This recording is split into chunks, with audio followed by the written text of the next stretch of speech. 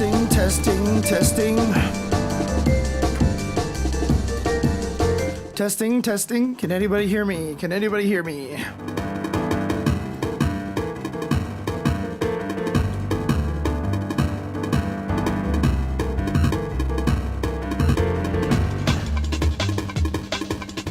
Hello, reformats. Hello, whoa, eudaimonia.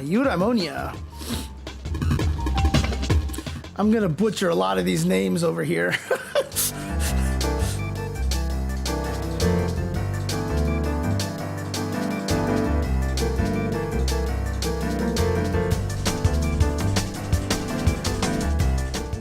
Surviving.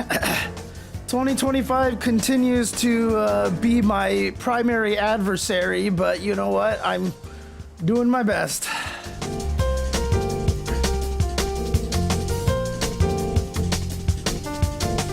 Dude, seriously, Shanghai is kind of ridiculous, honestly. Yeah, kind of ridiculous.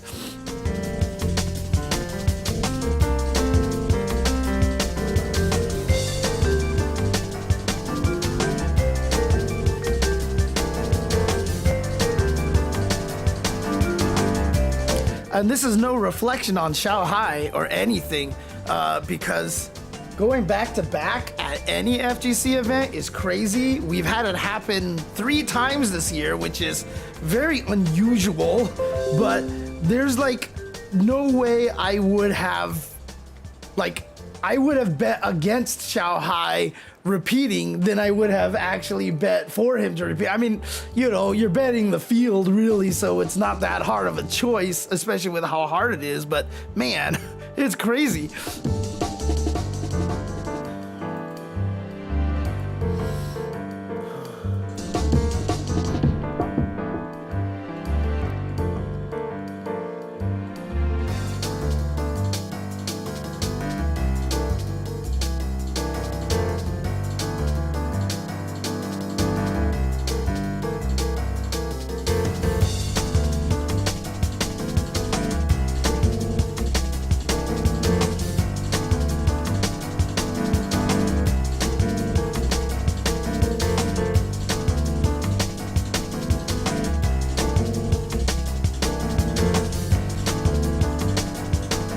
Hola, Ricardo. Hope you're doing well. Thank you for tuning in. And I mean, Chile is definitely riding high these days. Obviously, I'm sure you guys would have liked to have seen Blas win, but I don't think you're gonna have to wait that long to be honest.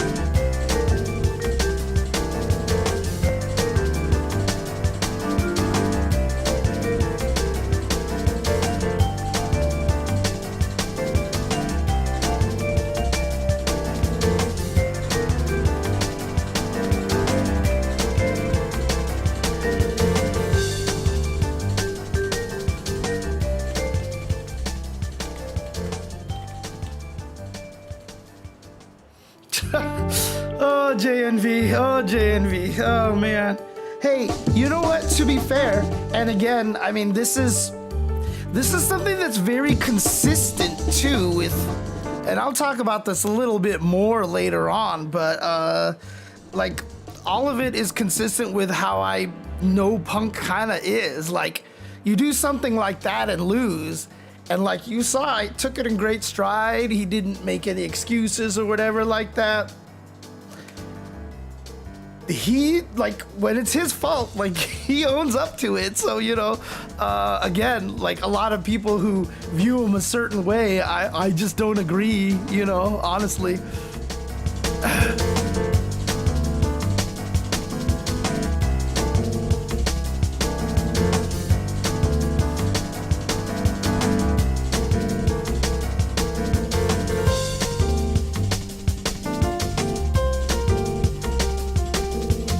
That's awesome, Lurker Spine. Glad.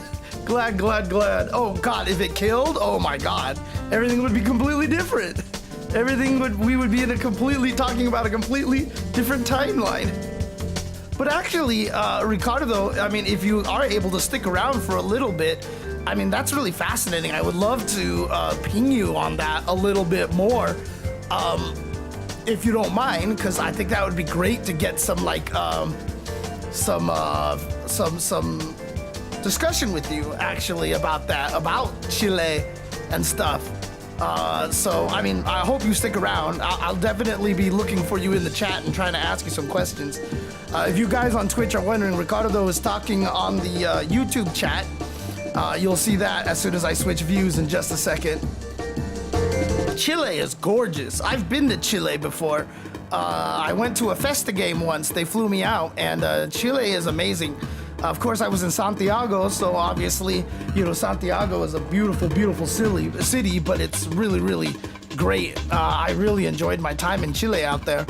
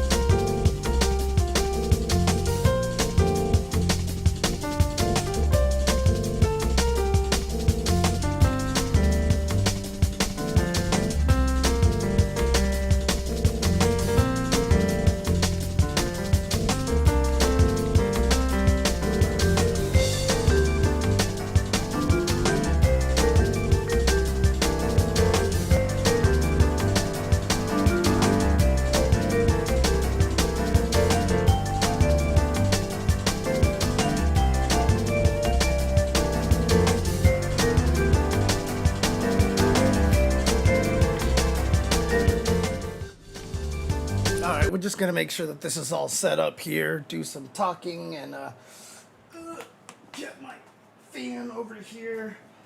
Obviously, Saudi was very, very warm and hot, and then I returned home, and California is humid and muggy and gross, and I am not happy about that.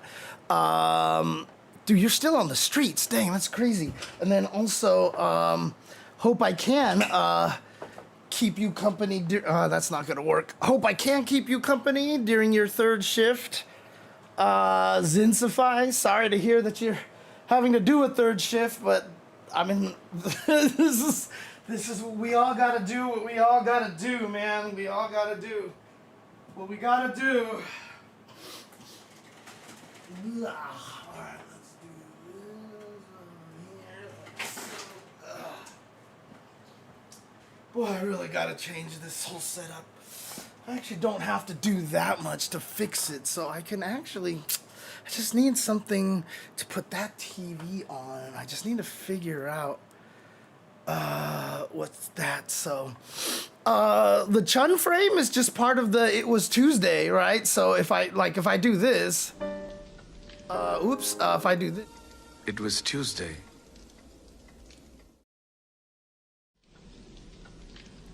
That's the Chun clip right there. So I just have her reacting really funny during my transitions.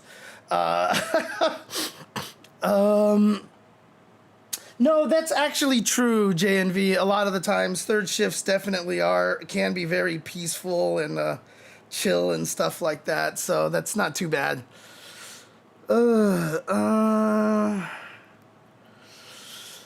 Okay, let's just do this then. Let's just talk about EWC because, like I said, this could potentially be a very long stream and head very long into the night. So let's just go ahead and start this officially here. So, okay, I posted a very long thread. Funny enough, long man, where I posted up some suggestions on ways to test it, like very non-scientific ways to test it. One being using that action timer thing above your head. So if you just try to do 2 medium punches in a row and if you do it right, you get 2 medium punches on the same line like this, right? So you can get 2 of them on the same line. If you do it a little too late, the second one replaces the first one. Well, if you change the speed to 50%, it makes it easier to tell where you're pressing the button. And every time I hit the button, when the meter turns green and enters that other box, you'll always see that I basically never get the link that I want. I have to hit it like mad. If I hit it mad early, and you can hear it that I'm hitting it mad early, before it actually gets to the point where it even turns green. Like I can hit it before it turns green, and I still get the link over there. So that is a super ghetto way to test it. There are obviously more official ways to test it, but that can only be accomplished if you have controllers with lights with LEDs on the buttons. So if you don't have LEDs on a button like this, it's really hard to test, because what you need to do is test when the button actually activates and when it actually does something on the screen, right? So if you can record your controller as the same time as your game, and you press a button, you can see when it lights up, and then you can see when the button actually shows up in the input history right over here. So if you can record it, like hold straight down, and then when you let go, press a button like this, right? Because this thing only counts up to 99, as you can see, and it stops. So I guess you don't have to do that. That's for a different test, but it's just nicer this way because you can hold it up, press a button, and then you can count how long you're in neutral, and you'll see the counter go here. So on the screen, if you can record that input thing, when you see your physical button light up, you can actually read what the number is at neutral right here. So let's say it's like 14, like you let go and you press a button, and it was at like say, like let's say it was at 19 that your button lit up. But then you see here it's at 29, which means when your button lit up and this was at 19, that means it took 10 more frames before the button to actually show up here. And that's a good way to test it. So that's a 10 frame input lag, which is what my setup is currently at about right here. So and again, it has nothing to do with the computer, the settings, anything. This is definitely a bug, at least as far as I can tell, in the game. So I'm just waiting to get a little more information from VIA, and then I'm gonna submit a ticket to Capcom to see if we can actually try to fix the issue here, if we can actually try to take care of what's going on. Oh shoot, that's right, I wanted to do something here. Shoot, is it recording right now? Let's see, let me see. God, I don't know why it's so hot here in California. It's very annoying. That's 826, 826. Perfect. Okay. All right, we got that. All right. The other way to test it is, I don't know what you consider your reactions are like, long man. But a good thing to test is just see how well you can actually hit confirm certain ones. So a good standard one to test would be Marisa's standing heavy punch to standing heavy punch. Hit confirm this one, right? So set the opponent to random block. And then obviously when you're trying to do single hit confirms, you look at their life meter. So you look at Kimberly's life meter, and if you see it drain, try to get the combo out. Marisa's standing heavy punch is a particularly lenient one, but not so lenient that 10 frames of lag wouldn't mess you up. So this is a really good one to test here. And see, I can't do it this way, right? I can't do it this way. However, another one that you can try, which is a little more lenient, so if your hit confirming skills aren't very good, you can also use Lily here, like this, right? And forward heavy punch into forward heavy punch is a good one, and is actually more lenient than Marisa's, so much to the point that sometimes I can get the hit confirm like that, right? But as you can see, it's not consistent. So it's hard to do, right? Now, just to prove a point over here, what you're gonna see me actually do here, whoops.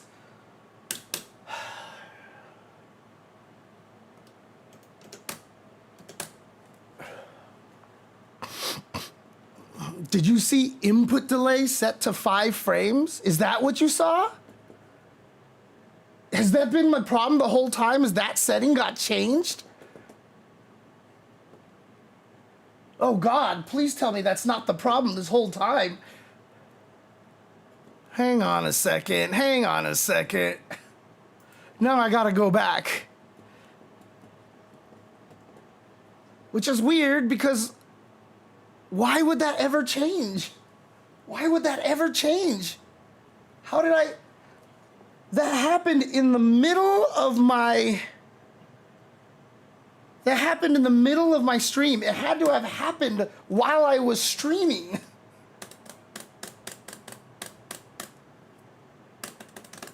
Oh God, please don't tell me that that's what's been plaguing me this whole time. Oh my God. I'll be so mad if this is true. I've been stressing about this for so long. But I'll be happy if you actually are right on that. Holy shit. Holy shit. Is that what it was this whole time? Oh my God. Oh, I'm gonna be so mad. Oh my God. How did that change? How did that change? It had to have happened literally during my stream. It had to have happened. Holy shit. Holy crap. Oh my God.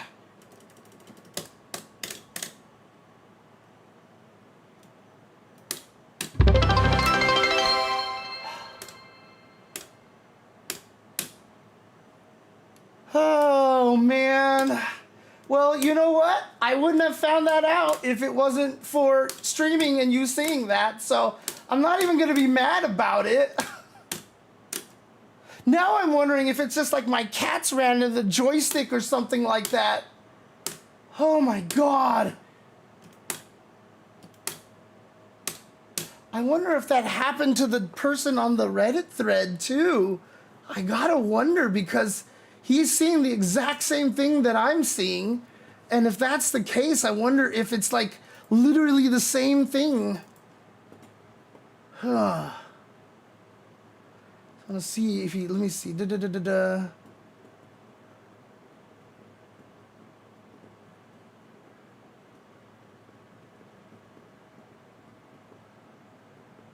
That's so bizarre. Okay. You know what? I'm not even going to be mad. Now I don't have to worry. I can actually play again. Jesus Christ. Holy shit. Dude, yeah, because this thing is super easy to hit confirm. Oh my God. Like, you don't understand. Like, now I'm actually, like, kind of dizzy right now because, like, my freaking relief that at least I know what the problem is here. Jesus. Whoops.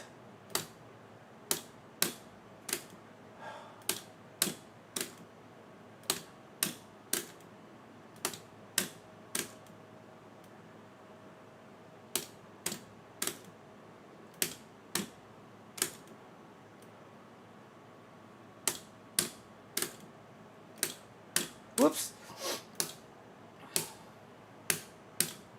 Yeah, see, now it's back to how it was before. Jesus Christ, no wonder it was just the not the menus and everything.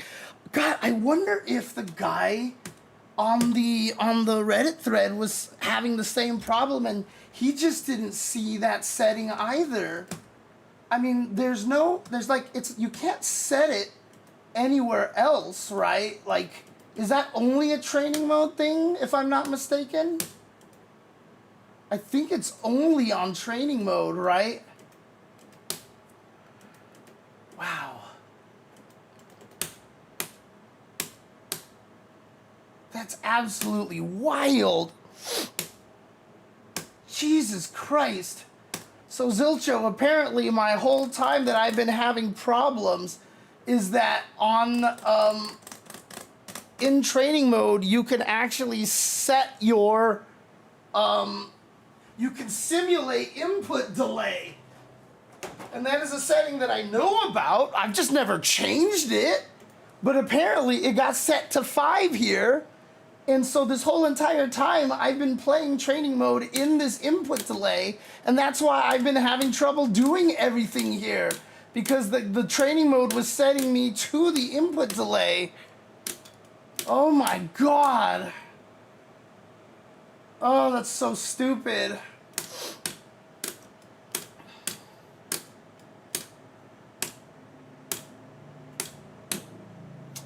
Now I can hit confirm everything again.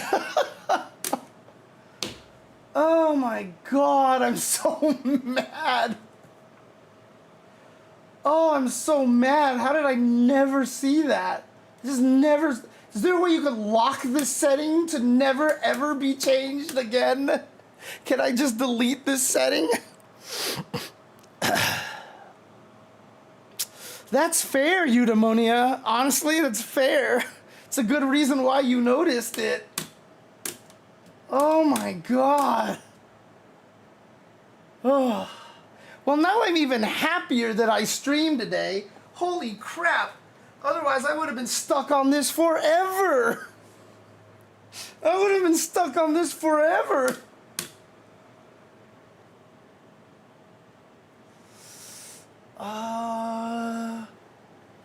I'm starting to wonder if this guy ended up with the same problem, because he doesn't talk about that setting anywhere, and he's saying the same thing here. So this Reddit thread says here in the initial post, he's like, I've recently noticed that even in training mode, not just in matches, I have what seems like a 6 to 8 frames of input delay just from time of button press, not just from time of button press, from time of it being recognized by Windows. I recorded 2 tests with my methodology, blah, blah, blah, blah, and all this stuff. And he says, so over the past week or so, I've occasionally been testing some other things.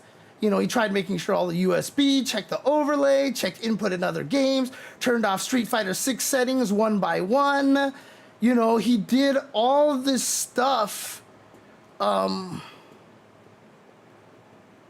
double checking the config file to make sure they were changed. I do not see where input delay reduction is saved. Try reinstalling. But the problem is he reinstalled and everything, but every time he came back and it loaded the save again, it would return. The only way he was able to fix it was literally by deleting his save file and having it write a new save file and delete all of his local settings, which this would be included as a part of. Oh my God. This is crazy, dude. Oh, Jesus Christ. How did I not even... Oh my God. All right, whatever. You know what? It's fine. It's fine. It's fixed, and I am happy. And I should inform people about this. Hang on a second. Let me at least talk about this online. Dude, the freaking vicious, the freaking thing. This was set to 5, and I didn't even see it. I didn't even see this. Like, I don't even pay attention to this setting. And I never did I turn it on the last stream? I don't remember turning it on. No, that's 100% a personal issue. But the funny thing is, this other person, you know, if I didn't run into this Reddit thread where somebody else was seeing the exact same thing, I probably might have even looked more carefully. Ah! Oh my God.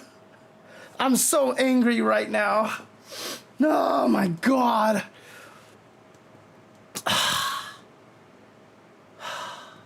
I'm so mad.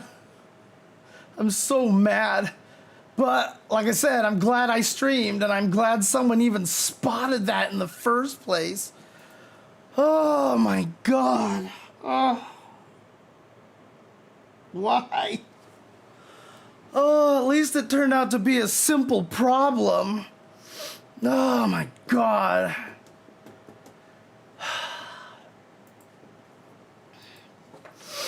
Let's see. Well, so there are situations. So my Street Fighter definitely got, and that's the other thing too that confused me too, is that at one point in time, all of my graphic settings got reset on my Street Fighter 6.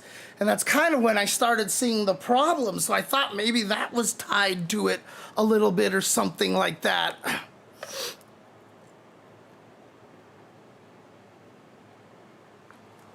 But the funny thing is, with rollback netcode, JMV, like, you very rarely see that kind of thing happen.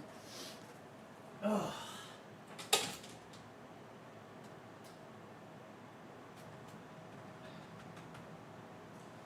I don't know why it's so freaking hot over here right now. Jesus Christ.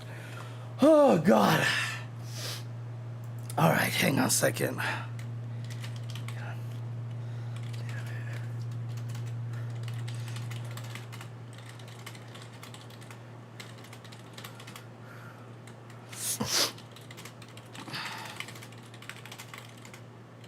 Well, thank God somebody asked me how to test input delay, and that Eudomania was watching my menus.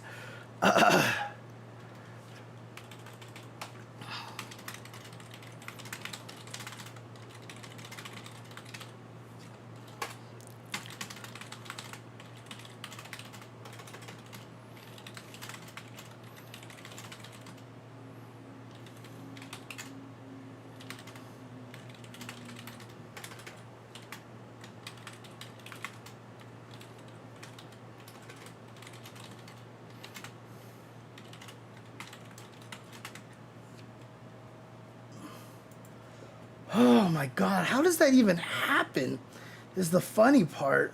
Although, again, like I said, I can blame the cats, honestly.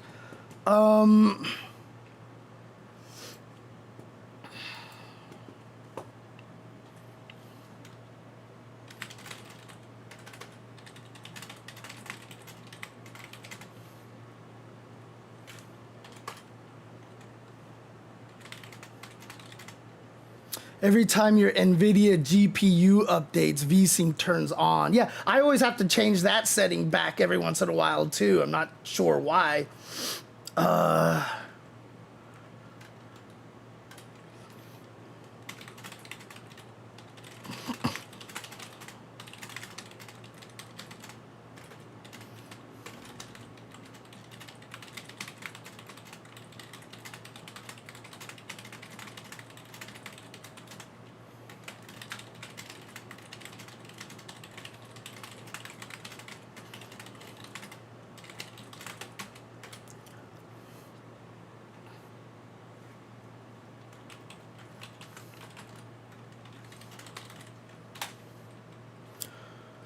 I'm so upset. Oh God, I'm so upset. Oh God, I'm so mad at myself.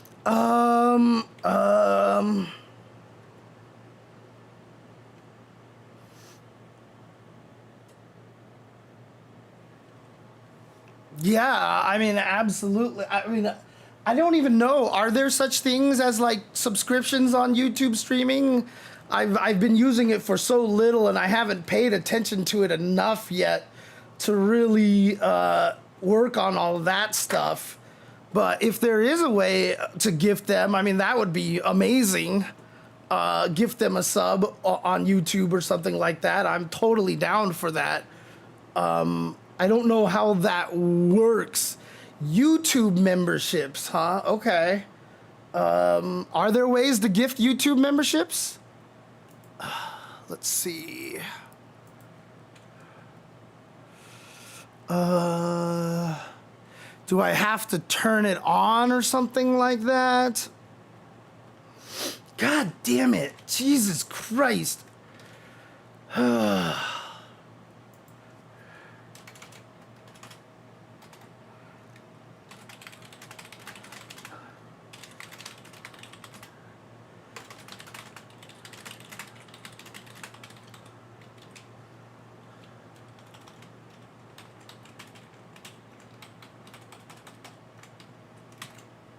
Whoops.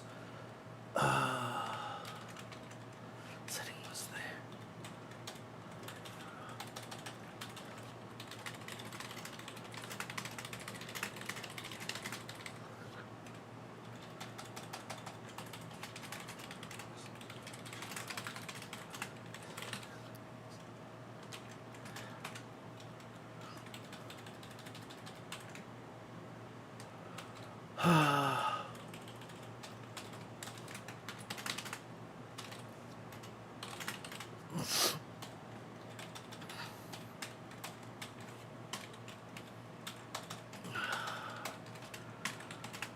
Oh, Jesus Christ.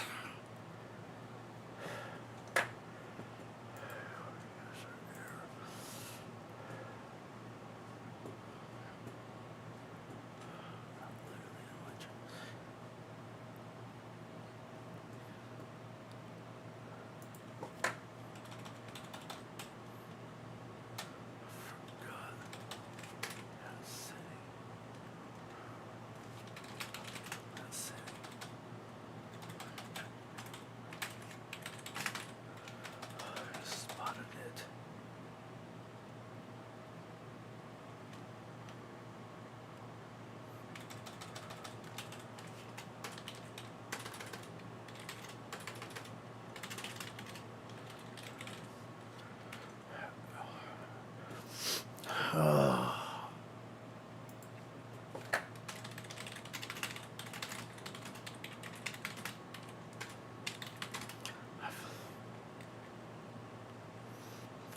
Extremely stupid.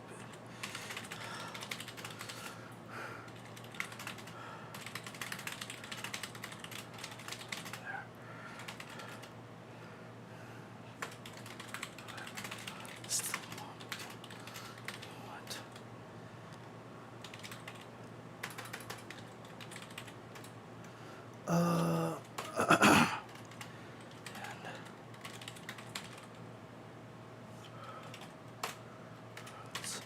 Machines are like, oh man.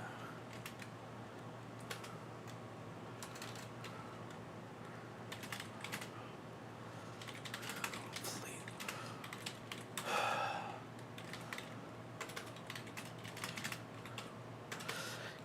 Do you have a Twitter account, Eudaimonia? Do you have a Twitter account that I can at least thank? Dude, it 100% should be on the screen right there. It should be on the screen. God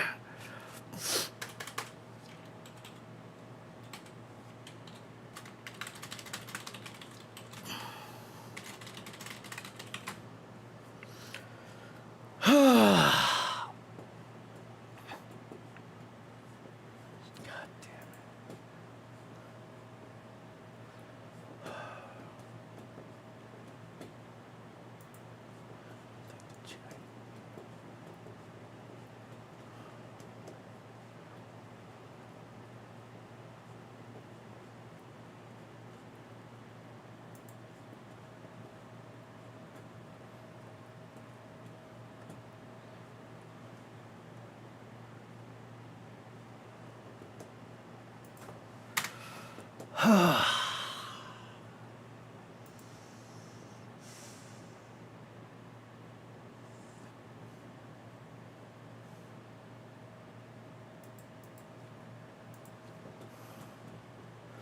Oh my God, that's so frustrating.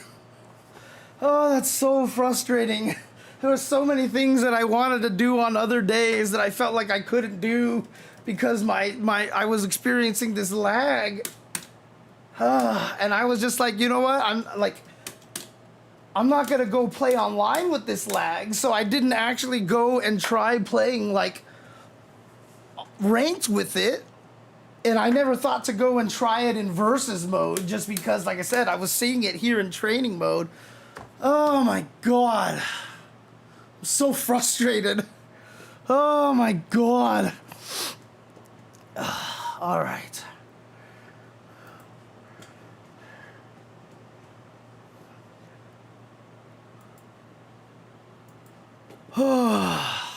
It should be on the top of the screen. Like, honestly, it should just be there.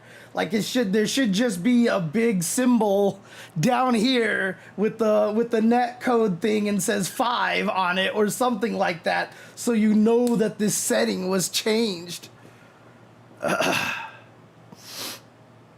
Oh my God.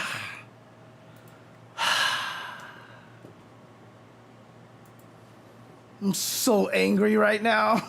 I'm so angry. Oh, God.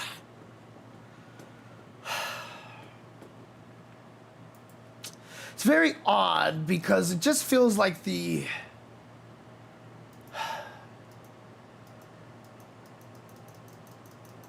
swear to God, sometimes I just feel like it's just like I'm getting senile these days or something. Or is this just something that a lot of people could miss? You know, I mean, I don't know. I don't know.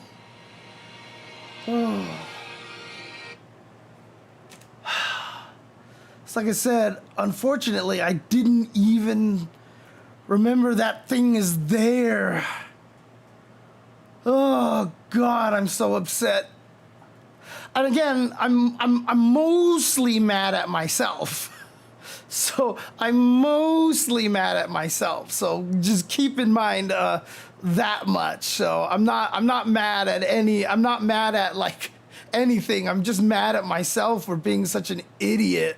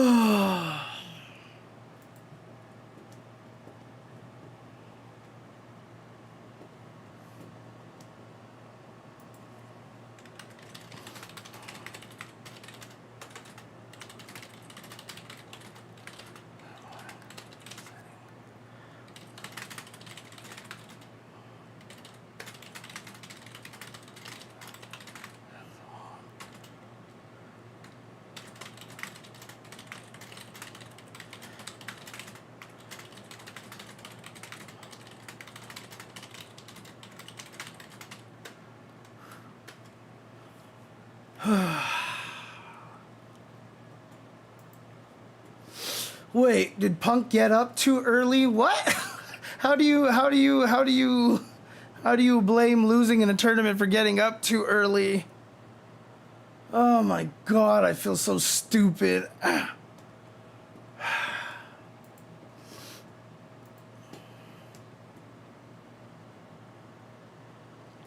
actually don't even know if I still have a Reddit account, because I want to post in this Reddit thread now just to be like, hey guys, careful. I feel like I do have a Reddit account somewhere, but I really, really want to post in this and just in case. Oh my God, I'm so angry right now. Oh, I feel like an idiot. Okay, anyways, let's just go on. Let's just do the stream here normally. Oh my God. Well, you know, to be fair, like I said, everything worked out because had I not streamed this, I would have never known. I would have never seen it. And Eudomania would have never saw that setting changed. So you know what? Look, it worked out, and it just so happens, like Eudomania was saying, that he was looking at that setting, so he just glanced at it by default, and he spotted it. Because even everybody else watching the stream, I don't think anybody else saw it either. Oh my God.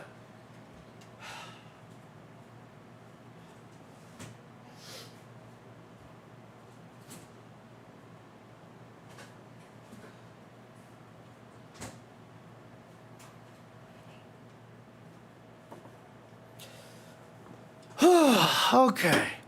Let's do this. Let's do this here. Okay, let's do this. Where am I? Where am I? All right, let's do a normal stream, shall we? Well, I mean, that's a good reason. It's a good thing. It's a good thing that I lost an hour doing this because it's better that I have figured it out. So whoever it was, long man, thank you for asking about how to test, because that made me go to this view. Thank you, Eudomania, for even spotting it, eagle-eyed spotting it that quickly. So,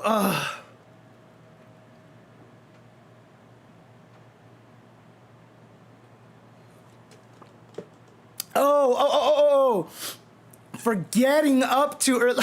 I thought you meant like getting out of bed too early in the morning. Like, I literally thought you meant like getting out of bed in the morning, not getting up out of his seat. Because when I see getting up too early, I was like, did he set his alarm clock too early? Is that what happened? Oh my God. Okay. Fucking hell, dude. Okay.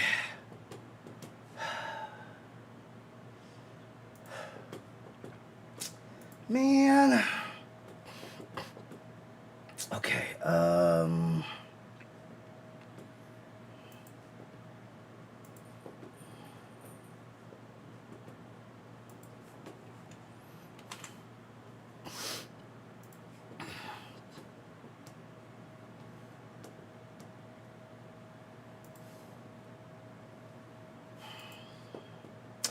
okay, all right. Well, I just wanted to make sure I got that out there as fast as I could, because I don't want anyone to think that there's any problems with the PC versions and stuff like that. So, all right, let's do this. Let's do this. One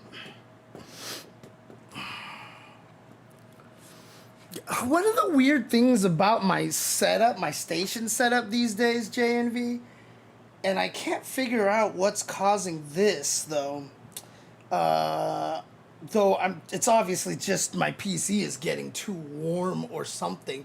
But see, even when I put my hand next to the PC, it doesn't feel too warm. I don't feel any warm air blowing off of it. But where I sit in my stream station, I get extremely, like, my temperature rises a lot here. Now, granted, my temperature control has been completely out of whack recently at all times. Like, I just barely move and my body temperature starts getting really, really high. But regardless of that, during the entire time my body temperature rises, my feet are always freezing. My feet are always cold. And it's really, really bizarre. I'm sure it has a lot to do with maybe like bad circulation and stuff like that. And unfortunately, when I did get the gym membership, it was right before Evo. So I haven't been able to hit the gym yet because it was Evo, and then Friends were over, and then EWC. So like I haven't had a chance to do that yet, but I do plan on starting to go this week. I'm going to explore different times at the gym, just in general to see like when the pools are the most empty. So that way, you know, you don't have to swim in crowded pools a lot or share lanes with anybody. I think would be kind of nice to have. So, but we'll see. We'll see what happens. Okay. But yeah, I'm definitely going to talk to Valle and Barcode, about that. See maybe that they're experiencing something similar. But also, there is no, setting for that. Whoa. Oh, that's what that was. Dude, that was weird. I hit a button on my joystick as soon as that heart showed up. So,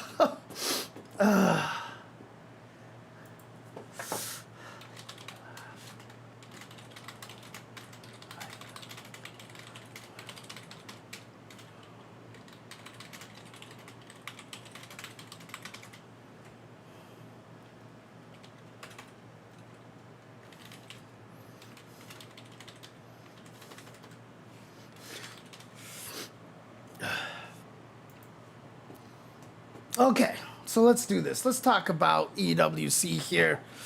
Let's talk about EWC over here. And we will do so by heading over to a little good site that I like to call Liquipedia. Because Liquipedia has everything. Okay, Esports World Championships. Let's see. Mwah. Hi, Jasmine. Are you coming here to try to cheer up your stupid daddy? Your complete idiotic, boneheaded dad. Esports World Cup 2025 SF6. Here we go. So we're going to do the first phase over here, blah, blah, blah, blah, blah, and then, okay, let's do this. Let's do this here. Let's talk Esports World Cup. All right. Oh, let's do this officially here.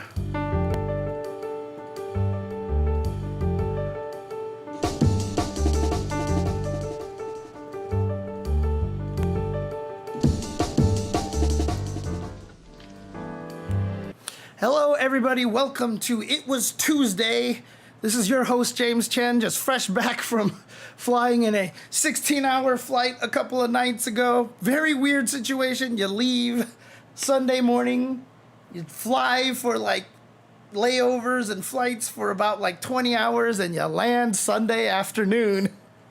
It's weird how the world works, but that's how it is. But I am back from Esports World Cup, and what an event that was. Honestly, a lot of the amazing action going on that whole week, and some honestly very, very unexpected, unprecedented, and just incredible results. But the storylines, I feel like, were abound in this tournament. There was just storylines oozing out of everywhere, every corner possible, and even maybe just in the top 16 alone, there was a billion storylines going on over there. So in case you guys weren't aware of how Esports World Cup works, 48 players end up in a group phase at the very, very beginning, where they're divided into 12 groups. 12 groups, yes, that's what it was. 12 groups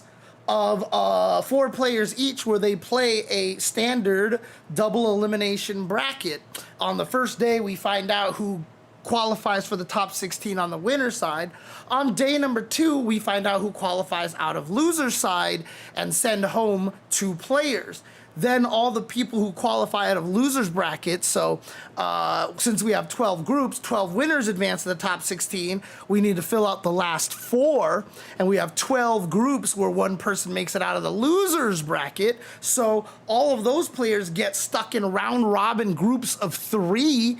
So on day 3, they all played each other in a round robin, and that ends up, the winners of those round robins then go on to fill up those last 4 spots. Then we play out a top 16, which actually, unlike standard fighting game formats, it is a first to 5 but single elimination. So you definitely get to have your chance to make your comebacks and stuff, and oh boy, is that relevant. But also, as you see, my microphone magically moved thanks to some cat ears. Hi, Nathan. Oh, I want to hug you, but I am so warm right now. Look, everybody, it's Nathan. Hi, Nathan. Let's go. But yeah, so a 1-to-5 single elimination tournament, and that's how it concludes over there. Now, despite the fact that, this is the winner of this event does qualify to Capcom Cup, they did not have to follow Capcom Cup format rules. I think Esports World Cup just kind of has that as an exception, whereas a lot of the other tournaments, the premieres and stuff like that, they have to follow the 2 out of 3 until the top 8, 3 out of 5, double elimination, etc., etc. Oh, Nathan is a very cute cat. He is a very, very cute cat. Especially because he likes to do this. Hi, Nathan. Look at this guy. By the way, the other one is over there. I don't know if you can see her. Yeah, there she is. Hi, Jasmine. Jasmine.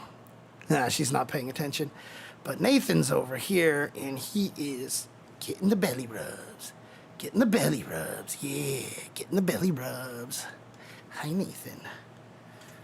Oh, yeah, good boy. Good boy, but Daddy is very warm, partially through because it's just warm and humid here in California, partially because my body chemistry is really effed up right now, partially because I am a little bit angry and a little bit embarrassed, but yeah. Anyways, back to EWC. So basically, obviously, on day number 1, we started with the double elimination brackets over here.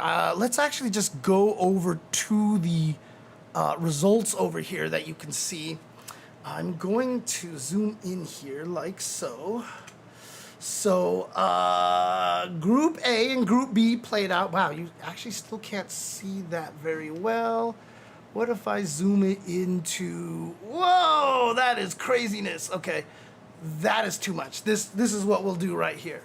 So you can actually see here, that's actually not bad at all, actually. So in Group A, while Nathan sleeps on my arm here with the mouse, like, oh, come on, Nathan, he's literally sticking his butt on my hand over here like this, and his feet are kind of like hanging on the mouse cable over here, like he's caught a mouse tail or something, which I guess he is. I mean, when you think about it. So, anyways, Nathan, stop distracting me. The stream is gonna last forever. Okay.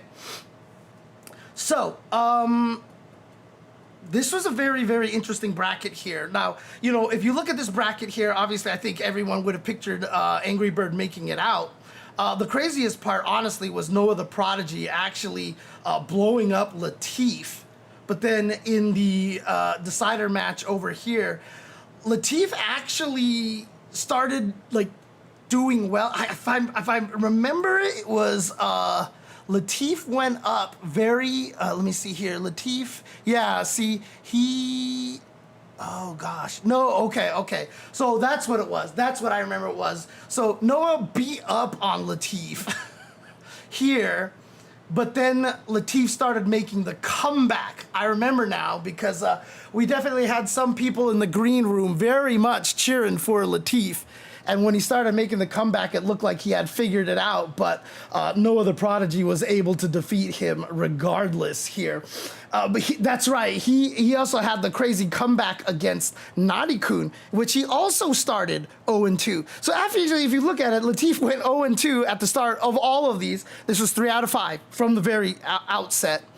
But unfortunately for Latif, he couldn't make it past Noah the Prodigy, and so he was taken out at that stage. Angry Bird Noah the Prodigy made it out here. This was very surprising here, right? I mean, Kawano, obviously a very strong player, but Mena RD 3-0ing him and 3-0ing Riddles ahead of time. This one was an interesting one because this was considered one of those close 3-0s, and if you watch it, yeah, this was a super close 3-0. But Mena RD made it out, and then Kawano made it out.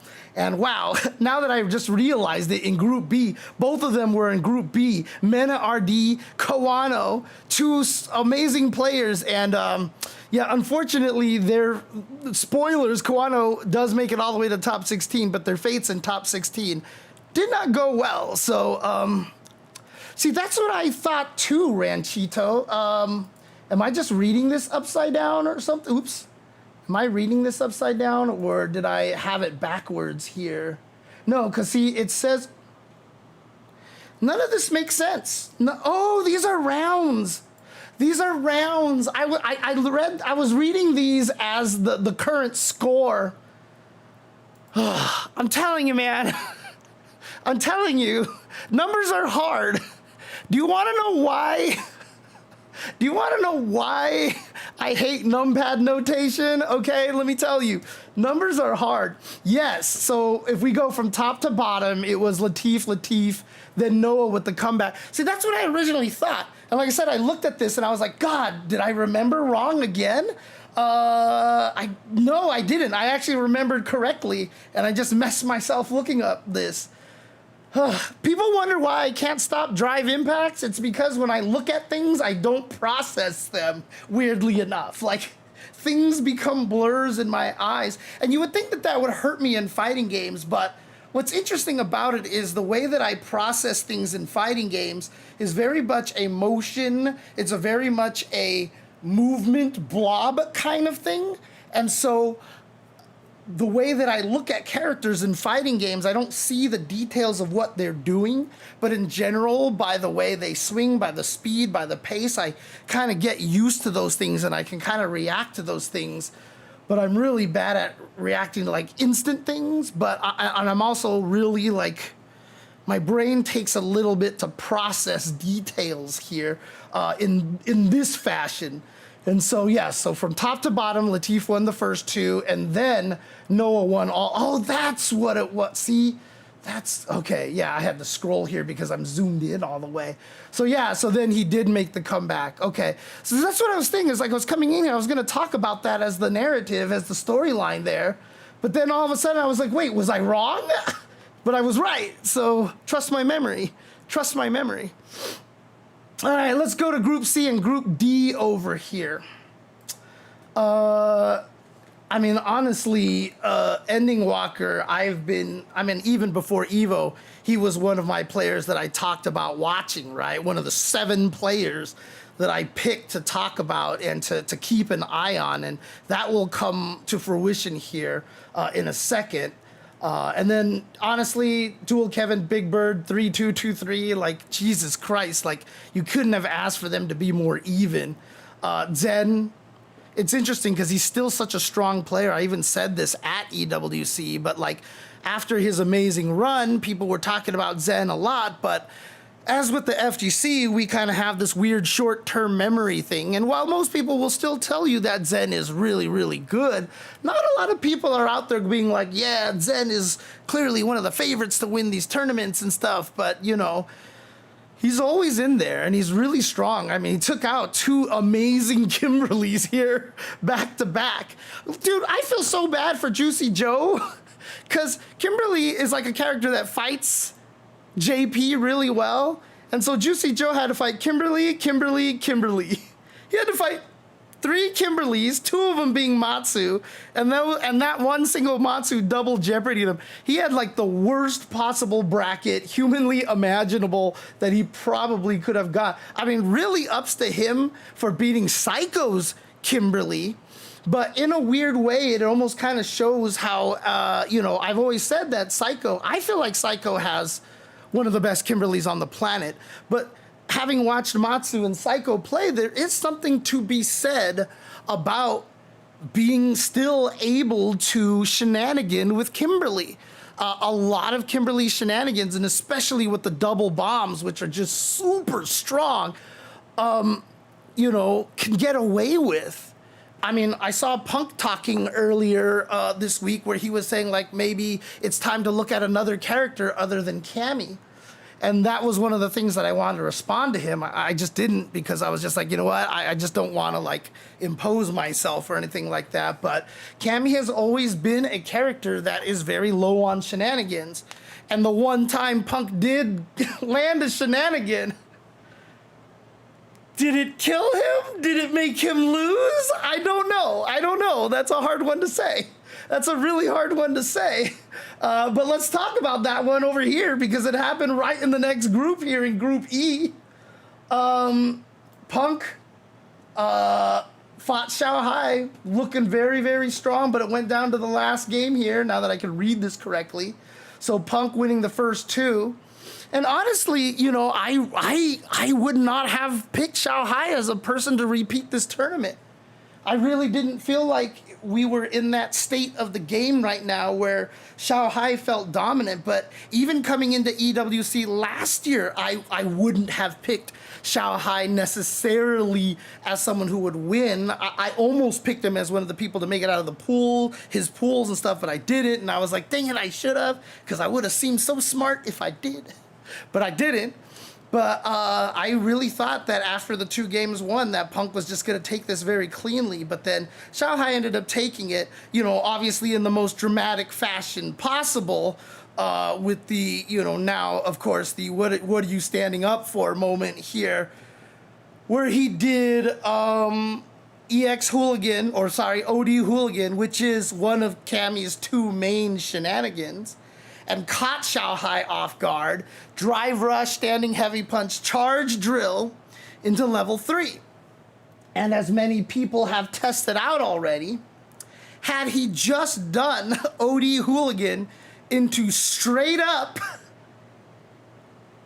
level 3, it would have killed.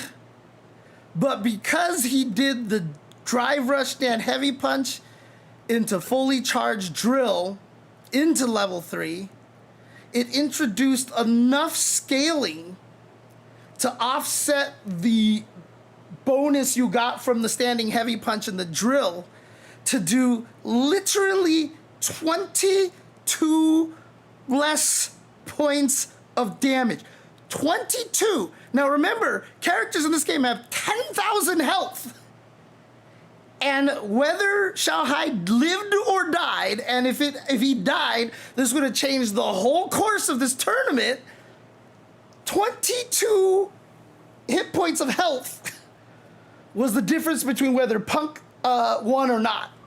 And unfortunately, it left Xiao Hai alive. Punk had to run back to his station, and in that scramble, couldn't regather himself. It wasn't like he got killed because he was sitting there, but it's just that in that panic situation, he was like, crap, I need to do something. I think he was burned out or close to burned out, so he jumped over a fireball, just got DP'd, and then that was it. And Punk ended up losing, and then created, obviously, one of the biggest moments of this match. And honestly, if you guys haven't had a chance to watch this match, you guys should go back and watch it, because Punk versus Xiao Hai was such a good match. Even in the green room, like sitting there watching it, like Jammers and Justin and a bunch of the analysts and those of us that weren't commentating, like they were just like, my God, like even without that crazy ending, obviously that crazy ending just was like put a punctuation mark, but they were saying even without that ending, it was actually like one of the sickest matches and just like full of adaptation and all this stuff.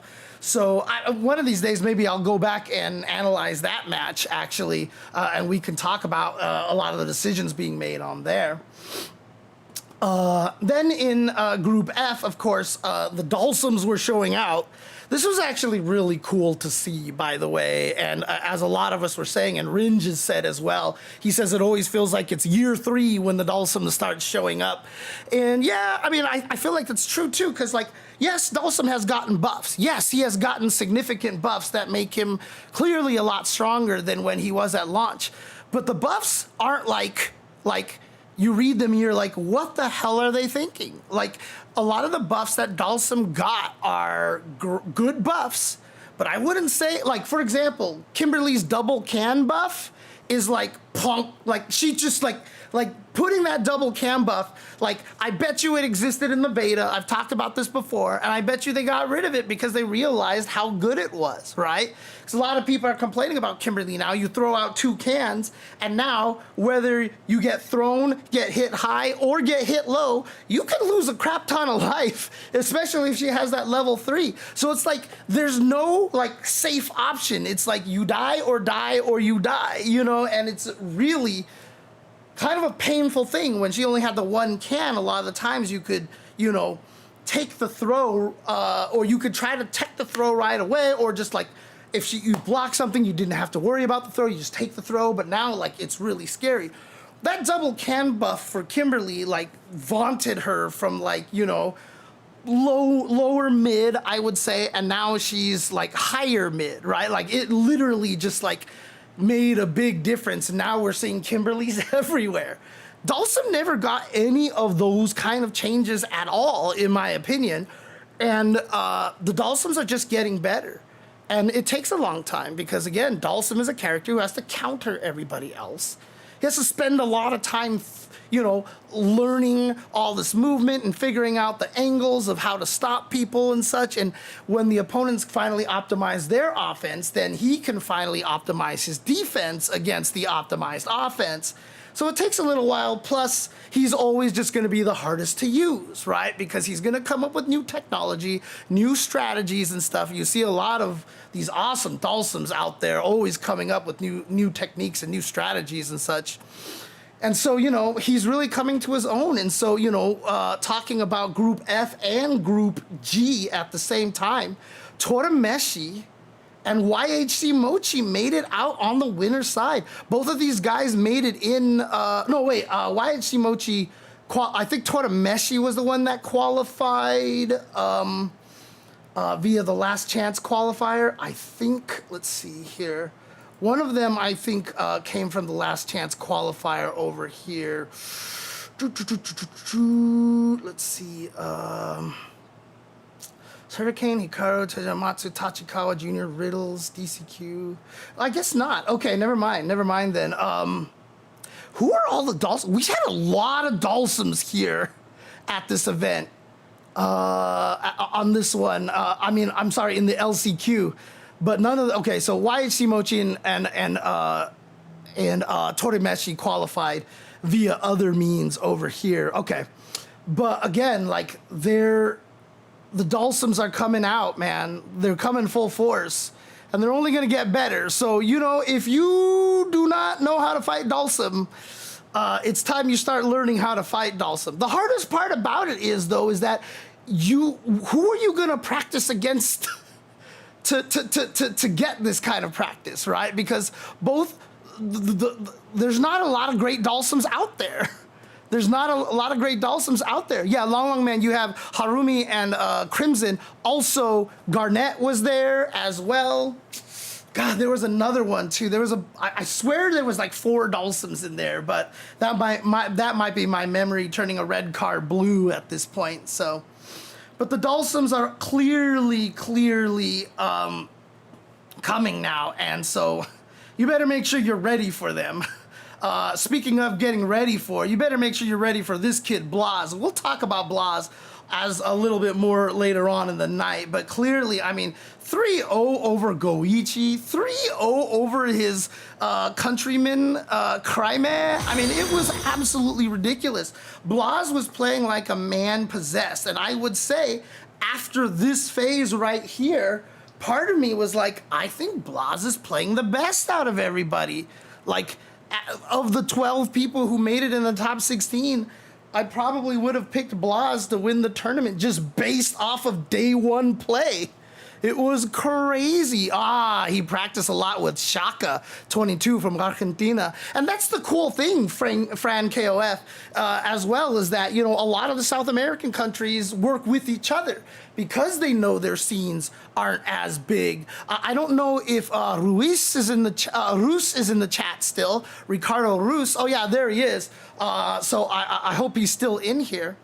You know what? Let's delve on this little sidebar on Blas a little bit here, and maybe Fran KOF, you know this as well. I'm not sure if you're also from the region. But what was interesting is, there's Ricardo right there, is Ricardo, you actually said that the FGC in Chile is still pretty small, right? Despite having so much success from your region. Obviously, the brothers in the NRS games, Kane Blue River, of course. God, was it? I want to say, I know Rey Mysterio's a wrestler. Who was the? God, I'm so bad with names. There was the one player that was super good from Chile for the longest of time. Obviously, Blas in Crime, Zero in Smash. Exactly. Like, you guys have so much talent there, and yet you guys don't have a large FGC. Now, that's interesting to me. Are all these players, like Zero when he did live in Chile, Crime, Blas, Kane Blue River, all of that. Do they, Mysterio? Yeah, there you go. Thank you. I was like, was it Mysterio or am I just messing up? Are they all kind of in the Santiago region, or are you guys pretty spread apart?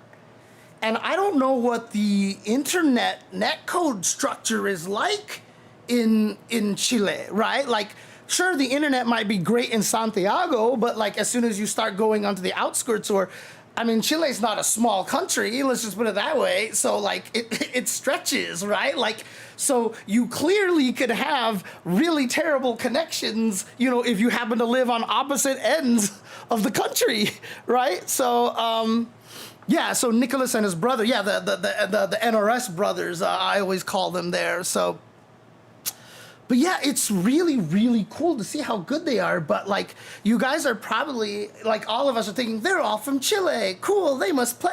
Like, but who knows? Like, you guys might be spread far apart. Maybe don't really have the chance to play each other all that much.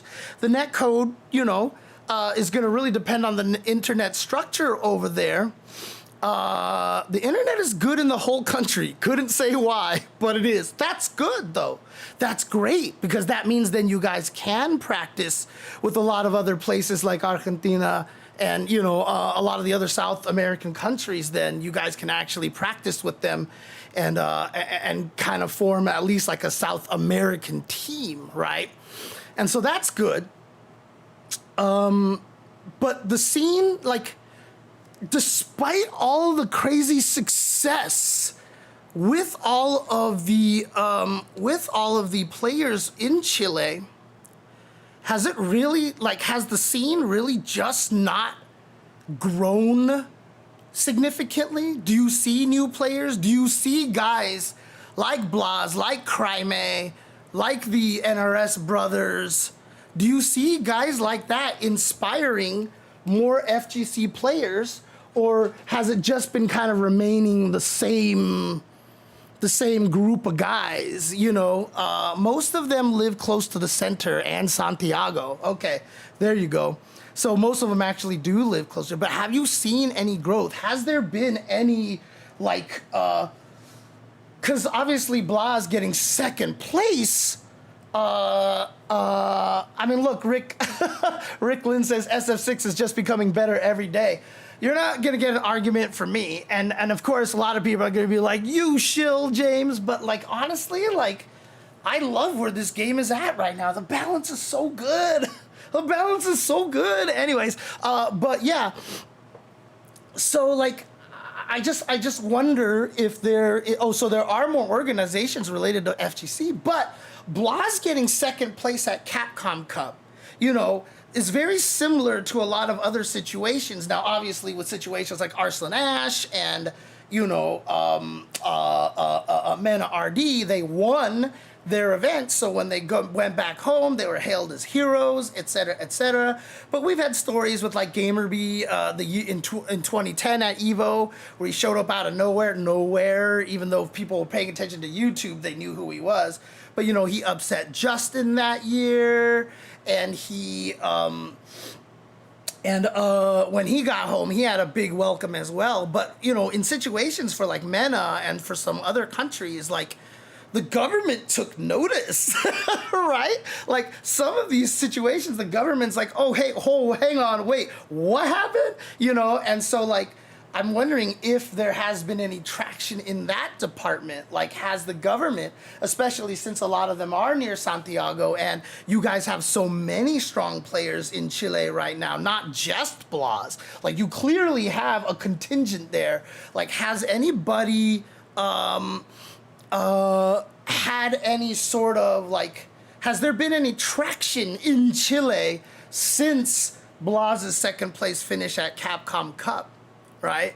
Obviously, it's too soon after Esports World Cup to know whether or not the Esports World Cup, placement is going to affect anything.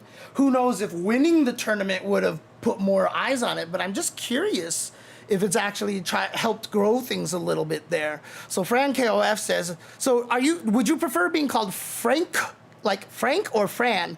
Because I just assume it's Fran KOF, but it could also be a blending. Let me know. I just want to make sure I get the names right. The scene is small in Argentina, says Fran KOF. I think COVID stopped the momentum SF5 was rolling. The net code when SF6 came was better, and it's helping right now. That's cool. And again, when I was able to visit Chile a long time ago, again, you could clearly see that the passion's there. But also, what a lot of people would tell me is that, if you live in Chile, like, the cost of a game can be a month of your salary, right? Like, consoles and games and joysticks and all that stuff is not cheap when you're down in Chile. And on top of that, traveling out of Chile to go to a lot of places, especially the US, with Combo Breaker CEO and all that stuff, is really hard. It's really hard. How many South American players have been bodied by visas in that, like, 1-9 matchup, right? Like, throughout the history of Capcom Cup, of the Capcom Pro Tour, players from Brazil, players from, other South American countries, like, a bunch of them have been getting bodied by visa. They haven't been able to get through their visa as well. So yeah, it's tough down there. It is really tough down there. So, like, what I'm asking, and again, you probably don't know the answer to this because, I mean, it's just, unless you're involved in the government, but, like, having someone like Blas play so highly in 2 different events in 1 year, what I'm hoping it does is it really shines a light on the FGC a little bit, so that when it comes time in the future for other Chilean players to get visas and to say something like, look, I'm traveling to the United States to compete at EVO. I'm traveling in the United States to compete at CEO. And you can actually show evidence that you've been playing and you've been doing well and that you've been playing with Blas and all this stuff like that, that maybe it becomes easier to get the visas. And yeah, of course, always shout outs to Sherry Jennings and eFight Pass. Again, she's done remarkable things for helping people because she's created a process, and she's like, look, I know what it's like when you apply from here. I know what kind of questions they're going to ask. I know what they're looking for, kind of things like that, and it's helped so many people. So, okay. So Ricardo Ruz says that, as I said before, the big change, I think, comes from new organizations that help with expenses.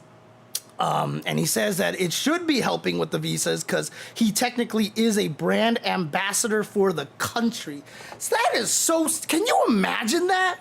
Can you imagine that? You're 15 years. When I was 15 years old, I wasn't a brand ambassador of my own goddamn house. You know, like, Jesus. How crazy is that, dude? Being a brand ambassador for your country at 15 years old. Jesus. That's awesome. That's really cool to hear, though. But so the fact that you even say that, you know, brand ambassador for the country and stuff like that, you know, I feel like that's good. That's good. It definitely feels like we're making headway.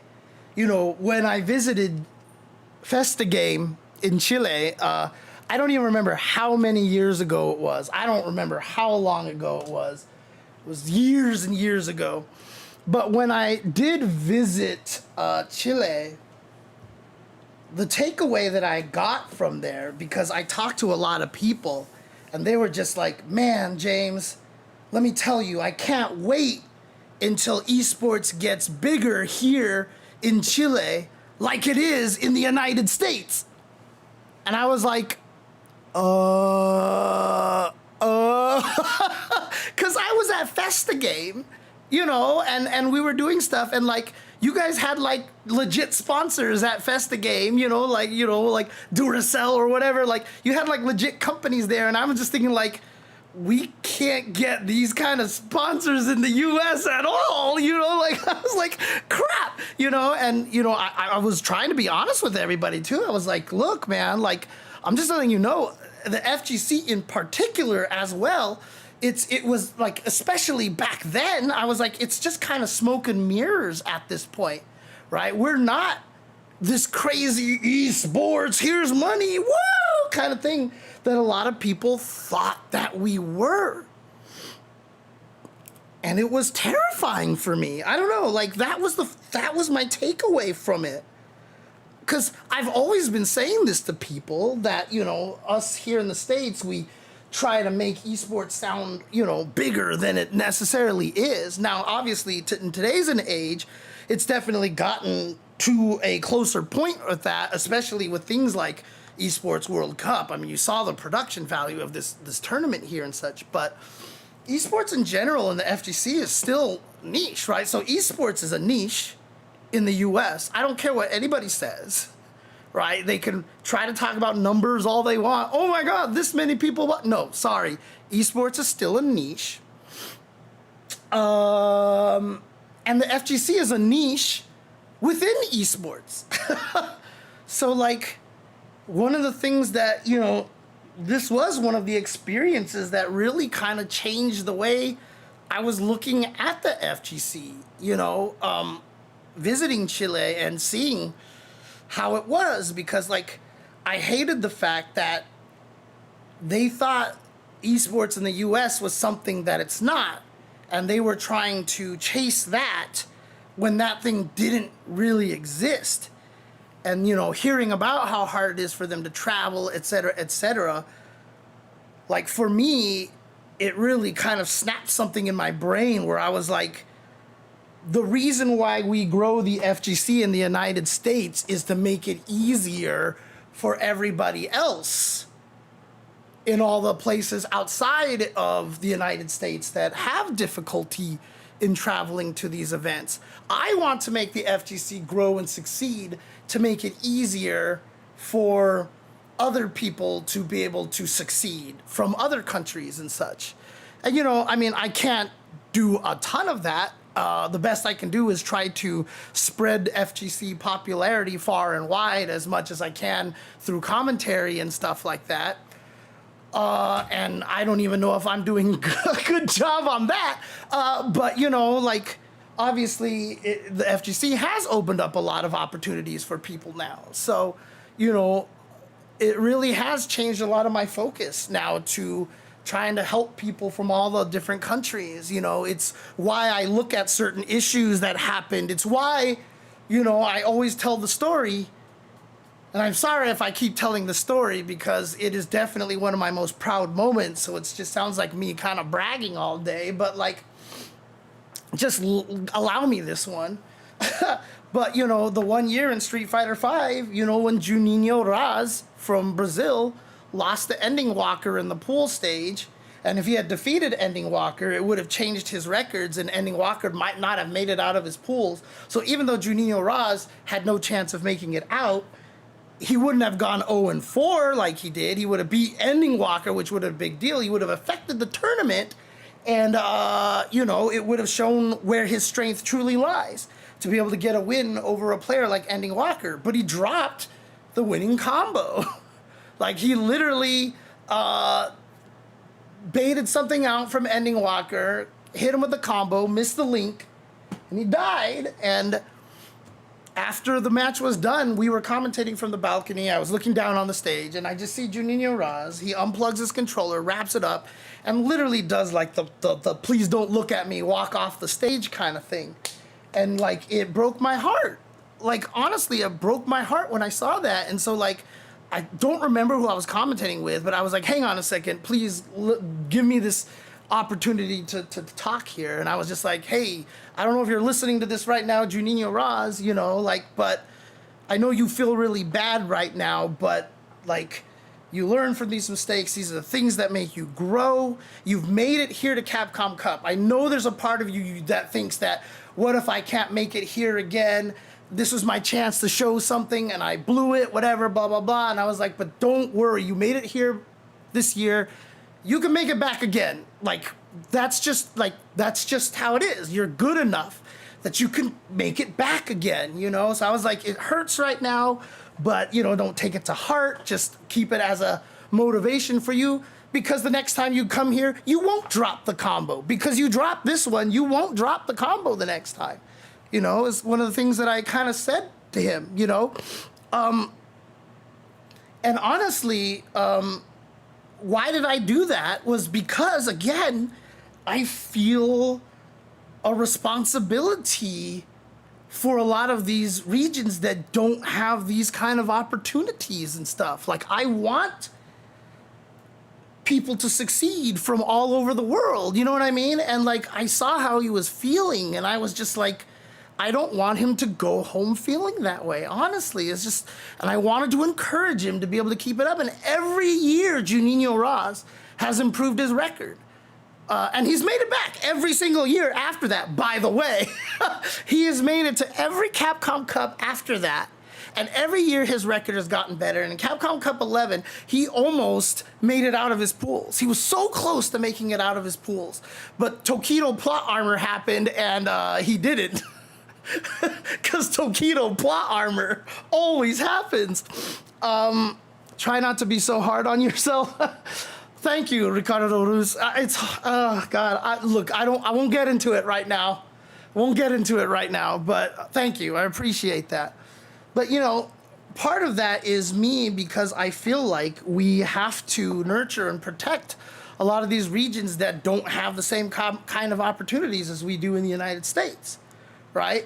I know when Sianik had that situation where, he got kind of in trouble with Capcom, and he got his visa like at the last second, and so he just missed the deadline, and he was super depressed about it. And then the next year, he finally made it back, and then he like went 0-4 in his pool, 0-3 in his pool or something like that, and he literally just like was tweeting out like, I don't belong here, like I'm not good enough, blah, blah, blah, blah, all this stuff. And, I had to reach out to him. I had to tell him that, like, not to think that way, but, obviously, look, you made it here, you're a strong player. Like, you learn from this, right? You come out to this event, but now you get to see what it's like. Now you see what the pressure is like. Now you see what the bright lights, and you get to play with everybody else. You get to sit down in the practice room.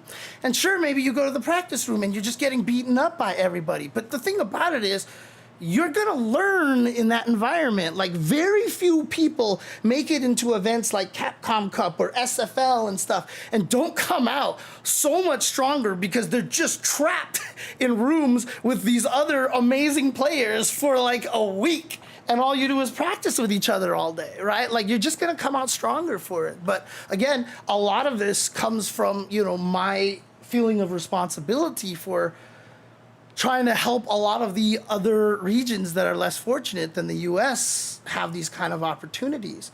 Which is why, Ricardo, honestly, when you started talking about Chile and the FGC down there, I was like, hey, I want to ask you questions and stuff because I want to know how much Blas has been helping and how his success and the success of the Chilean NRS brothers. I mean, they won EVO one year, if I'm not mistaken. I believe they took Mortal Kombat one year at EVO at some point. But again, you know, and of course came Blue River, and I know there's a couple of other Chilean players that I'm missing, because I remember there was just like a whole bowl full of players that I remember were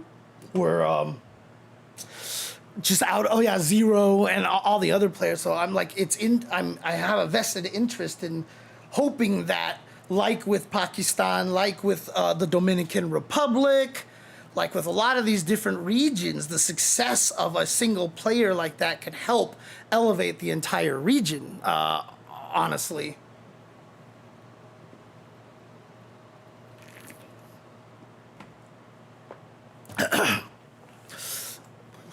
Why don't some people like my commentary at EWC?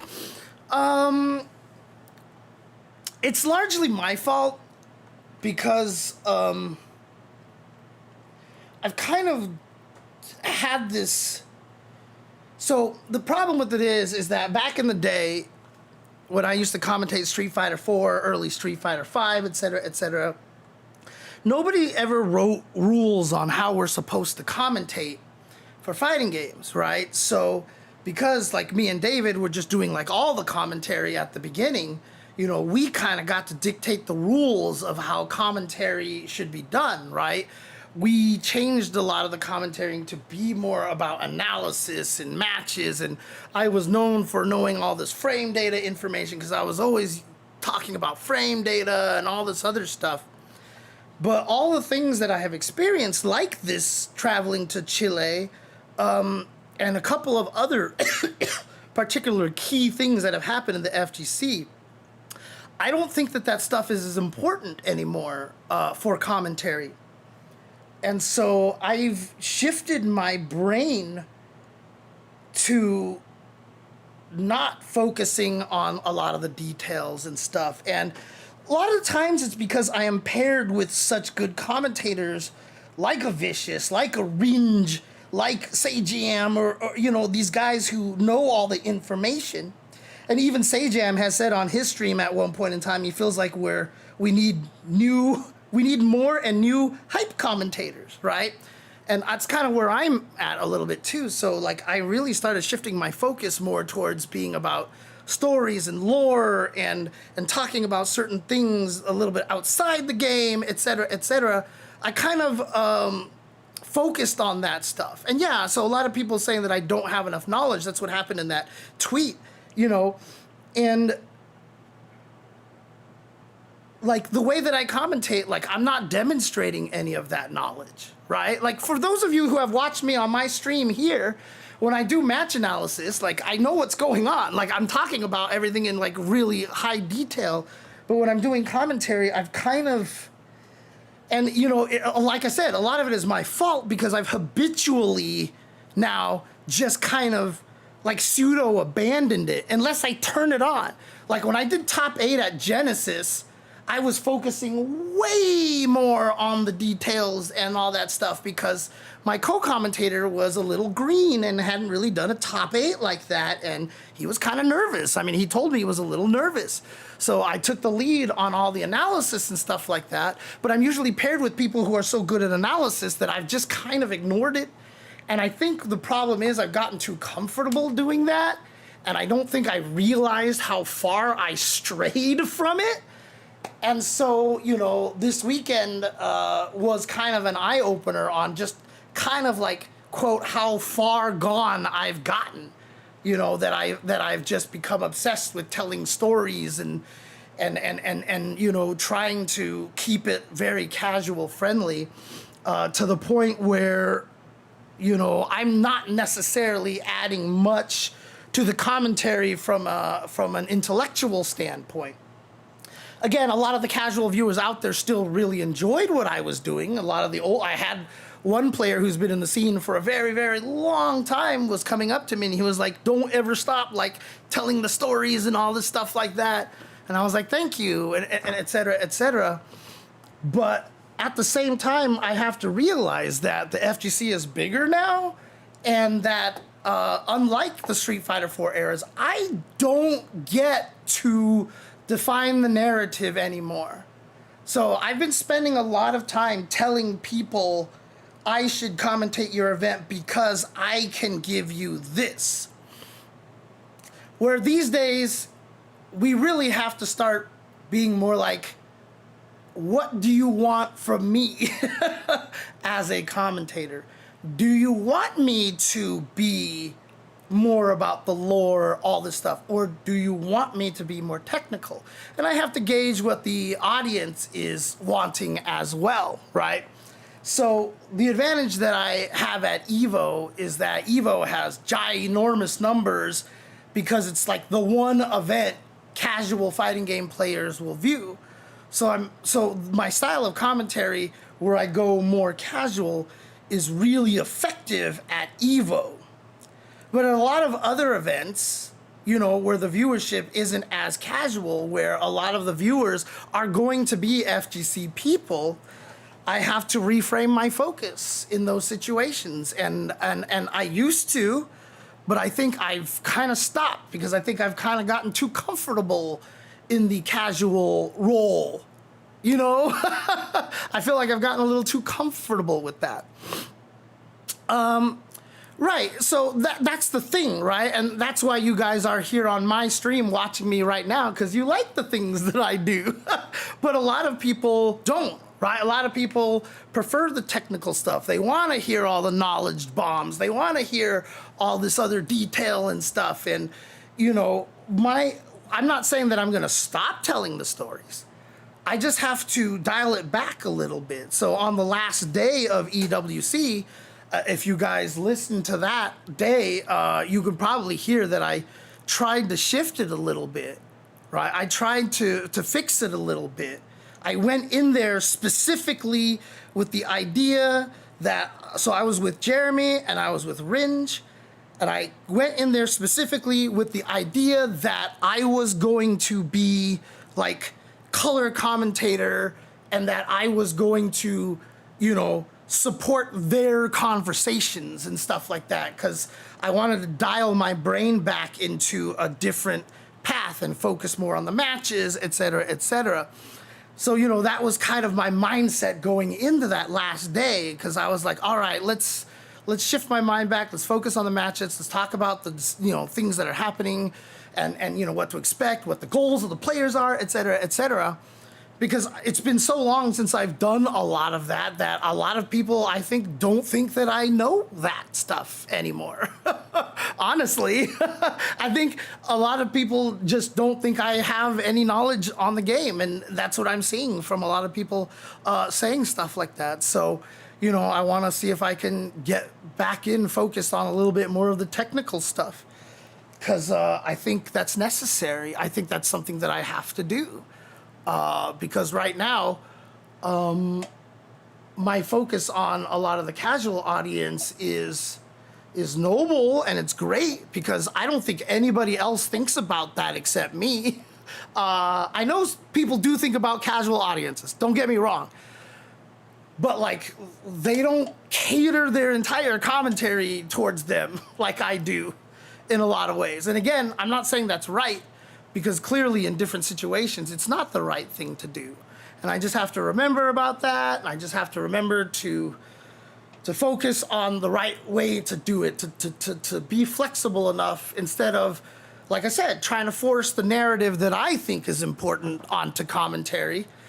But I have to focus on what people want out of commentary and skew it towards the focus that I want, right? As opposed to like almost openly defying, you know, what people want out of commentary, right? Like people are like, you know, oh, I want details. And I'm like, no, details are terrible. So, you know, screw you. And so like, I'll talk about dumb shit all day, right? And it's just like, it's one of those things. And so I guess, not I guess, like, I do need to focus a little bit more on the technical stuff, honestly. So,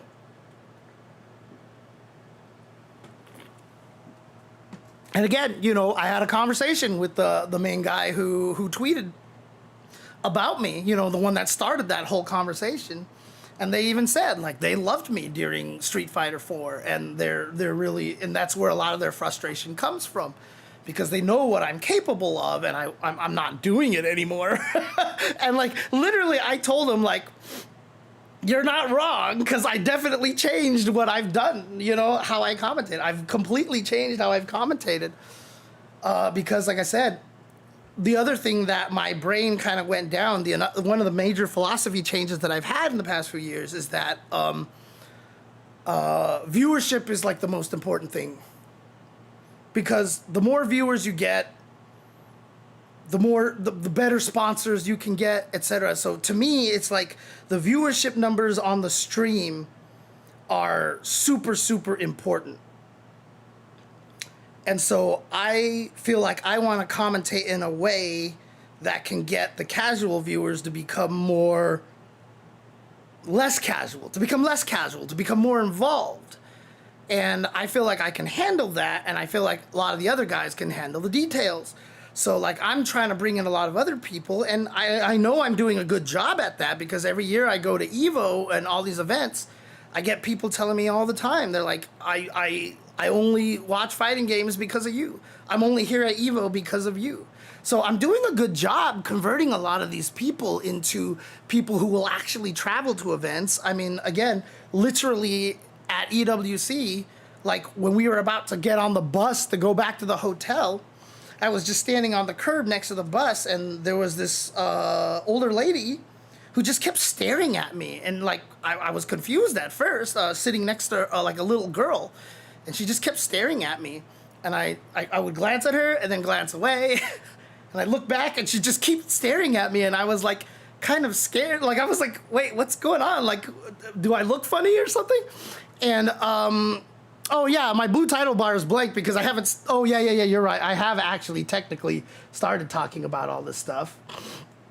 But she finally looked at me and she was like, the funniest question too. She's like, "Do you have a cat named Jasmine?" And I was like, "What the hell? Like, it's a very strange question." And I was like, yeah, I do." She's like, "Oh, so like you're James, right?" And I was like, "Yes." And she was like, "My daughter, we've spent this whole event, like this was like the third day, I think it was. No, it was like it was like the third day." And she's like, "We spent this whole entire time hoping we would find you." Now, we were streaming from one building and the tournaments were happening here. So if they were looking for us over here, we were over here the entire time. And so there was no way they were gonna find me. And she was just like, "My daughter is like a fan of you. She loves you, and she loves, your cat Jasmine. Can we get a picture?" And I was like, of course, right? And so like, at EVO itself, I know I told this story on stream already, but like some guy and his wife and their daughter showed up next to me, and he was like, "Hey, James, we were looking for you." And I was like, "Oh, cool." And literally his wife was like, "I don't like fighting games. I don't like video games. I don't like all this stuff. The only reason why I came to EVO is because I wanted to meet you, because you're the only commentator I can listen to on commentary." He's like, "I cannot watch it unless you are commentating." And so like, again, like I know my goals and what I'm doing is working. I'm really good at turning casual viewers or people who don't care about fighting games into people who would travel to an EVO, to a person who would watch more streams and stuff like that. That's my power. That's my superpower. But the problem is, that might not be what certain companies are looking for, or that doesn't necessarily it doesn't necessarily enhance the viewing experience for all the people that I'm not commentating towards. In fact, it makes me kind of annoying in a lot of ways because I'm not talking about the matches and stuff in a lot. And whereas before I'd be like, well, whatever, dude, like, deal with it. But now I'm like, that's not the right way to approach it, right? I gotta find a good balance between the two. I've got to be able to find a way to appeal to both sides of the fence, honestly. And so, like I said, I mean, I'm good at what I do in terms of having the emotion, making people care about fighting games, right? And for me, a lot of that is through telling the stories, because I feel like you will be more invested in fighting games if you care about the players. Which is why that's all I ever do is just try to talk up the players. Talk up the players, say why they're cool, say what makes them special, talk about their unique backgrounds, etc., right? Like, it's why I do what I do. But again, like I said, that's not what everybody's looking for, unfortunately, for me. And like I said, normally it would be good if, you know, like I said, me and my co-commentator balanced each other out well, but I'm not playing my part on that one. I've gone off so far to the edge of just, I want to avoid technical details as much as possible because I don't want to, you know, flood people's heads and get them confused and hear about numbers and all these things like that. Like, because the thing is, too, one of the reasons why I started doing that was also because I started thinking about professional sports broadcasting, right? If you listen to a basketball game or you listen to, you know, any sports games, the casters very rarely talk about details. The details are always for the, you know, the Honda Insight, you know, the Hyundai Insight section with, you know, Hubie Brown, and then Hubie Brown comes in and starts explaining. Or you go to the halftime and they start breaking down a play and what makes it really, really good. But in general, when you listen to pro sports, like, they don't talk about details. Like, they just don't talk about it, right? They're just like, oh, you know, blah, blah, blah, he sets a screen. They don't talk about what the screen is or, you know, what formation the play is in. Like, they're like, oh, he's going in the 3-1 formation and he's gonna, like, he said, you know, they don't talk about a lot of those details. They just narrate the game. And like I said, I by examining the way that a lot of pro sports did things, I kind of convinced myself that that was the right thing to do. And so I left a lot of the details out there. You know, I prefer being surprised. I prefer just being amazed by players and stuff. And so, yeah, I would get surprised or I would get hyped for things that, you know, a lot of people would probably think are kind of common. Or I'd be like, what was that?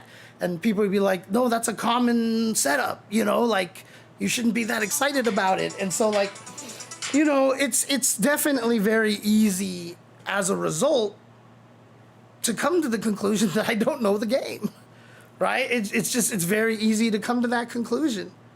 And you know, like I said, like, I can't say that they're wrong for coming to that conclusion because I gave them no reason to think otherwise, you know. But I just kind of have to get to a point, I think, where I have to show people that I do understand the game again. You know, I have to go back to that point where I can let them know that I do understand the game, that I know a lot of the details and I understand a lot of this stuff.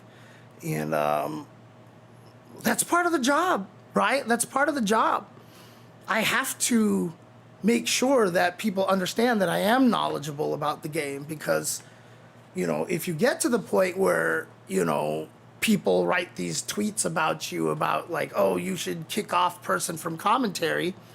Like, a lot of people don't think that that should affect anybody. Like, I'm just some random dude tweeting about it. But let me tell you, it affects things. It affects things. It literally has effects on how a lot of things go. And That is one of the things that the public has to be careful about, honestly, when they go tweeting about commentary and stuff like that. Like, if you attack people, like it can have an effect. Like, because especially for a lot of the groups that aren't as familiar with the community, right? They're going to see someone say that and they'll be like, oh, maybe we hired the wrong guy. And if they feel like they hired the wrong guy, there's consequences to that, right? I mean, there just literally are.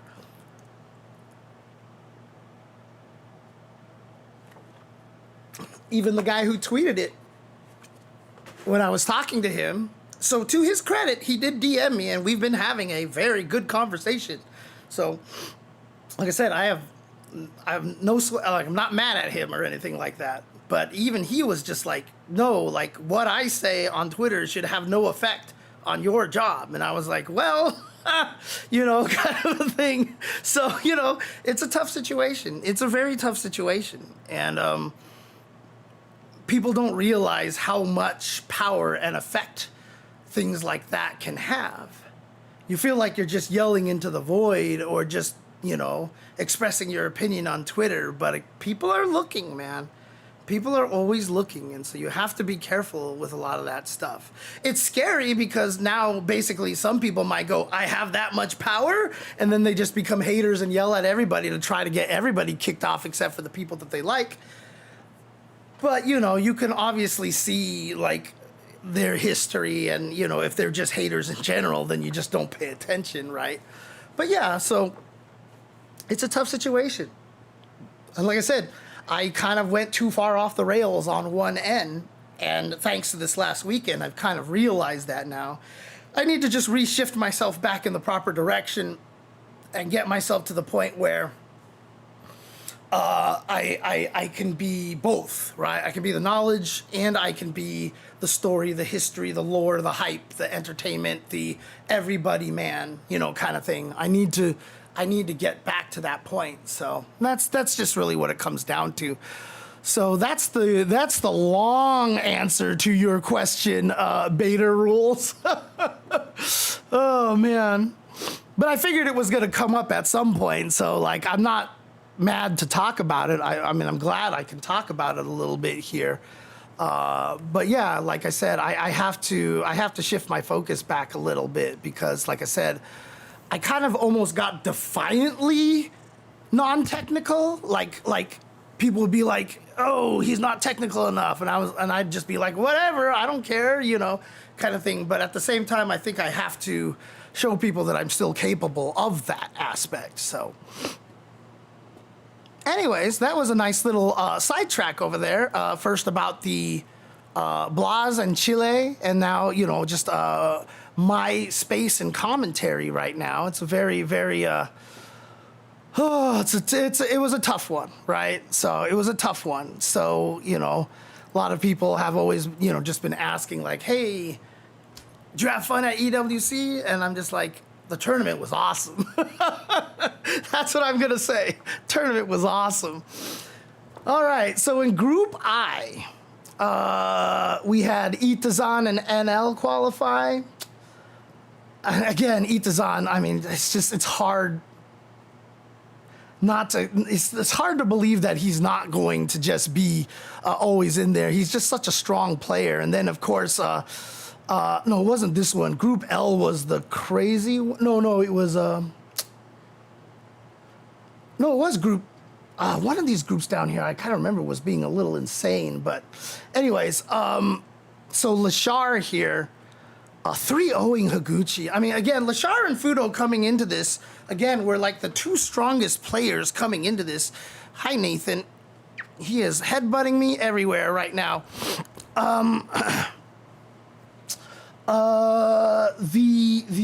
Obviously Lashar and Fudo have been super strong, and you see right here, Fudo and Lashar making it through their opponents. Kusanagi 3-1, DCQ 3-1, Lashar 3-1 over Kincho, who was amazing in that LCQ, by the way, and then 3-0 over Higuchi. I mean, Jesus, it's crazy. So, So I will admit I have not been a fan of your commentary at recent major events, but I did see the X thread and I was really impressed with your response.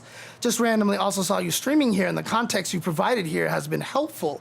Looking forward to giving your commentary a second chance. Well, thank you. Yeah, again, like I said, I realize that's what's been happening, at a lot of the recent events. I've been trying so hard to, kind of avoid the technical stuff. So, like I said, I hope I can fix that. I hope I can change that again and get back to being a little bit more technical, because I think that's what a lot of people are looking for, right? A lot of people are looking for. And again, it's tough. You have to, every event is different. At Evo, I'm allowed to go a little more off the cuff. It's why myself and Seth were so good at top 8s in the past, is because we were just being fanboys, right? Like, this is just the best way to put it. Like, we've both been playing fighting games since the very beginning, and all we did during the top 8 was just express at how crazy it is that we are where we are. And we would just be like, oh my God, this guy's so good. Oh my God, I can't believe this is happening. Oh my God, I can't believe we're here. And so, for an Evo audience, I think that works really well. But for a lot of other events, not so much. And I just have to keep that in focus now. I just have to keep that in focus. But yes, Lashar, Fudo, amazing players. I mean, look at this ending over here, right? Like, obviously, Lashar is not old school, but we know how good Lashar is. But look at the last 3 pools. Itazan, Fudo, and Bonchan. I mean, like, bro, like, those 3 are ridiculous. They've been playing forever, and they are just been so good forever. And again, I feel like a lot of that really does come down to the fact that I do feel like Japanese players look at fighting games differently than America does. I really feel like Japan analyzes fighting games in a way that puts them at this kind of advantage and allows a lot of their older players to continue success going forward. They often talk about how, oh, this game is not like that game. This game is different than this game. You have to have this kind of philosophy for this game. I mean, whenever Daigo had those streams where he had people on, like, the Discord calls with him, like, he would be talking to certain guys about that. He's like, oh yeah, like, clearly this game, we can't play it the way that we played the old games. We have to think of it in different ways.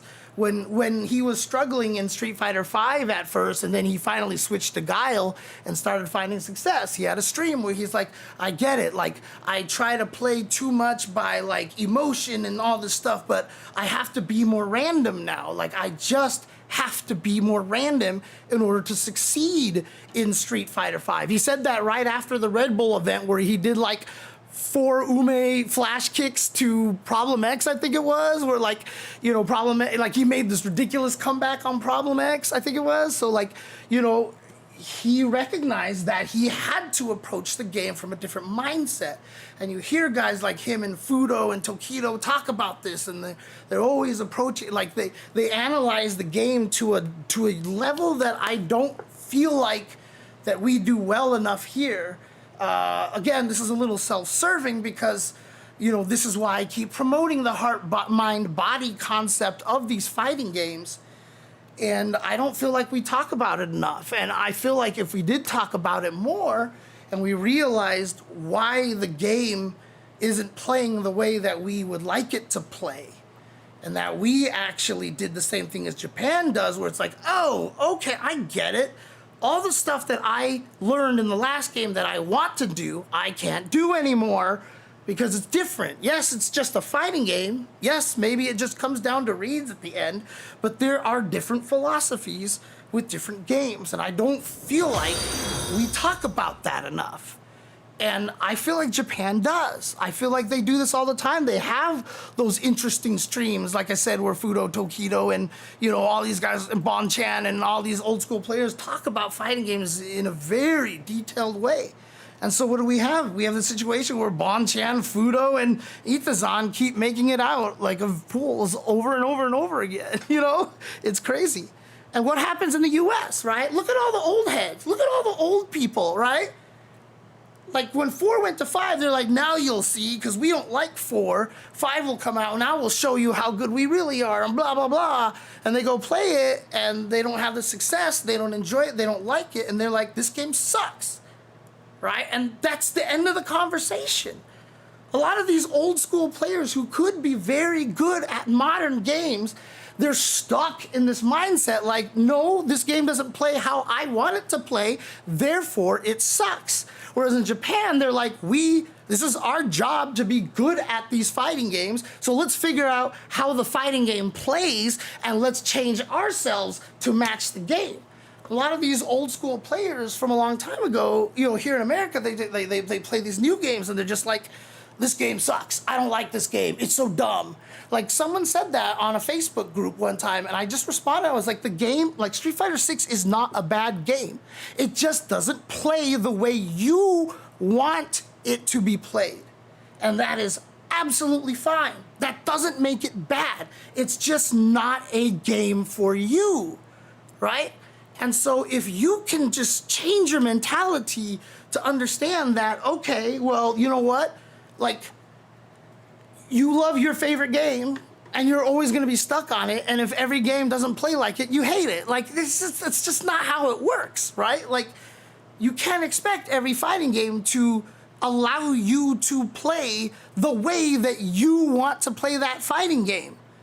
Some fighting games are good about that, is that they let you inject your style into it. That is what makes Street Fighter 4 one of the best fighting games in Street Fighter history, because Street Fighter 4 was a game that really rewarded every single playing style that you could possibly imagine, every single mindset. You had the lab monsters, you had the execution crazy people, you had the heart reads and all that stuff, and they could all blend together. You would have a player like Marn, who isn't necessarily the greatest in terms of like reads and, stuff like that, but his execution was ridiculous and it allowed him to succeed. And there's nothing wrong with that. That does not mean he is a worse player than other people. He just has a different skill, right? Like, that's not a bad thing, right? And then you had people like John Choi who will just play Ryu and throw fireballs at you and beat Daigo at Evo, even though he's not even practicing the game. Daigo was using Evil Ryu, who's like better, and John Choi just beat him by throwing fireballs like he always did. Then you have guys like Cien, who will just sit there and lab every situation, and Gen has all of his unblockables, and he won Evo because he unblockable a lot of people to death with Gen's crazy wall dive shit, right? But Street Fighter 4 rewarded a lot of it. Now, a lot of the modern fighting games, they just don't do that anymore. Why? Because the system mechanics are very, very strong. Right? Especially in Street Fighter 6. So Street Fighter 6 kind of wants you to play a certain way. And a lot of people don't like it, and because they don't like it, they don't try and they won't change, and they tell themselves that the game sucks, right? That's what I see out of all these old guys all the time. Street Fighter 6 sucks. Street Fighter 5 sucks. And when I first learned Street Fighter 5, I couldn't get it at all. I couldn't get it at all. And it's like when I was playing Tekken. I would not confirm hit or block.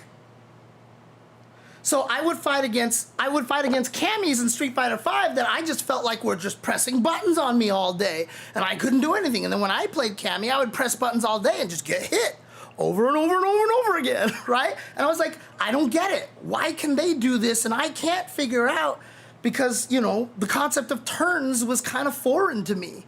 Because turns wasn't a thing in Street Fighter until Street Fighter 5. Street Fighter 5 is really where all of a sudden everybody had to learn truly about turns. Well, turns existed technically in a lot of the older games. I could always focus backdash, I could DP, I could do all sorts of things and just not care. But that's not how it worked. And it happened to me when I played in Tekken, because people would be like, so with King, use down forward 1, down forward 2, use these things. So I would just start spamming these buttons and I would keep getting beat up. And I'm like, I don't understand. And the reason was because I wasn't confirming hit or block. I literally was not confirming hits or blocks. So in Tekken, if I do down forward 1, if it's block, it's their turn, stop. If I hit them, keep going. And I was just swinging. I was down forward one, down forward one, standing one. Down. I would just do whatever. I didn't care if it blocked, because in older Street Fighter games, like Chun-Li in Super Turbo, you hold forward and hit strong. Strong. Yeah, right? Like, I mean, you didn't care. Like, what's a turn kind of a thing, you know? And Gerald, L.A. Akira, who runs Okamoto Kitchen, was very adamant about that too. He's like, yeah, the thing that you're going to have most trouble learning about Virtua Fighter, when he was teaching us Virtua Fighter, is like, this game has this concept of turns. And that is something that doesn't exist in Street Fighter. And some people might say that he's crazy for thinking that way, but keep in mind, he was at the same level as like Mike Watson and Tomo Ohira and, you know, all those guys, Jeff Schaefer's and all those guys. He played with them every single day on the Street Fighter 2 games forever, right? So, like, he knows what he's talking about. And so, like, I don't feel like we talk about fighting games this way enough. I really don't. And it drives me nuts. So, like, I hate the fact that I have to go into these old man FGC groups on Facebook and just see them being like, Street Fighter 6 is dumb, Street Fighter 5 is dumb, blah, blah, blah, blah, blah, blah. Like, until I figured it out, until when I realized, oh, Street Fighter 5 is a different game. I can't play it the way I want to play it. And then I found tremendous success in Street Fighter V. Despite using Lucia, I got really high up in the ranks, right? I mean, people probably remember I got really high up. I was beating some players that were clearly stronger than me, or keeping up with players that were clearly stronger than me, you know, because I realized it wasn't about, and it's kind of the same thing with commentary, right? It wasn't about me forcing what I want onto all of this stuff. It's me figuring out what the game wants out of me and going down that path. And if you can approach fighting games that way, you can transition between games that are very different from each other a lot more successfully, like a lot of these Japanese players have. Because this is how they talk about fighting games. Oh, I can't do this anymore. I see what the game requires. I will play like this. And like I said, we don't do that when we talk about fighting games in the States. And so it ends up with all these old curmudgeons saying, I hate this game.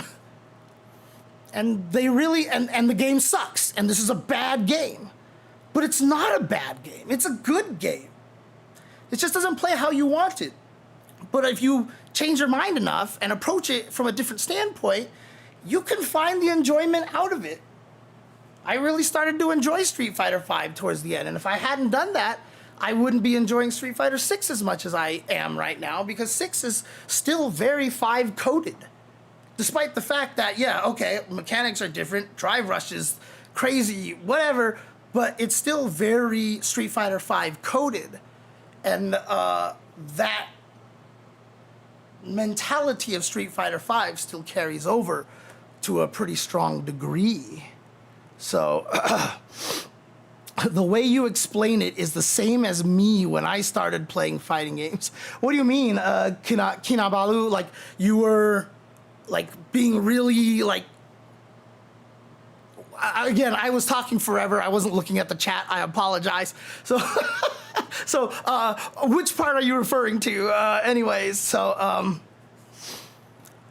you can spend your energy saying how it should be or adapting to the way it is. That's the choice. Yep, absolutely. So, absolutely. Did Xiaohai say that? Worminer. Did he say that he likes Street Fighter 6 the best? That would make sense to me because, again, what does Xiaohai like in fighting games, right? What does Xiaohai like? He likes games that are very aggressive, where the system mechanic is stronger than, like, characters.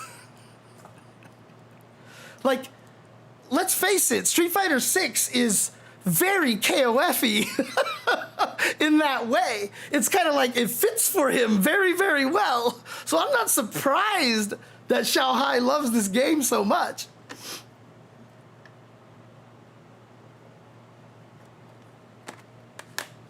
Yep. Street Fighter 5 and Street Fighter 6 really emphasize that turn by turn, trying to whiff into hit confirm, and now you have to react to drive. Exactly. again, in Super Turbo, I didn't whiff punish. You just didn't whiff punish in Super Turbo, except for super egregious moves like Shoto crouching heavy kicks. But like Guile crouching medium kick is hard to whiff punish for anyone, but like Shoto's, it's a little bit easier, but people would still try it, but it's really freaking hard. So you didn't whiff punish that much in Super Turbo. That wasn't like, I've talked about how modern Street Fighter, including Third Strike and Street Fighter 4, by the way, are more about that footsie's triangle of whiff punish, zoning, blah, blah, blah. But when you go back to older games like Alpha or like, Super Turbo, those were more about hitbox footsies, right? I always described those games as you tried to beat the other person's button. When they stuck out a move, you didn't wait till it went away to whiff punish it. You stuck out your move that just beat their move. That's how we used to play Street Fighter back in the day. They threw out a button, you throw out a button. And you're like, I gotta find the move that beats this. And that's how you play. So it was more about intercepting. Someone asked me one time, was it when I watch people play Super Turbo, they're just whiffing buttons all day? And I'm like, it's because you can't whiff punish it, and they're just anticipating you hitting a button so that they can actually hit your button. So that's why when you watch Super Turbo, high-level Super Turbo, you see people go all day. They just keep hitting buttons like there's no tomorrow, because it's just a different way you play the game, right? So, anyways, let's see here. How many of the top JP players have a dedicated career to fighting games, so Street Fighter 6 compared to the US? Oh, top Japanese players. I feel like the culture is just bigger over there, and even the few NA players who dedicate their career don't have as many peers to raise up the competition. There's a lot of that. Connier Ranchito. There is a lot of that, for sure. They can definitely make a career out of it a little bit easier than we can here in the US, which again brings me back to the whole Chile conversation of, people telling me, I can't wait till our esports gets like yours. And I'm like, you don't want to be like our esports. That helps a lot. But again, I do think that there is just a different mentality in Japan, where they understand that they have to adapt to the thing and not try to just force their own way into the game, right?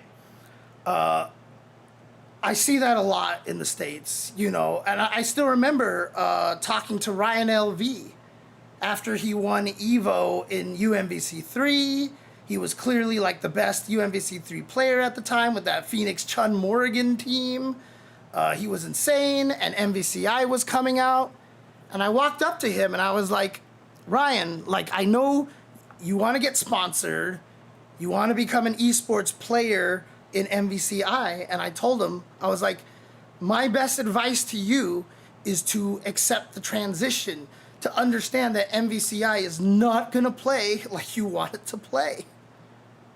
You're gonna hate a lot of things about it, because what you enjoyed out of UMVC3 might be gone in MVCI. I said the same thing to Chris CCH in between Street Fighter 5 and Street Fighter 6. I was like, Chris, if you want to find success in Street Fighter 6, you're going to have to accept that Street Fighter 6 may undo a lot of the things that you enjoy about 5. Right? So I was already trying to give some of these players this, the ones that started with that game, and this is their first transition. I was trying to give them the idea that they have to adapt to the game. I was already trying to get people thinking about that. And like I said, I don't feel like that happens very well in the States. I mean, maybe I'm wrong, and I would love to see myself be wrong. But you see people like how they react to Strive, right? All the Exerd fans are just like, Strive sucks. I hate this game. It's bad. It's stupid. It's simple. It's dumb. It's kiddie. It's whatever. They have every insult imaginable for that game, instead of actually trying just to adapt to that game. It's just I don't know. It's weird, right? And we call that the circle of life in the fighting game. For Street Fighter, happens every single goddamn time, right? Everybody in 3 hated 4.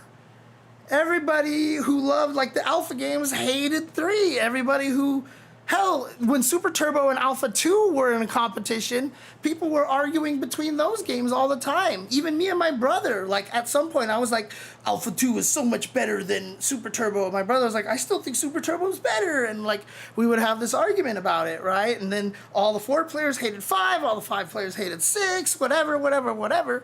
Like, it just happens forever, right? Like, that's the conversation that we constantly have, you know, in Western FGC. I don't know what it's like in Japan. I'm sure it's the same, but I'm sure at the highest levels, they don't dwell on that. They're like, okay, this game plays different. Time to learn the game.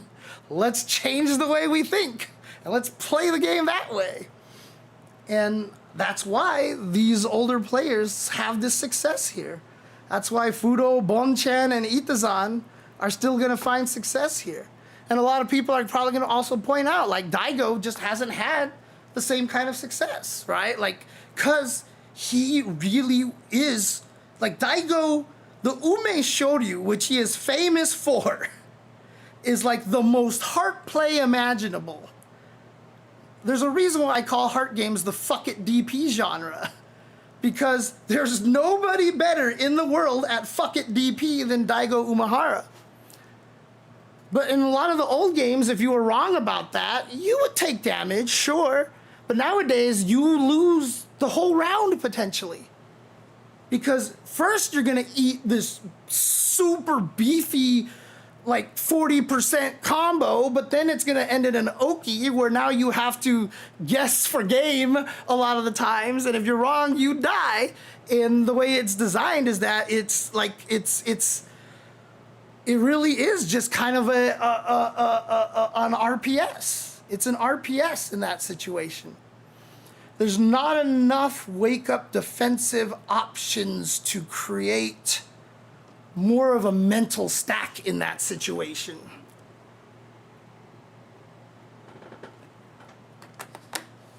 So, you know, a lot of people will talk negatively about the way Daigo plays, use as an example of why modern players are so much better than older players, whatever. But like,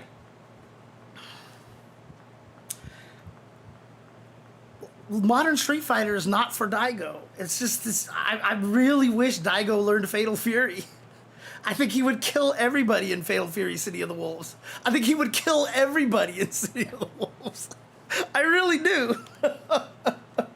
There's a lot of players out there that would be so good at City of the Wolves, but they're not playing it, and it makes me sad. Anyways. Oh boy, it's so hard for me to stay on topic, isn't it? But somehow I don't think you guys mind. I think you guys like it. I think you guys like it when I do this.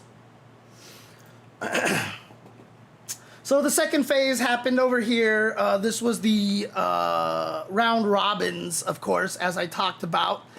Phase over here. And shockingly, none of them went to a tiebreaker. None of them finished 1-1, 1-1, 1-1. Someone went 2-0 in every single one of them.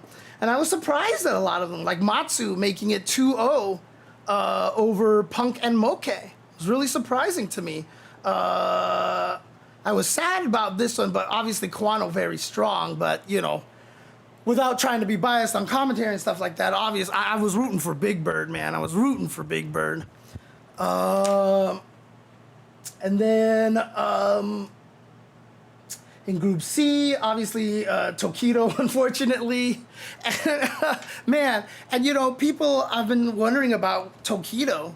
You know, again, I say this, and I know people will probably look at me and be like, dude, he's Tokido. How can you even say this? But even in Street Fighter V, I've long said that Tokido's anti-airs weren't particularly strong.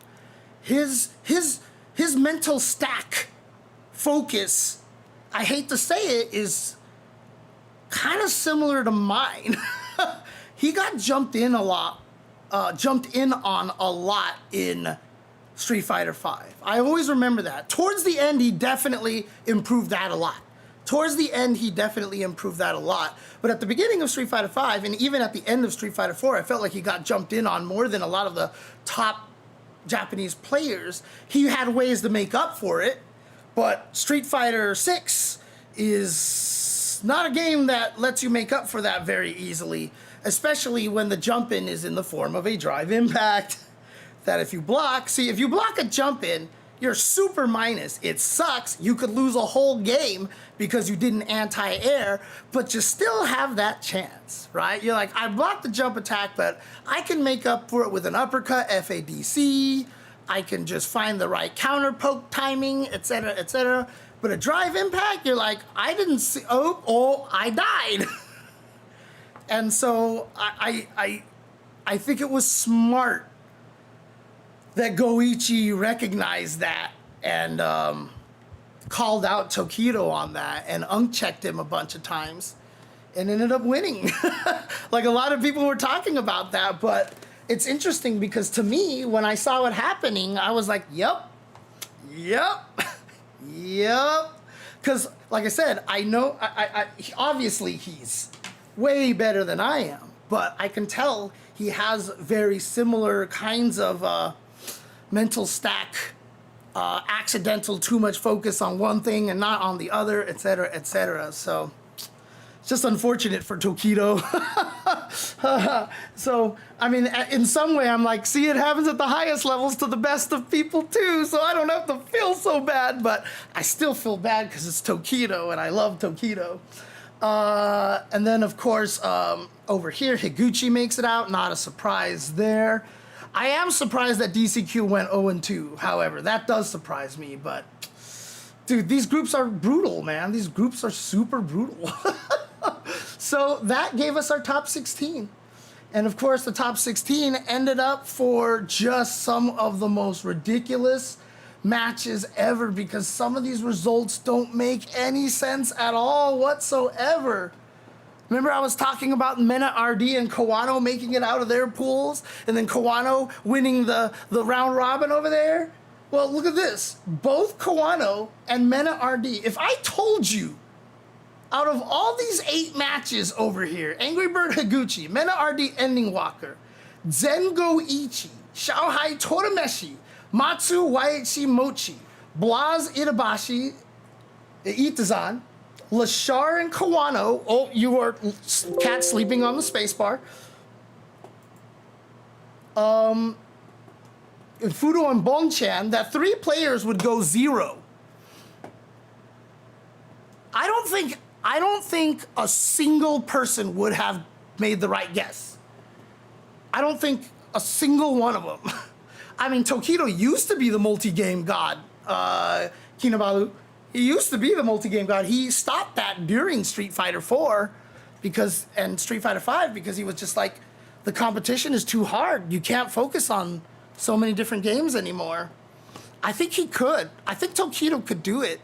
I think a lot of it was just that Street Fighter 5 was a very different game, and he was uncomfortable with it at first.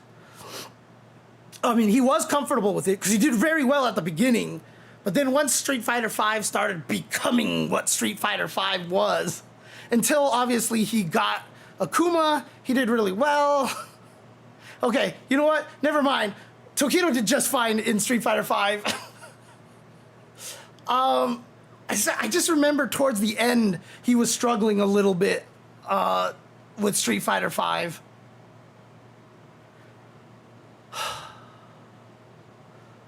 I'll have to think about that. Just delete the last like 3 minutes of my conversation here because it is late and I'm hot and I'm tired. But here we go. So, but like I said, if I said 3 of these players are going to go 0 games, I don't think you would have picked Kawano, Itazan, and Mena RD. And Mena RD. This is the craziest one. I don't know what Ending Walker did, and normally Mena RD is not the kind of player to like go down a big deficit and just be like, oh crap, you know, kind of thing. But I don't know, dude, Ending Walker studied or something. But as other people have pointed out, Ending Walker has a huge advantage in this matchup here. He has a huge advantage in this matchup. Look at the two characters Mena RD played.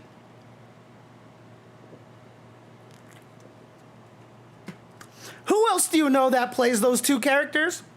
Who else do you know plays these two characters? Let's think about this for a second here. Let's think about Problem X. Literally Ending Walker's training partner. So yeah, this might just be one of those very unfortunate situations for Mena RD here. Ending Walker could potentially be kind of a thorn in his side unless Mena can pick up a third character that Problem X doesn't play. That might be legit something he might have to look at to be able to beat Ending Walker. Honestly, like, so, you know, we can be shocked that Ending Walker beat him 5-0, but again, like, there's actually a weird logic to it, right?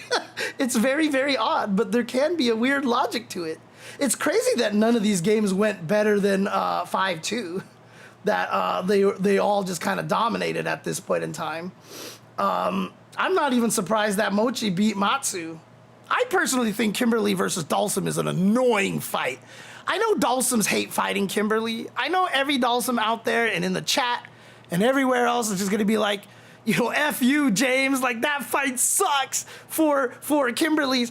But to be honest with you, I will say Kimberly gets to destroy like 90% of the Dalsums out there. But as soon as you get to the Dalsums that are the level of like a YHC Mochi or a Torameshi, like shit changes, man. Like then that fight gets hard. That fight gets really hard at that point in time. Because despite Kimberly having like 19 neutral skip stuff, like Dalsum covers like 80% of them just by floating. When Dalsum floats, it's so annoying.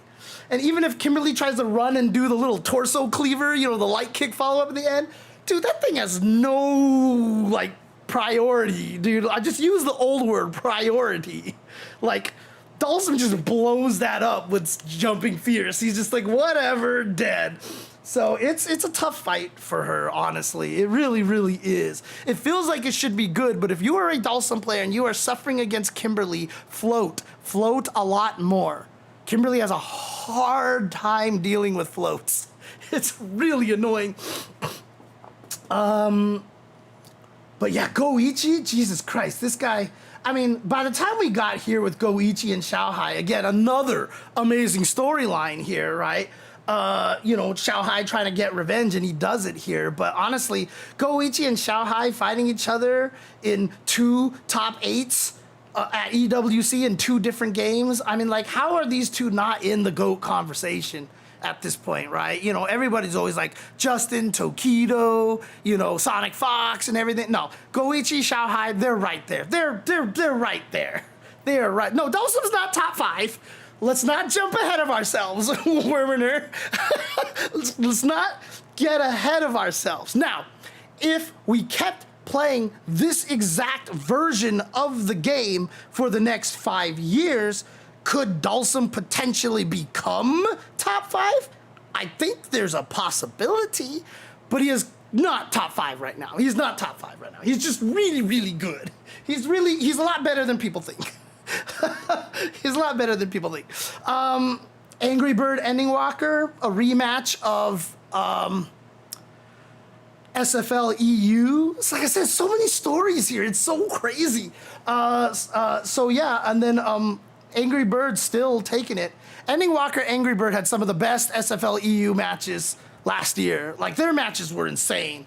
So, unfortunately, Angry Bird came victorious in every single time because Angry Bird just literally did not lose at SFL EU in the pools at all, ever.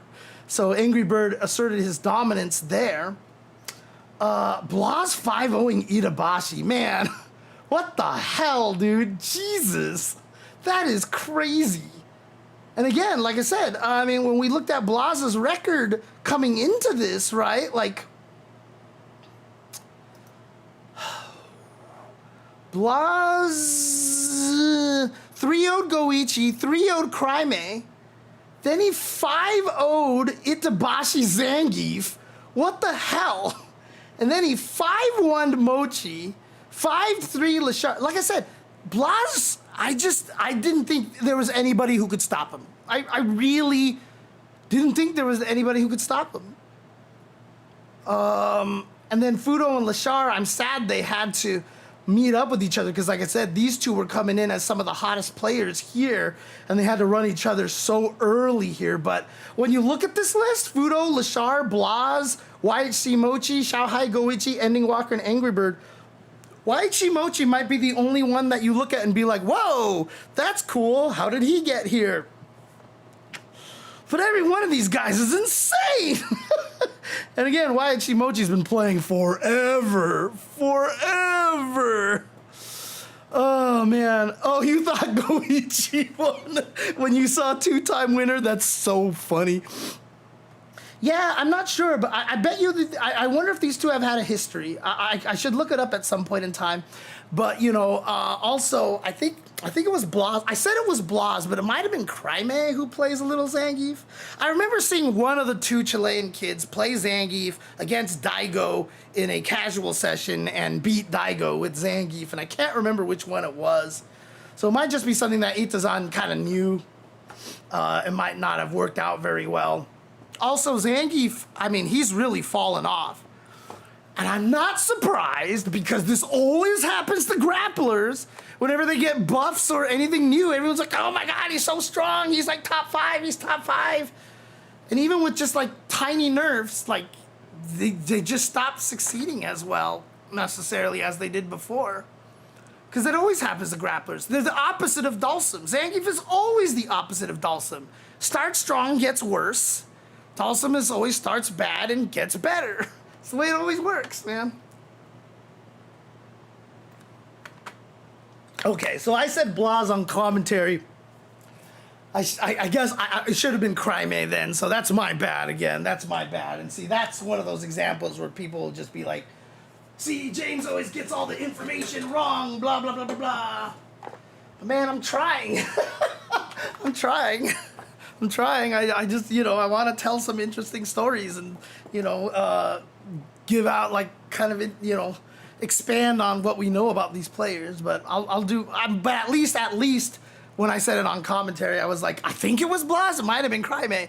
And that's it. So, oh no, I'm not saying you, Ricardo. I'm just saying in general, it's just how it is. So, but here we go. And then, God, like I said, Xiaohai winning this is crazy, dude. And again, I just, there's no way I would have picked Xiaohai winning this tournament again. Honestly, I just didn't think that was going to happen because you had Lashar, you had Blaz, you had Fudo, you had, you know, Angry Bird. You had these players just playing literally out of their minds. But like all of a sudden, just like Xiaohai. And again, this is I feel like this was a key moment right here. I feel like Xiaohai Torameshi was a kind of a big deal here. Because Xiaohai, in order to fight Dhalsim, decided to go with Bison instead of Mai, right? Because Mai's fans are very scary. However, they won't work as well necessarily in neutral. He can float over fans. He can teleport to the other side and just kind of avoid the mix-ups, etc. So he went with Bison. And what made that interesting is then he played only Bison against Goichi. And then against Big Bird, oh, that's right, Big Bird, he did play Mai. That's right, he did play Mai. I thought he stuck with Bison here, but that's right, he did switch to the Mai, and he ended up beating Angry Bird. But, you know, I just felt like he gained a lot of confidence. Oh my God, what is with this ad? Go away. How do I get rid of this ad? What the hell? Okay, Jesus. Stupid ad. That's why I felt like he went with Bison to start here, because he was feeling a little bit comfortable. Like, it's interesting that he would use Mai against Angry Bird's Akuma and then use M. Bison against Blaz's Ryu to start. It's very interesting. So, Thank you, Owaka Flocka. I appreciate that, honestly. I do appreciate the sarcasm there because some people forget that, man. Like, I have so much goddamn information in my head, dude. It's tough. It's tough, so. Hey, thank you, Shay. Thank you, Shay. You probably didn't see a lot of what was going on. It wasn't all rainbows and puppies. It was a tough weekend, but regardless, Angry Bird Lashar being this close was crazy. But again, Blas beating Lashar again? Remember, Blas beat Lashar at Capcom Cup. And I felt like Lashar now being like, hey, I fought him. I kind of know what to expect. He would be able to defeat Blas this time because he's Lashar. But Blas, again, just sticking with this Ryu, just blowing everybody up was crazy.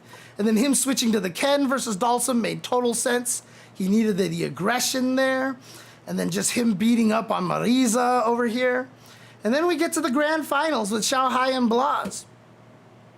And like I said, I don't know. Maybe Xiao Hai really does get a wife power up.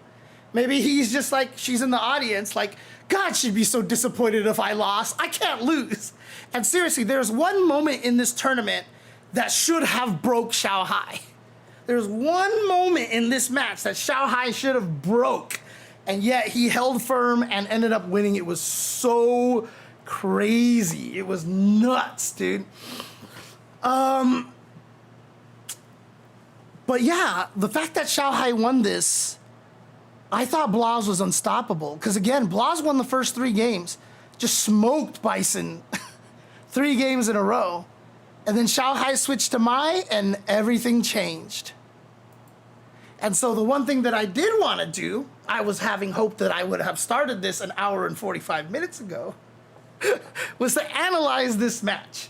But I'm going to do it anyway. I don't care how late I'm up because I can tell you right now, the switch to Mai gave Xiao Hai success, not for the reasons that I think a lot of people are going to think it was. Because after he won with that, all you saw from a bunch of people were like, man, screw this character, she's broken, blah, blah, blah, blah, all this stuff, you know, and they hate her, oh, she's so whatever. Yes, clearly Mai is very strong. Because why? Because she has everything. She doesn't have a distinct weakness. The biggest weakness that she has, which is barely a weakness, is she doesn't have any long-range light attacks, right? She doesn't have that standing light kick like a Ken or a Cammy, etc., which is really useful in footsies. But again, Mai doesn't even really have to play footsies a lot of the times, right? But yeah, the reason why this changed worked for Xiao Hai is not going to be the reason that I think a lot of people think it is. And so let's watch this match. Let's watch this match, and I will show you exactly what happened here and why this change was so significant. Because I wanted to find out too. So like I went back and watched it, and I was just sitting there watching, and I was like, okay, I see how this is working here. Okay, give me 1 second here while I pull out that video. And actually, before I pull out that video and all that stuff like that, I will feed some cats. And you know what? Fuck it, I'm gonna run some Twitch ads too, because I never do that. So if you subscribe, you can watch me feeding cats. And if you don't subscribe, then at least the first few minutes will be obscured by ads. So subscribe, please subscribe. Please subscribe, would appreciate it very much. And if you're on YouTube or Twitch or anything like that, if you can't subscribe, even just a follow would be appreciated. Of course, on YouTube, a subscribe is a follow. On Twitch, the follow is the follow. But subscribe is the paying, and then on YouTube, the membership is the paying. But I don't have that turned on, apparently. So that is something I'm going to have to go look at and figure out how to do. All right, let's get this over here. Sorry, by the way, I've also been sniffling a lot, but since I've gotten back from Saudi, like my nose has just been sniffling. I don't know if it's an allergy thing or whatever, but it's been kind of annoying. So I apologize. Grand Finals EWC. There we go. They have an official one as well. Hey, thank you for the subscription, Billiam. Appreciate it. Appreciate you very, very, very, very much. I know that they have just this match standalone somewhere. Where is it? Because I just watched it earlier today. Where's the video? Oh, cool. Thank you, JNV. Appreciate it. Appreciate it. You always do a Be lot. rewarded as we have Blas. You always do a lot of good work for me, JNV. I appreciate that. But before we do that, before we get into the match over here, I would like to thank our sponsors. Let's do some cat feeding. Let us do some cat feeding, shall we?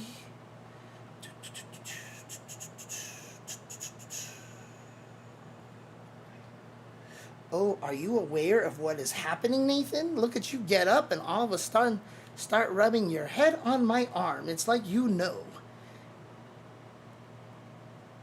Okay. It's going to be dicey at first. I'm going to have to mute myself here, guys, but I'm going to leave my volume on so I can hear stuff.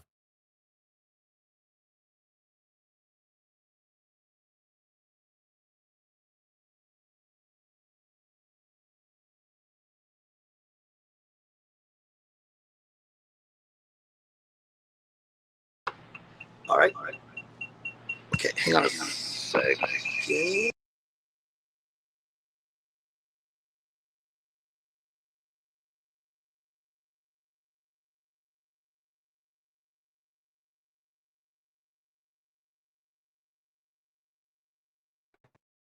Okay. I can unmute now because I just want to make sure I can still hear myself through those speakers so I know if my phone dies. And please do not judge me on the giant pile of soda cans on my sink. Those were left over from when my two best friends came and visited and hung out with me for a week. And then I had to leave immediately to EWC. So I haven't had a chance to crush them and put them away. But I will take care of that very soon. Oh, hang on a second.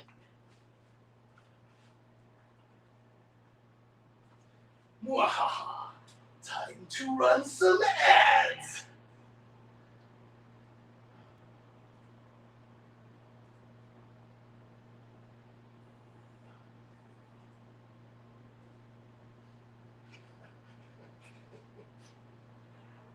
All right. Come here, babies. Come here, babies.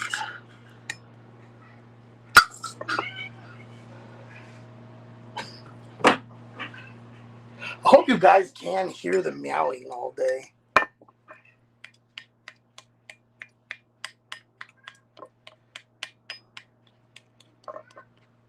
Oh, wait. I forgot something. Hang on a second. Guys, we have a new step to add to the feeding process here at night.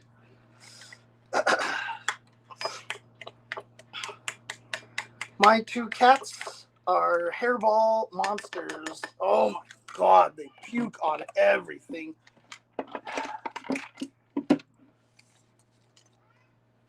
So, I have some Century Petromalt for the cats here, as you can see here. Century Petromalt. And my God, Nathan, every time he sees this, he goes insane. So for Jasmine, I just give her a nice little swab of this so that she can just eat it very quickly. Come here, Jasmine. Nope, not yet, Nathan. Not yet, Nathan. There you go. There you go. Good girl, Jasmine. Good. Look at him being so patient. Look at him being so patient. Yummy. Yummy. Yeah, I think you got it all. All right. Put this down over here.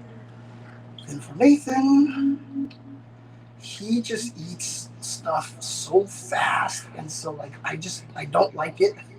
So what I do for Nathan is I smear it all over my hands like this. Here you go. Here you go, Nathan. There you go. Oh, yep, there's some on the thumb too. Come over here because Jasmine is sneaking around the corner to try to get some more of the petromalt. Here you go. Yeah, there's definitely some more on my fingers, kitty. Oh, yeah. Oh, yeah. There you go.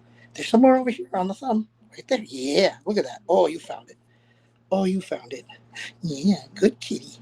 Good kitty. Here you go. Go ahead and clean off the thumb. Okay. Good boy. No, not yet, not yet, not yet, not yet, Nathan. He was about to jump up. He was like, I'm ready for more food. I'm ready for more food already. Patience, Nathan. Patience. All right. First of all, let's put away the petromalt because if I forget, I will find a tube of petromalt on the floor with teeth holes in it like I have in the past. Okay, here we go. All right. All right, let's do this. Come here. Jasmine is yours. And Nathan, come on. Power up, meow. And there you go. Good boy. Good boy. What a good cat. You too, Jasmine. You too, Jasmine. Good cat. All right, we're going to go ahead and leave the camera on Jasmine briefly while I wash out some stuff. Excuse me. Ooh.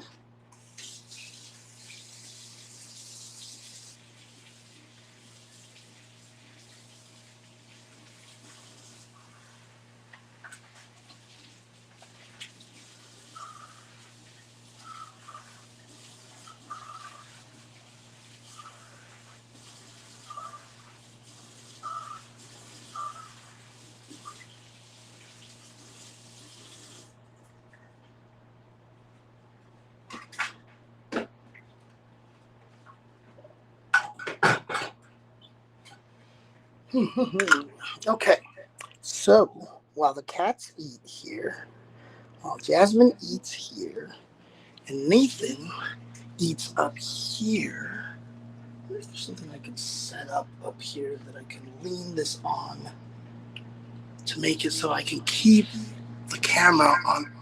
Oh, I love how he always does that. He reaches into the bowl to like slide food into more optimal biting position. I just want to leave this here, but if I do, my phone is gonna fall. So see, look at that. God, it's so cute. Why is it so cute when he does that? Oh my God. Let me see. Can I just? I mean, you guys can stare at Nathan's butt or something. I just need something heavy that I can lean this on. Let's try this. Here we go. Might not be heavy enough.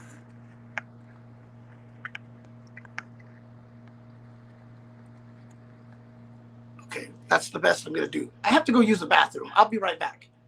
Oh, don't hit it with your head, Nathan. You're gonna knock all of it down.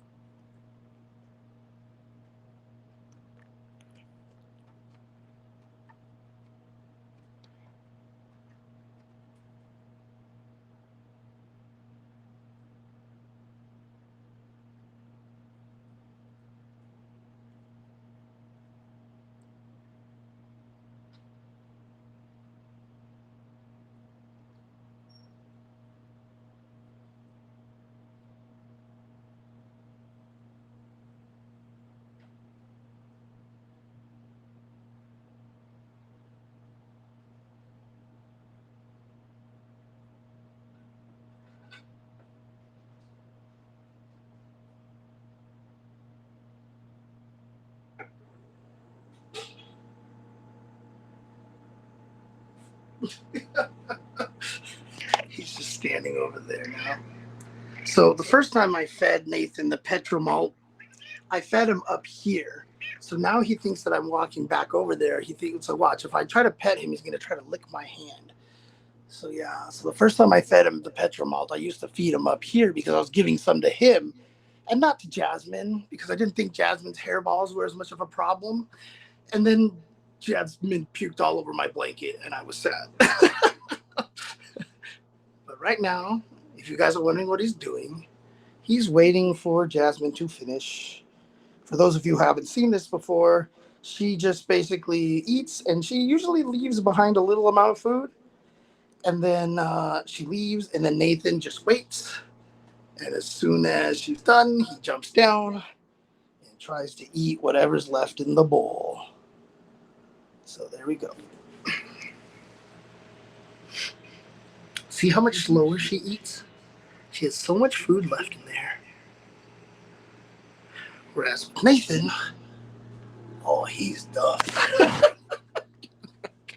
Goofy cat. Oh, you goofy cat. God, I love this cat. Oh, I love them both so much.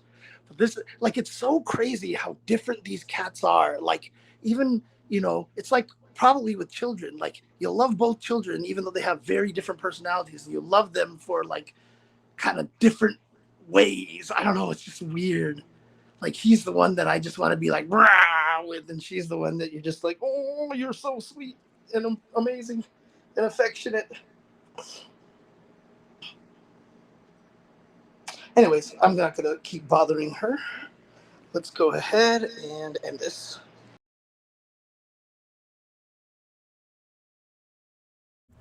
And show up back over here. Ta-da! The power, the magic of editing. Woo! There you go. Oh, they're so pumped. You don't even understand, man. Oh, God, the food. The food. Thank you, Taylor. Oh, man. Yeah, these kitties are amazing. These cats are great. Okay, let's do this here. Let us do some match analysis over here for you guys. What am I trying to do here? I'm looking for this. I want to do this. I want to save. Okay, do that.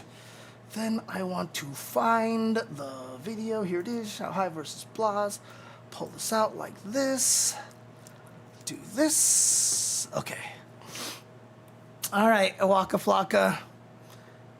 Hey, Nathan. Hey, Jasmine. Waka Flocka says good night.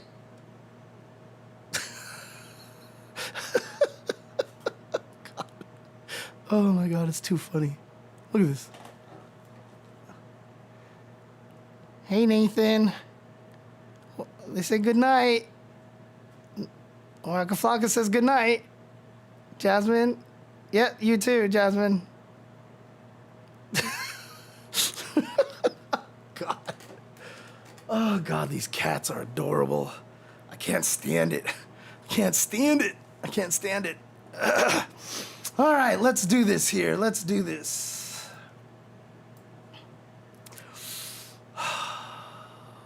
Display, here we are. Stretch my mouth a little bit. These are things that they teach you to do if you're wondering what the hell that tongue stretch there was all about. All right.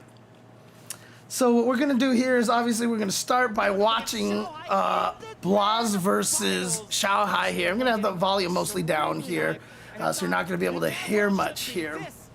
But the question really starts off with is why? So yeah, why does Shanghai go with this character versus Blaz? And I think one of the reasons why he does this is because Bison is very, very strong and neutral, right? Between stand medium kick, crouching medium punch, the scissor kicks, etc., etc. He's very strong in that way, and obviously he can be very aggressive. So what I think that Shanghai wants to do is start by establishing, oh, hang on, pause, wait till the hearts go away. Okay, there we go. Dang, that lasts forever. I have to figure out how to fix that setting over there. But I don't want to take away that overlay because that's also the switch cameras overlay. And if I forget, I want to make sure people can tell me to switch cameras. But yeah, so what we're going to find out right away right here is that, and this is just not the right quality here. Here we go. Okay, maybe a little bit better. No, not your bad at all, Slayer Live. Not your bad at all. Not your bad at all. Please, people, follow the channel. I prefer that. I prefer that. Yeah, actually, that's a really good call. Just make it smaller for now, right? I can I mean, it'll be really small, but it'll still be better than what is happening right now. There, we'll have it over there. So let's actually, if I can, actually, someone just redeem a switch the camera, because I just want to see what it looks like over there. It'll just be in the bottom corner over there. If someone can redeem that. It'll be one of the channel rewards. James, switch the cameras. Perfect. All right, that's perfect right there. James, switch the cameras. As long as I can hear it, that's the main thing. Okay, let's go. Here we go. Xiaohai versus Blaz. And you'll see right away here, see, again, standing medium kick, standing heavy punch. Really, really good button here. And so he's trying to fish with the standing medium kick and the standing heavy punch, right? Obviously, because different ranges, you want to make it so Blaz has a harder time knowing the ranges there. And you see that crouching medium punch from Bison coming into play. 2, 3 standing medium kicks right there, okay? So here we go. Watch this again. 1, 2, 3. Blaz is onto him. Do you see that? Do you see the micro walk from Blaz into the immediate walk back? Watch it again. 1, 2, 3, walk back with punish. So right away, Blaz is showing Xiaohai, like, your character may have better neutral than me, but I'm just good, okay? So I don't know why he got hit. I don't know if it was a side thing or something. But you can see right here, yeah, Xiaohai spending a lot of meter to drive rush in there.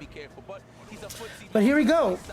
So Xiaohai was trying to react to a fireball. Fireball. He was trying to react to another fireball. Blaz did the fake. He came out with this, and I guess Blaz didn't, I mean, he went with the fake, but I guess he wasn't expecting the DI, because he tried to jump or do something and he got hit over here. So it's a good start for Xiaohai over here. But then pow, fierce to the face, right? Fierce to the face. And what do we know about Ryu in this game? He hits like a truck, okay? So again, in this situation here, pressure here, trying to keep the pressure in the corner, and look at that. After blocking, was that the scissor kick right there? Yeah, the scissor kick, he just presses fierce, right? Like, he knew that Xiaohai, obviously he's plus in that situation, and he knew that Xiaohai probably wasn't going to press any light buttons, so he just went with the heaviest button possible. And it hit Xiaohai with his spacing trap, auto whiff punish timing button. You can see counter hit, gets smacked in the face over here.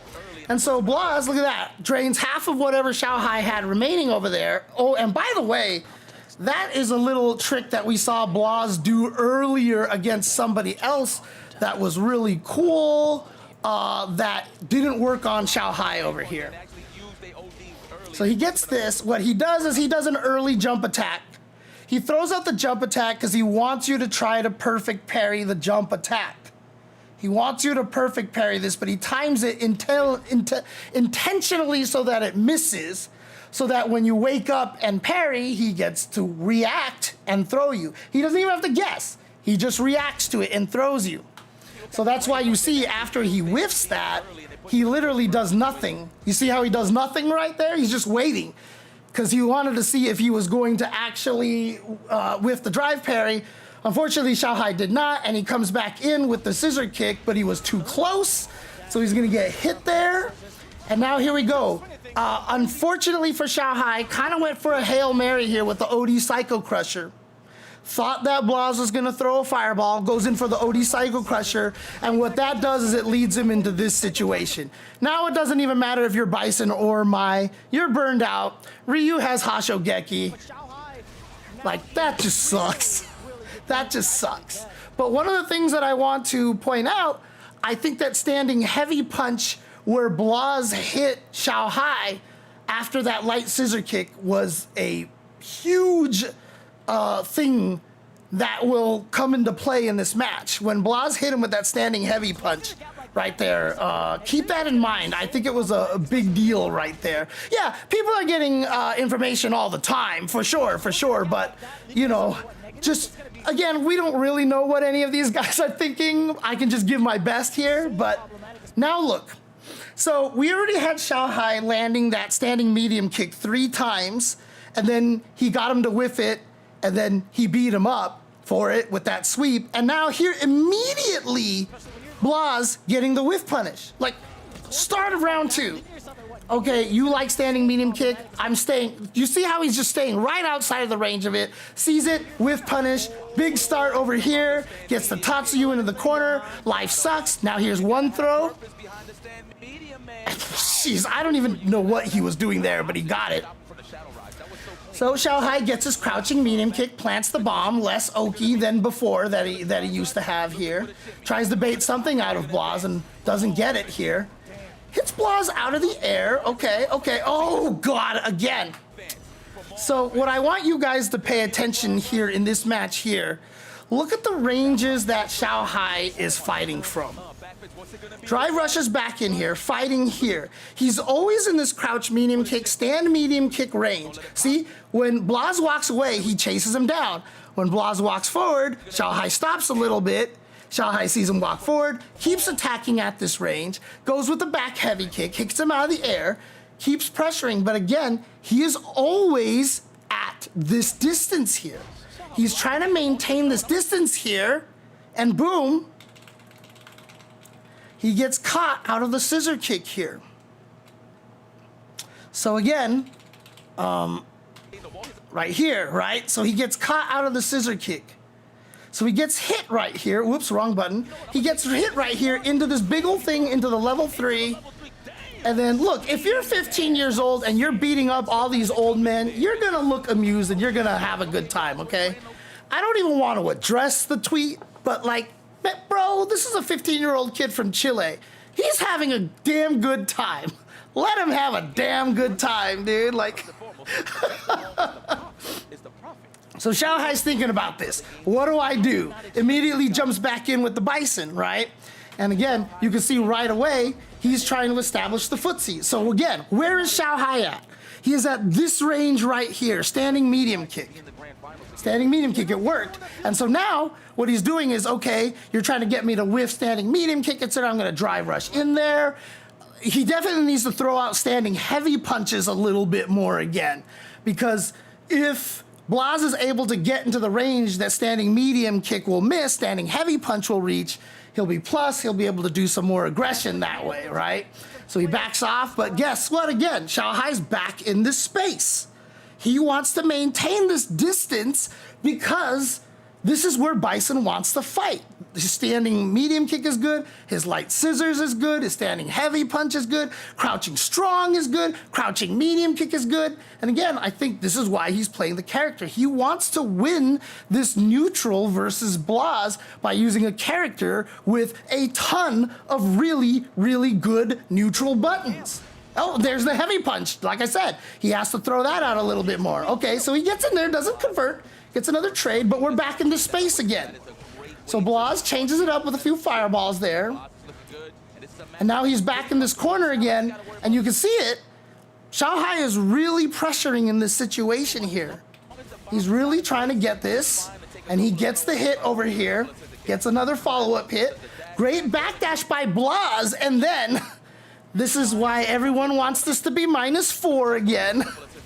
But lights into light Hashogeki is a frame trap.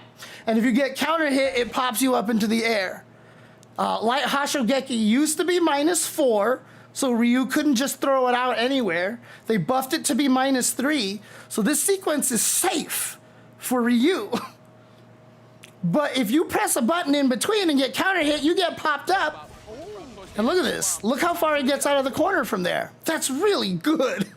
That is, like, if they wanted to nerf something for Ryu, making light Hashogeki -4 again might be the most fair thing to do.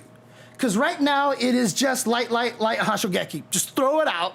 They touch a button, you get mad damage. And if they block, it's their turn, but they can't punish you. So good wake-up buttons there. Timing, the timing from Xiaohai. But again, comes back in very close. And look at this. Blaz is not even scared of the bomb. And then, you know, again, the close range fighting from Xiaohai leads to this perfect parry. And look what happens after this. Counter hits. Gets a throw. Drive rushes back in there. Overhead. And you died. So, off of that single, and now Blaz's has the grin. The grin is coming out from Blaz. But again, Xiaohai is fighting close up. He's trying to fight over here. And this is where Bison wants to play. And I'm sure at this point, he's like, well, you know, I'm a veteran. I'm really good at this. I've got the footsies here. So yeah, there's a scissor kick, and then he just gets caught. He just gets caught walking backwards. Fortunately for him, Blaz extends the drive rush a little too long, so the heavy kick whiffs. Unless that's not a combo. I'm not sure. I have to test that one out. But there we go. Wake up DP. And there's no reason why Xiaohai would think he would wake up DP. Blaz has 3 meters on the drive gauge. So go in there. But I think what Blaz is thinking is, if I block this drive rush, I'm going to lose a block from like heavy kick. And then a few more buttons afterwards, so I might as well just ODDP here, then, you know. And then here we go, fakes it, so he's trying to bait stuff out of Xiaohai here. That's what that light Hashogeki is right here. He's baiting out a wake-up parry or something. I think he's trying to get Xiaohai to perfect parry. But Xiaohai doesn't do much here. But again, now we're back into this range again. So Xiaohai finds the hit. And so again, Xiaohai is doing well here. Keep in mind that he is doing very well in this neutral here. He's getting what he wants. He gets the hits every once in a while. But this is the funny part. For a character that's supposed to do a gobsmack of damage, every time Xiaohai gets the hit in neutral here, he gets the decent damage and a bomb planted, and sure enough, he gets another throw and a throw here because Blaz is scared of the mine. But then every time Blaz gets a good hit, bam, standing heavy punch again. So Xiaohai has been doing great this round.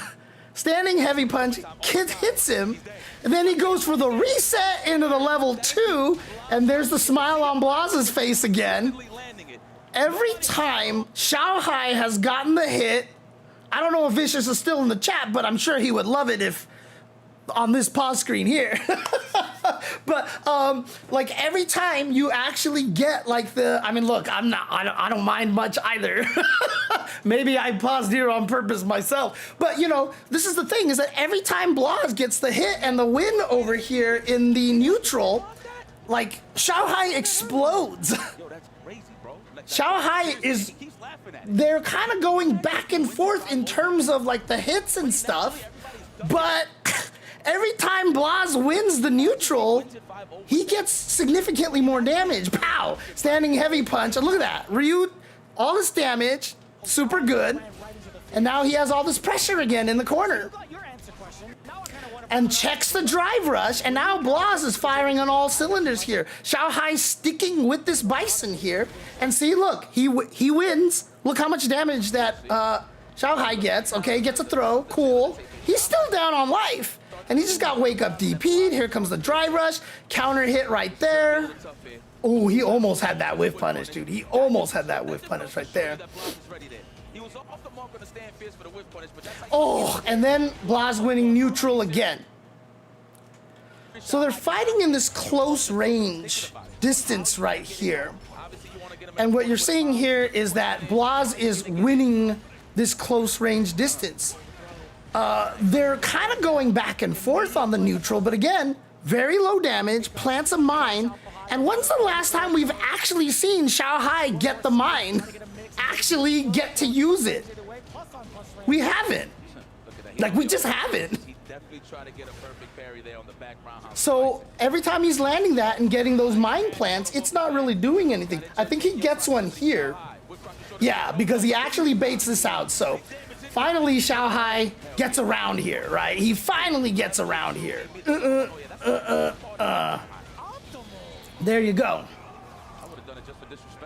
And now the Xiao Hai fans are like, maybe he's coming back. But again, now we're forced back into this neutral space here. Oh my God. The stagger on that. So like, if you're fighting somebody who mashes buttons, you'll hit Ryu. But that delay right there just catches him. Actually, it wasn't as bad of a combo as I thought it was going to be. Nice anti-air. And so here we go, back to this neutral space. But again, Xiao Hai cannot win this distance. And this is the important thing that I want to point out in these first 3 matches. Xiao Hai is clearly doing well. His neutral is just fine, but he is not winning this distance. It's either they're trading damage until Blas gets a big hit into crazy combo, you died, or he's just straight up not winning this range here. Blas is out neutraling Xiao Hai. And now we have a situation here where he's burned out, but Jesus, like even when he's burned out here, so that's plus on block. So Blas snuck that in there. So how do you fight this normally, right? How do you fight this normally? Most of the time what you do is you interrupt right there. That is interruptible. The heavy Hashogeki takes a while to come out. You see he doesn't have a Denjin charge, but light kick into heavy Hashogeki, this is a turn steal. You have so much gap in there to actually interrupt. Like, you can throw out like anything in this situation and you can interrupt the Hashogeki. It is not a great block string unless your opponent is a little bit asleep at the wheel. But so like, let's go over here. Like if I actually record Ryu to do this like that, right?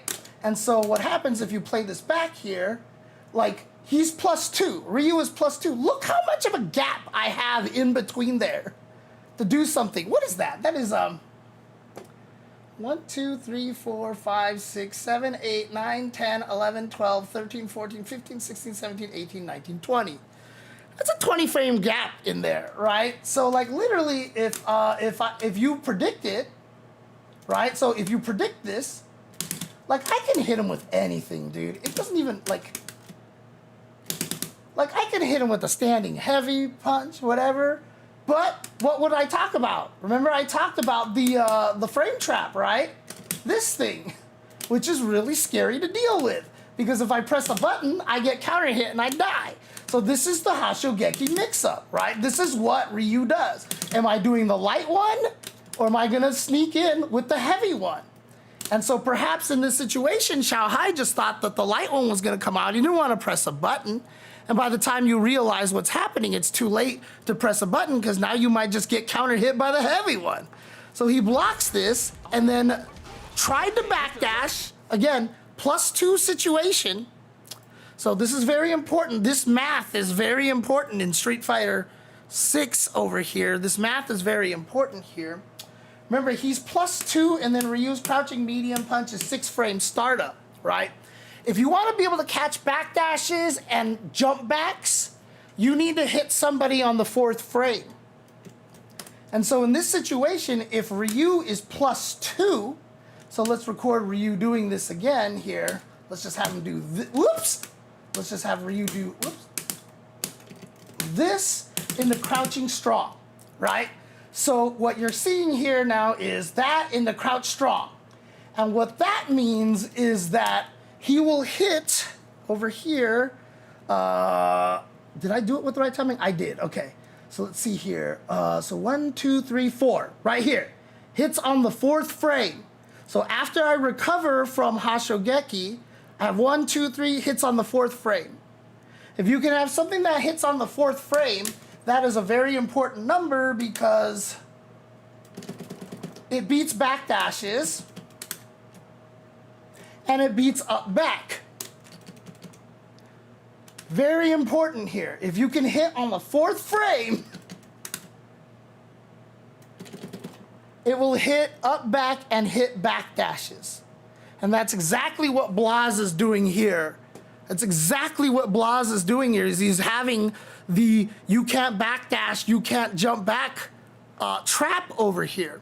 So a lot of times you see people get hit there and you don't see a counter hit, you don't see a punish counter. You're like, why did they get hit? They were holding up back, they were trying to backdash. Blaz hits him with that and instantly leads to death. That's it. That's it. So like I said, Blaz has been doing such a good job maintaining his super meter as well and always using it for the kill. So he gets this situation here, right? Okay, and then Blaz sneaks that in there. +2. Pow. That was clearly a backdash. At least I think it was. The way that Bison looked like he was moving, I think it was the startup of a backdash. Gets hit. He's burnt out. Doesn't matter. Just goes right into the level 3. Is this gonna kill? It's not gonna kill. It's not gonna kill. Yeah, so still alive, but I mean, you are just not in a fun situation here. Goes for the scissor kick, and again, Xiaohai has to play this range again. He goes for a Hail Mary there, okay? So the reason why he goes for that sweep is that, you know, he's losing, he needs a comeback, he needs a knockdown, and so normally what happens in this situation is that he feels like when Blaz blocks the standing medium kick, Blaz tries to walk backwards to get the medium kick to whiff, so he throws out an immediate sweep. Blaz does micro walk crouch block, takes it, and wins. And at this point, Blaz is up 3-0. And again, like I said, the biggest problem right now, in my opinion, is that Xiaohai cannot win the neutral here. He has no ability to win the neutral. He is being out footsies by Blaz, and that range that he is trying to fight Blaz in that optimal Bison range has not been paying off. And so everyone's like, okay, switch to Mai. She has neutral skips. She can just OD fan. She can do all these cool things. No, that's actually not what comes to play here. What actually comes to play here is that Xiaohai gets a fireball. And that, in my opinion, not the charge fireball, not the OD fireball, it's the fact that he just gets a fireball. And it changes so much in the way that this match actually ends up playing out from this point forward. Because now look where Xiaohai can attack from. This is not a range Xiaohai was threatening from at all. Remember, at this distance, if you light scissor kick, you will be punishable. This is not a safe light scissor kick distance. By Xiaohai adding this single little thing here, he can now threaten from a little bit farther away. And now he has the standing heavy kick here. And see, guess where Xiaohai moved to? He didn't move back into that range where he was losing to Blaz. Immediately after the heavy kick, what does he do? He walks backwards. Look at this. He is bringing himself back to this range. This is the range that Xiaohai wants to play Mai from. And this changes everything, because now Ryu has a little bit harder time fighting in this range. And so now what happens is that, and again, you see Xiaohai throw a fireball. At the start of this, what happens is Blaz is now like, okay, you're gonna fight at that range. Guess what, punk? I've got a fireball too, right? Oh, and by the way, standing heavy punch with my amazing button. Again, like, it just has that range. So between that stand medium punch and standing heavy kick for Mai, she covers a lot of good distances that complement the fan being thrown. All right, so you're going to see Blas do this a lot. He's going to try to perfect parry the fan a lot. But already here, you see how much harder of a time Blas has winning the neutral. Right? Just because of that space here. So now Xiaohai gets this whiff punish here. And he also gets the corner carry. All right, you wake up with that. Sure, no problem. And this is just a scramble situation here. But again, just willing to throw the fan. And because he saw Blas backdash, he can charge the fan, go for the mix-up over here. Blas gets out of the way. So again, like, yes, Xiaohai's gonna find success from the OD fans and the charge fans. Clearly one of the strongest things that Mai has. That is not why he wins, okay? I'm just telling you, everybody out there who hates Mai and thinks OD fans and charge fans are the cheapest thing in the world, that is not why he wins. He wins because he gets to control this space here. And again, even Xiaohai knows that this space, this distance is becoming uncomfortable for Blas. And Blas will probably throw a fireball. Xiaohai, V of reactions. Like I said, knew that he was gonna throw a fireball. He had the drive impact ready for it right away.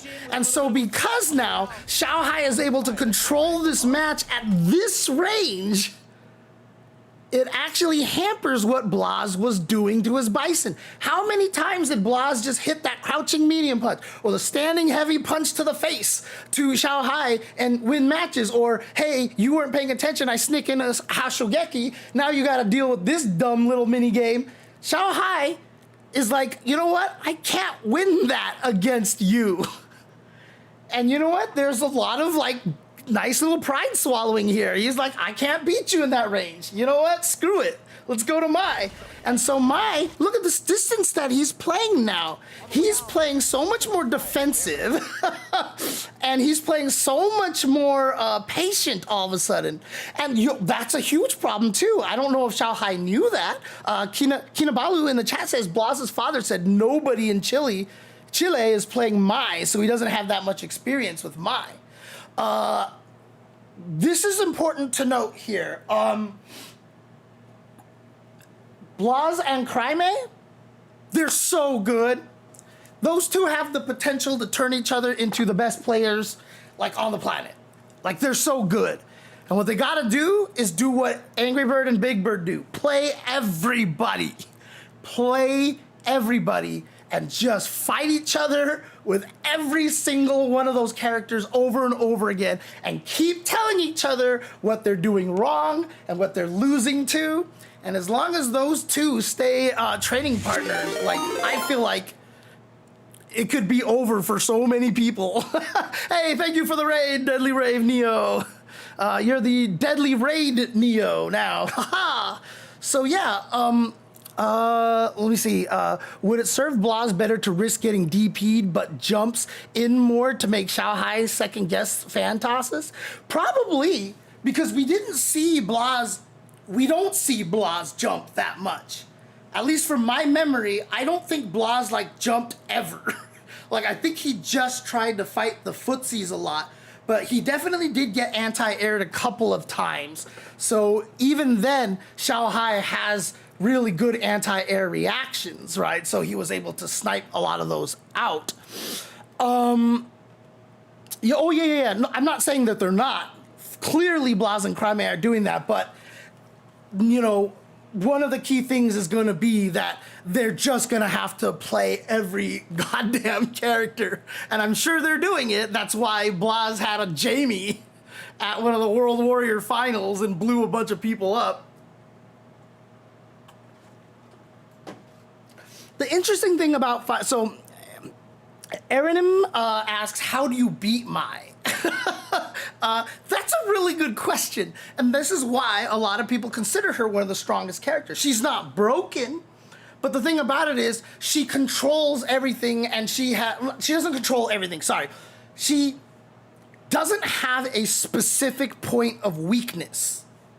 A lot of characters have certain weaknesses. Maya's great close up because, like I said, her lights are great close up. She doesn't have that long range light, but she has plenty of buttons that makes up for it. She has great range on the heavy punch. Her heavy kick is really, really good. She's got fireball. She's got a wake up DP. She's got a great drive rush. She's got a great throw loop, etc., etc. So like, she's basically right now the jack of all trades. If you are a good player, you can do pretty much whatever you need to do with Mai. And then if you need to, OD fans, charge fans, kind of a neutral skip, follow it, have a way, get in. Very, very strategic. No. Xiaohai's experience in KOF will have no bearing on how he's playing Mai in this game. So it's not just because she's an SNK character that makes it work, because some people have said that Mai right now is Street Fighter 6. You know, funny enough, she is the prototypical, this is what you want out of your character if you're in Street Fighter 6. Again, nothing she does outside of maybe the OD fans is broken. However, she has everything that you kind of need. Now, how do you fight Mai? You have to have really good defense, because the biggest thing that you have to do, in my opinion, to fight Mai is to very, very much pay attention to her drive gauge. Especially if you're fighting online against a lot of, lower level Mais. OD fan is a crutch. And if you can learn how to survive an OD fan mix-up, and again, there is no answer on how to survive the OD fan mix-up. If Mai throws an OD fan, that drive rushes after you and goes for a low, a mid, a throw, whatever like that, yeah, your life sucks. It just does. Like, that's one of the beautiful things about her character, why she is so strong and why a lot of top players use her. But the thing about it is, if you survive that, you have to realize she just spent 3 blocks of her drive gauge. OD fan, drive rush. There goes 3 blocks of her drive gauge. So if she tries it again, she'll burn herself out. And so what you have to understand is that whenever Mai makes these kind of attempts, she has to now back off. And a lot of Mais will back off, and the higher level Mais will, in any case, will back off and try to build that meter back, and slowly do that by throwing fireballs and, and trying to zone you a little bit and then get enough meter to be able to try again. So the thing about beating Mai, I think that's really important, is keeping an eye on her drive gauge. If you can survive one of those OD fan mix-ups, and sometimes you'll see it's as simple as like, block the fan and then backdash, and then she drive rushes and does nothing, and now she lost 3 bars. Go in. Like, now you gotta find a way in, which is easier said than done, because she has a DP, she has great range normals. But now understand that the threat that you present to her is that she has to keep you away to build the gauge back. Right? That's what it comes down to at this point. Because if you get away with that without spending any bar, you have 6 bars, she has 3 bars, and you're like, well, I have stuff to get in now, right? So this is what you have to do. You have to make sure she can't get that gauge back for free. If she throws the OD fan, drive rushes, you get away from it, and then she backdashes and starts throwing fireballs at you and stuff like that, and you just accept that and kind of fight her, you're playing into her game, and she's just basically going to destroy you that way because you're not taking advantage of that. What Mai wants to do is very drive gauge expensive, and the highest players are going to be able to manage that very, very well. And so to answer Aaronim's question there, how do you beat Mai? You know what? A lot of people are asking the same thing. If you fight a good player, it's hard. It is hard. Again, she has nothing that's broken, but you see how her game plan is just very solid, right? Like, it's very hard to take advantage of that weakness. Now, for you guys fighting, not quite at, EWC winning levels here, keep in mind that if she does a OD fan and then drive rushes after you, like, keep an eye on the opponent. The opponent might just do it again and burn themselves out. Let them do it, kill them, right? If they actually are smart enough to back off and try to stay away, make sure you apply some sort of pressure, walk up to them. You don't have to drive rush back at them or do some crazy neutral skip, but just start walking at them and see how they react.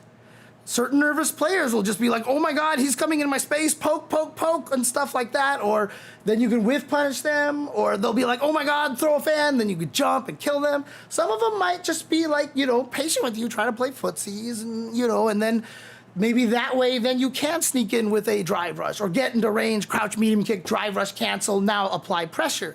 Because she spent 3 bars to get in on you, so you walk up into the range. She's not gonna do crouching, medium kick into drive rush, cancel, because she'll burn herself out unless she's gained a little bit back, which she probably has at this point, but still, that'll put her on the verge of burnout, which is a scary thing, right? So you can walk up a little bit more into her space, find an ability to land crouching, medium kick, drive rush, cancel, and come after her.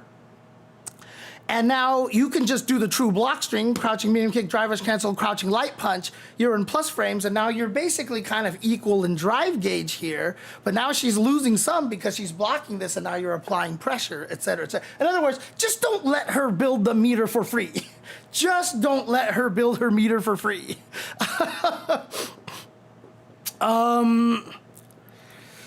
Most of the regular fans can be punched out of the air. Could that help? It could, but if you're too far away and you punch the fan, she may drive rush after it and hit you out of your button, so that's actually kind of scary.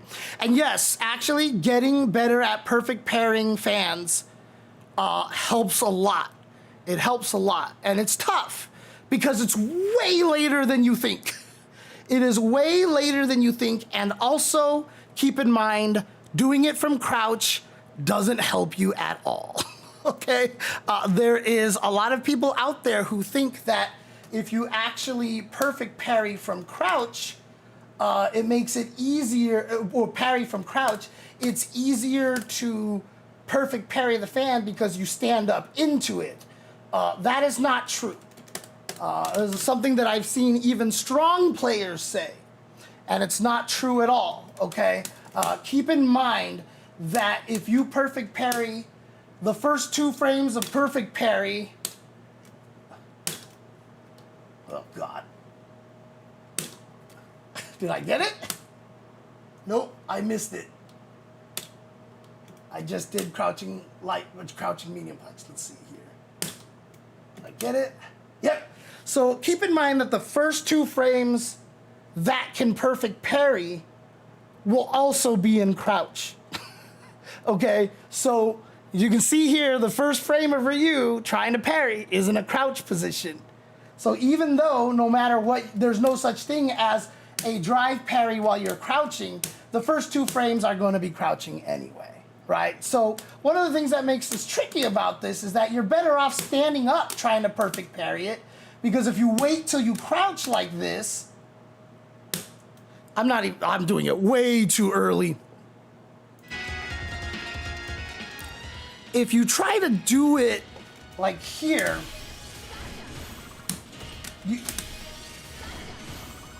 even if I perfect parry it, like there was the perfect parry right there, I believe, I have to wait so many frames for that fan to get to me that Mai has a lot of time to do all sorts of things. So you're always gonna be better off standing up. Oh God, you always have to, I guess I'm not. Oh, Jesus Christ. So fireballs, you know what? It's funny, I never thought about this, but yeah, if you get an imperfect parry, isn't it? In it. Nope, that's actually, no, there it is. Okay, I was right. You could do it from crouching. I was actually doing it too early. But you can see how trying to crouch perfect parry the fan is just not a good idea. So try to stand perfect parry the fan, because 1, you'll perfect parry it way earlier. No, that's it. You'll perfect parry it way earlier so that Mai has less of an ability to come and attack you. So one of the reasons why I've said that sometimes I think the nerf to Mai that you can walk away from the fan is actually kind of helpful for Mai is because I want to hold back and stand up and perfect parry this thing.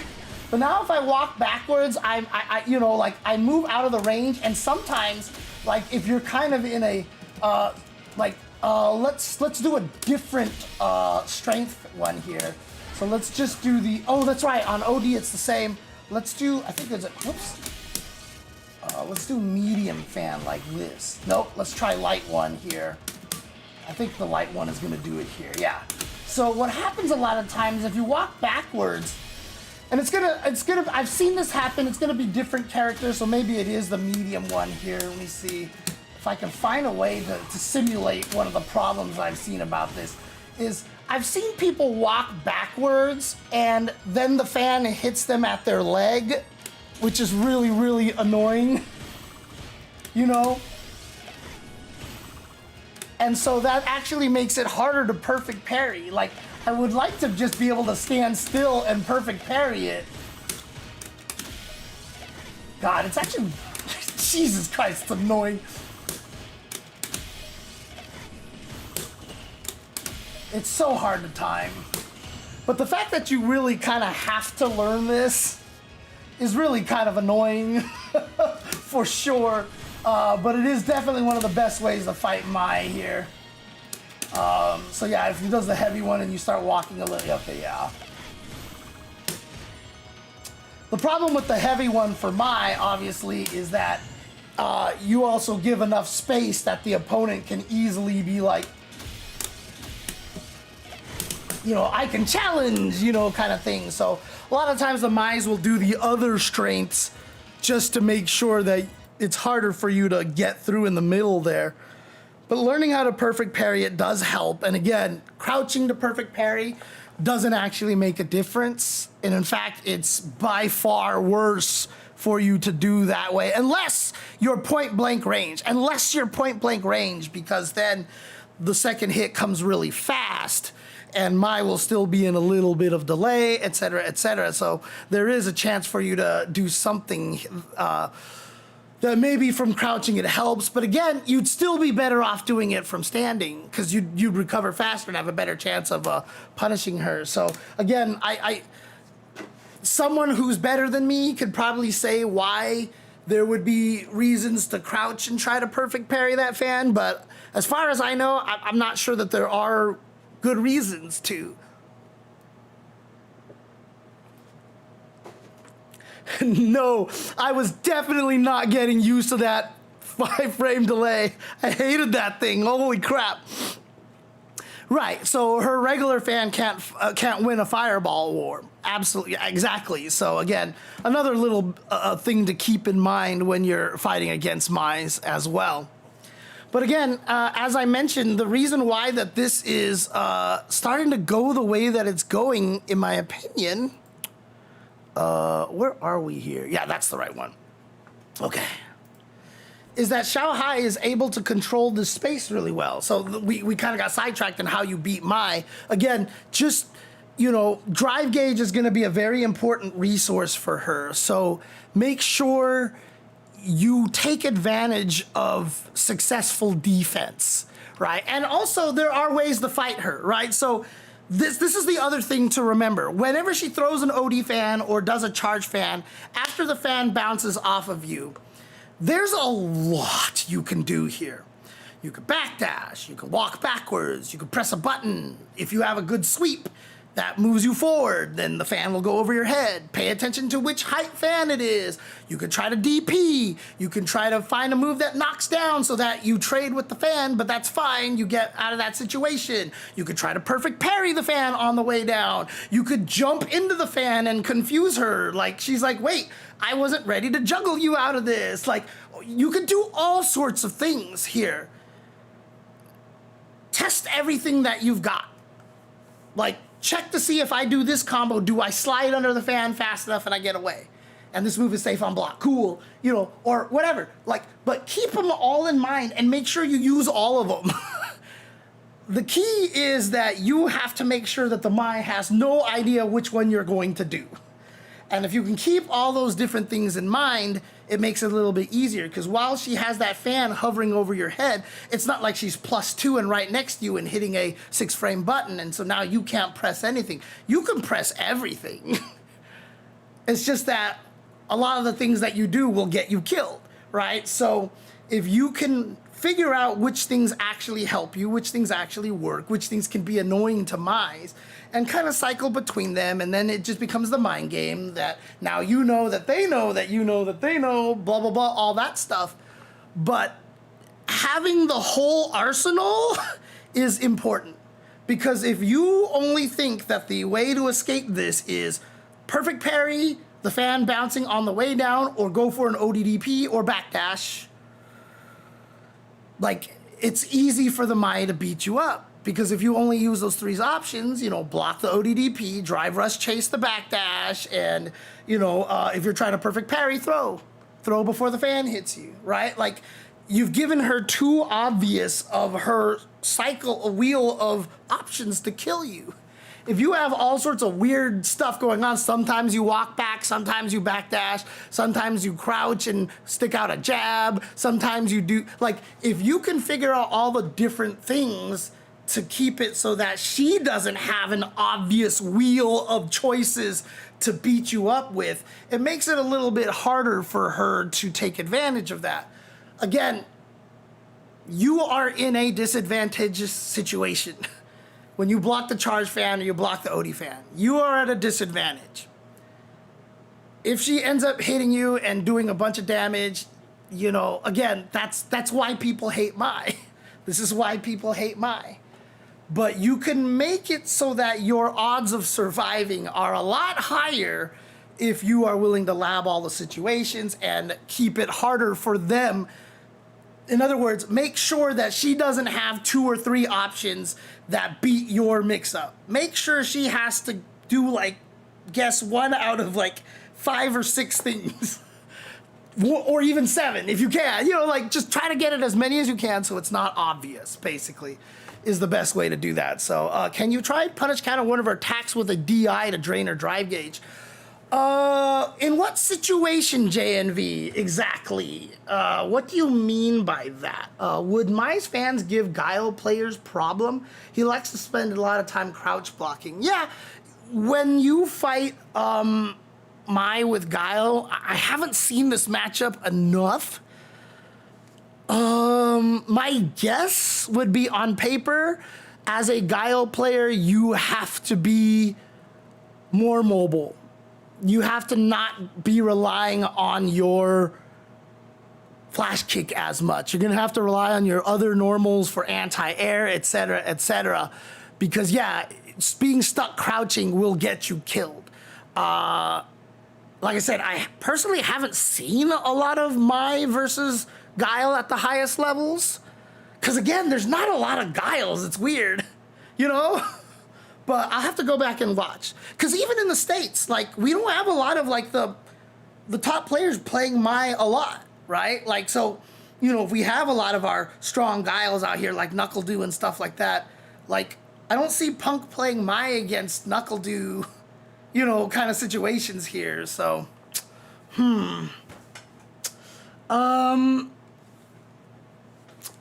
I think annoying things like this should either be changed or nerfed because nobody wants to learn that against an SNK character in Street Fighter. Madden, I mean, again, the amount of times Mai has actually had that fan bounce, I think is way less than the number of games that she actually has it. So it's not even really an SNK thing. Other characters have had similar-ish kind of things before. It's not a particularly SNK thing, honestly. It's not really an SNK kind of thing.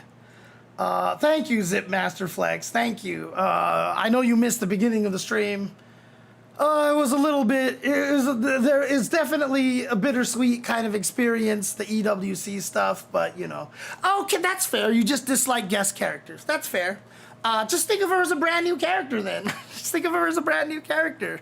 This is not Mai from SNK. This is Mai, that the Capcom guys made up from their ideas of wanting to finally give Chun-Li her Ken, right? So like, you know, Ryu's always had Ken, Sakura had Karin.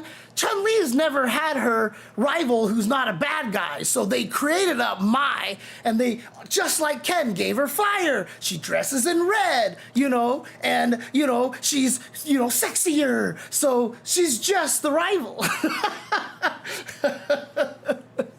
Oh, man.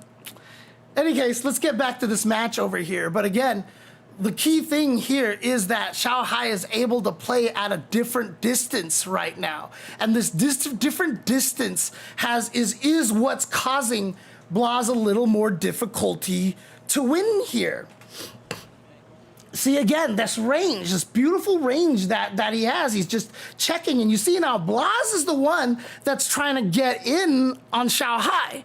If you remember when he was using Bison, it was always Xiao Hai trying to get in on Blas. Like, he's trying to get in with the stand medium kick. So Blas was the one that was with punishing and doing all these things and kind of having this nice range here. And now you see Blas walking into the fan because, yeah, Ryu wants to get into that range too, because he can get the crouching medium kick, he can get the standing heavy punch, he can start the Hashogeki pressure. But now what you're going to see is that Xiao Hai is going to try very hard not to be at that distance. And again, this is what fighting games are all about, right? The optimal distance for Bison when Xiao Hai was fighting against Blas is also a pretty optimal distance for Ryu.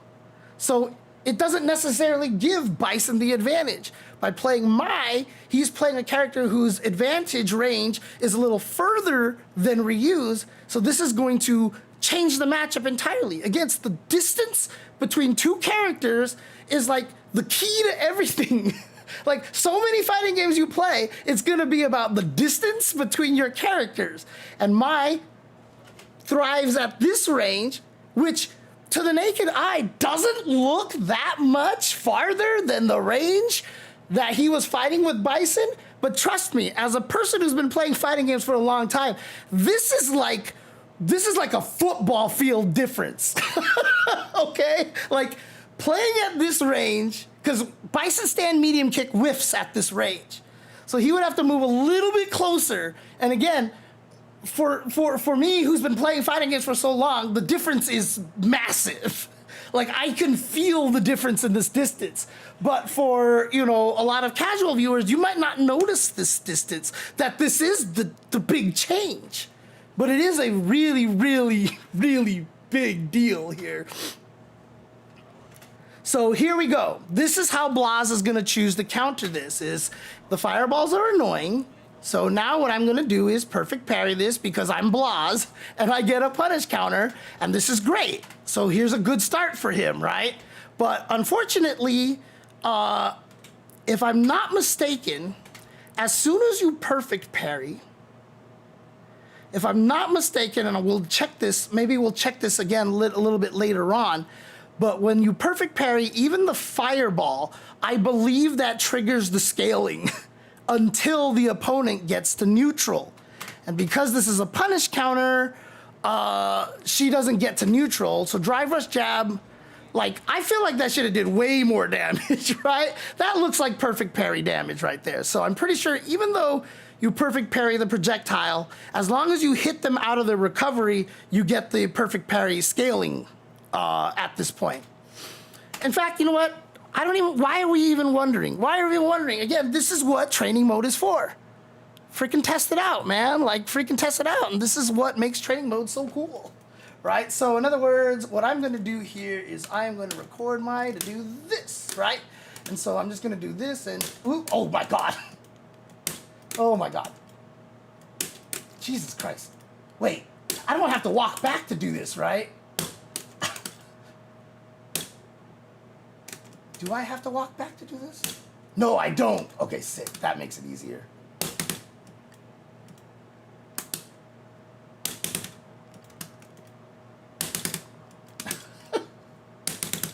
All right, 50%. 50% on that stand medium punch. There you go. So you can see it at the top of the screen right over here. It says 50% for that stand medium punch. So yes, I'm correct on that. So even perfect parrying a projectile causes the scaling to happen until the opponent goes back to neutral. So if you get a punish counter, you get scaled damage. So again, Blas successfully perfect parried that fireball, the fan, hit him. But now remember what we were talking about in the previous time is that every time Xiao Hai was right, he wasn't doing as much damage as Blas. And so in this kind of situation here, that's a really big discouragement for there. But if you're Xiao Hai, you're like, well, you have to perfect parry my fireballs and you're going to get less damage. So your reward's not as high. Why is this going to discourage me from throwing fireballs? Like, I can keep throwing different speed fireballs, messing you up. And if you're just trying to perfect parry fireballs to drive rush in there and do that damage, bring it on. Bring it on.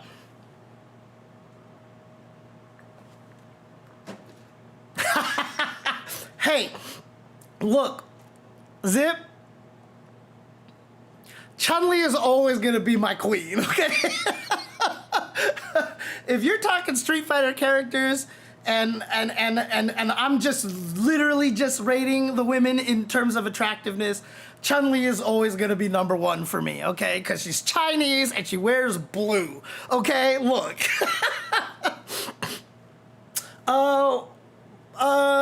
Frank KOF, we'll take a look. If you see something that you perceive as a dropped combo, let me know, and we'll discuss it for sure. Unless it happened somewhere else, not in this match that you can remember. Would it make sense not to do a full combo with the scaling and go for reset attempts? Absolutely, absolutely. I mean, I will perfect parry things with Zangief and do crouching light kick into SPD. It's not a combo, but if your opponent's not thinking about it, you get a full damage SPD off of that. Because you're like, boo, and they're like, oh my god, here comes some crazy Zangief, or you're just gonna SPD me, jab, SPD. And what?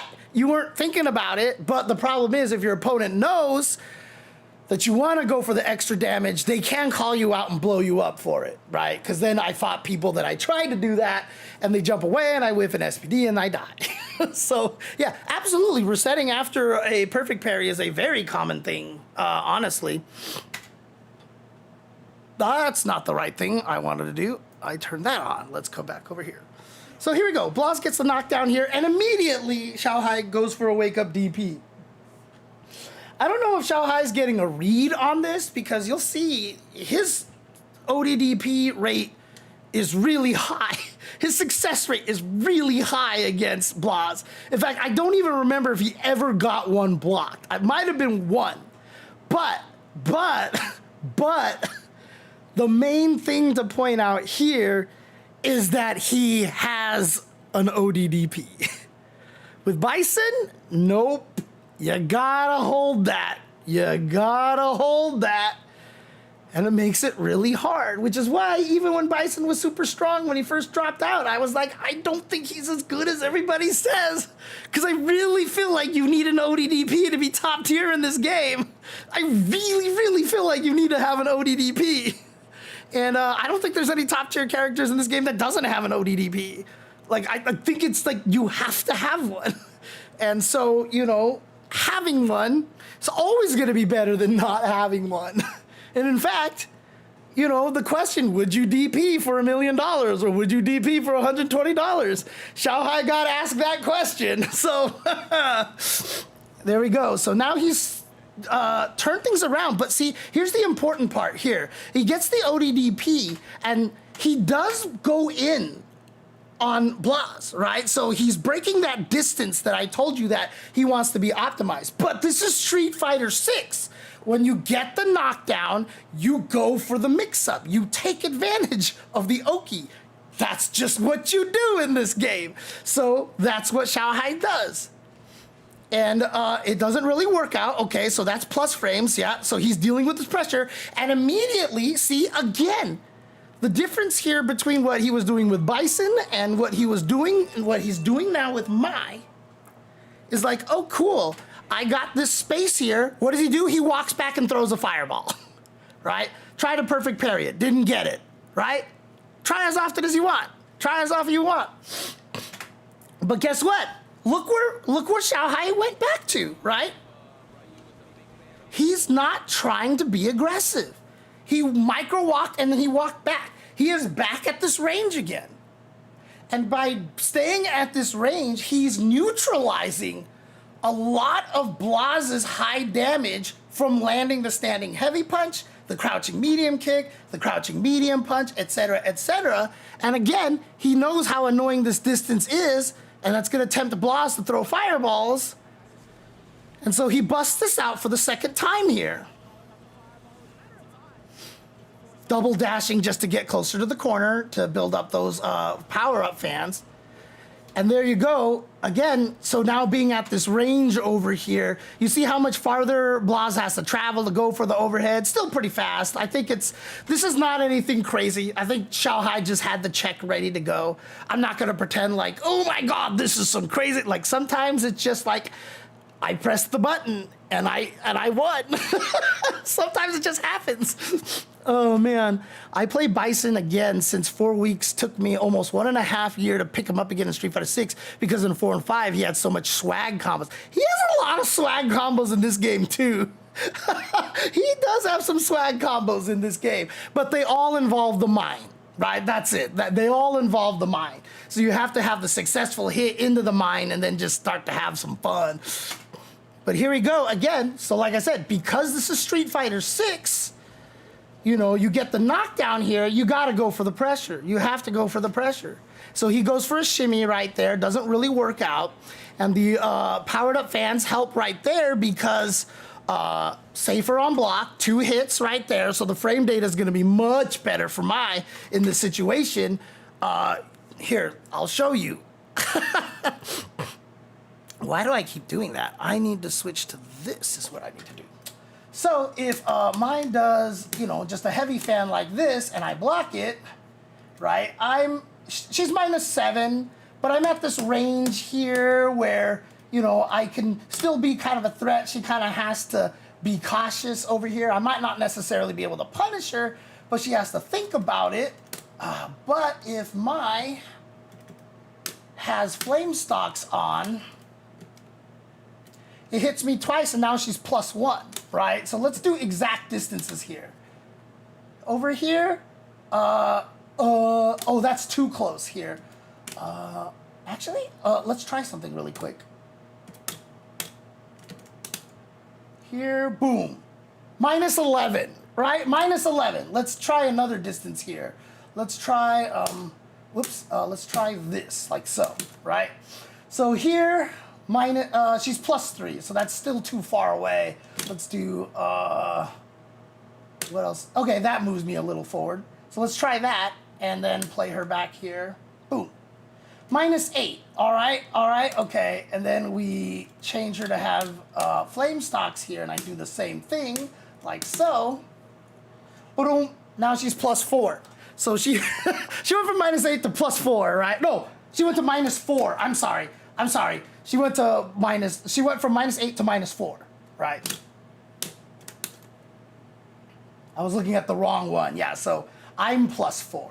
I'm +4, but if we take away this, like this, oops, and I do this, like so, but now she's -8. So again, having the charged up fan just makes it so that you can cancel into the fan and now the opponent can't take advantage of the minus frames as much. So it makes a big deal to have those flame stocks. Those flame stocks are nice to have. They definitely make it so that you can pressure a little bit here. So, and be safer and not lose your turn as badly. All right, and there it is. Blaz did try to jump over the fan. He did try to jump.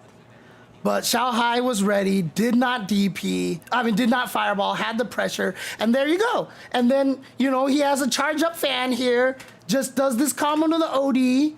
You gotta guess here, and this is the power of Mai. This is why Mai is considered top tier. What does Blaz do? He stands up. Xiaohai goes crouching light kick, pop, or light punch. Actually, it's a counter hit. Ooh, so Blaz actually tried to press. So he gets hit here, pow, the end, game over. And so Shanghai puts the first game on the board. So already we see why the change has helped. And again, the only time Shanghai got a cool my mix-up was right there. Like, we hadn't seen the OD fans or the Charge fan really come into play until that sequence right there, right? And again, a lot of characters can blow you up once they get you in the corner. Mai's is just really good. I'm not trying to downplay Mai. I'm literally telling you she's top tier, right? Do I have her at number one? Kind of, yeah, probably. But it's not like she's significantly better than anybody else in the game. So, but again, that wasn't the difference maker. The difference maker was literally that Shanghai now has a fireball.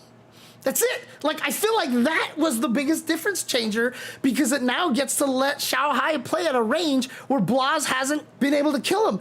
When the Bison, I told you, remember that standing fierce. Remember I told you, remember that standing fierce in the drive rush cancel.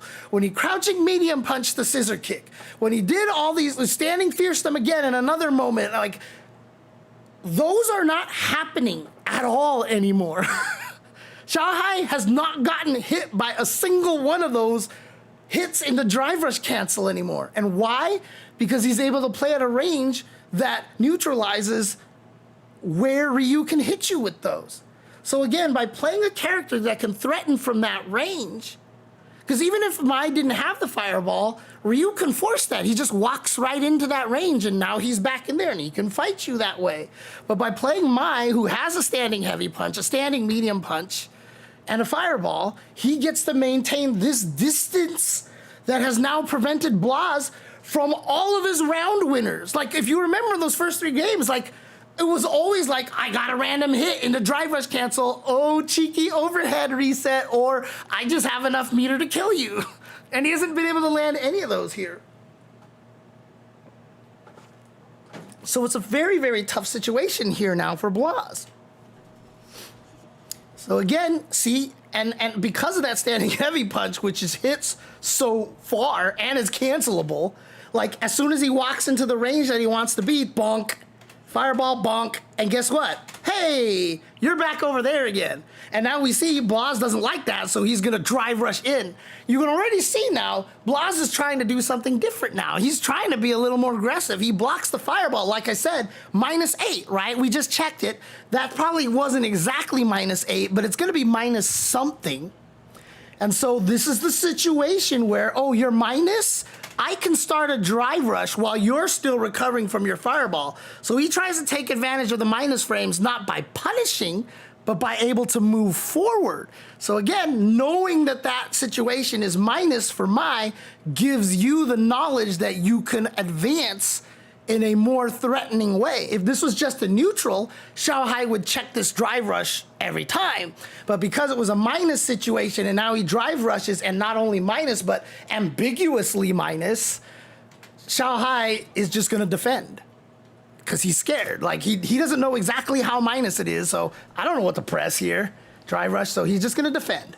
But look at this. Now Blaz has spent all of his drive gauge. Like there it is. It's like all of his drive gauge is gone. And so by trying to be aggressive here, he's burnt out a lot of his drive gauge here. And then what does Shanghai do again? What does Shanghai do after this trade? Okay, he just walks away. He walks away again to that distance and he throws a fireball. Like, it's crazy. Like, Blaz is obviously trying to bait out a wake up here because he's like, oh, you have enough gauge that if you DP me, you still have an advantage. So it's totally worth it to do an ODDP right here. So I'm going to bait it out. And instead, Shanghai walks away. Thank you for the distance. But Blaz gets the perfect parry. Oh, but he doesn't actually do anything off of it. Ah! Okay, so yeah, he doesn't do anything off of it here. And then here, this is one of Mai's mix-ups. Drive rush, crouching light kick. I don't know what Blaz's trying to do. He didn't crouch block. And this is just one of Mai's mix-ups. And again, the reason why Shanghai did it is because, like I said, one of the ways to beat Mai is to take advantage when she has low drive gauge. The problem is, what if your drive gauge is low then she feels like she can throw this. And look, she still has more drive gauge. Even after the drive rush, she still has more drive gauge. So why not, right? Do this and you're still equal in drive gauge. Gets the hit, gets the combo. And again, this is Street Fighter, so you go, this is Street Fighter 6. Go for your Oki. Misses the throw. Oh my God. And then just gets bonked. I'm not even sure what happens. And this is a scramble right here. Miss, bonk.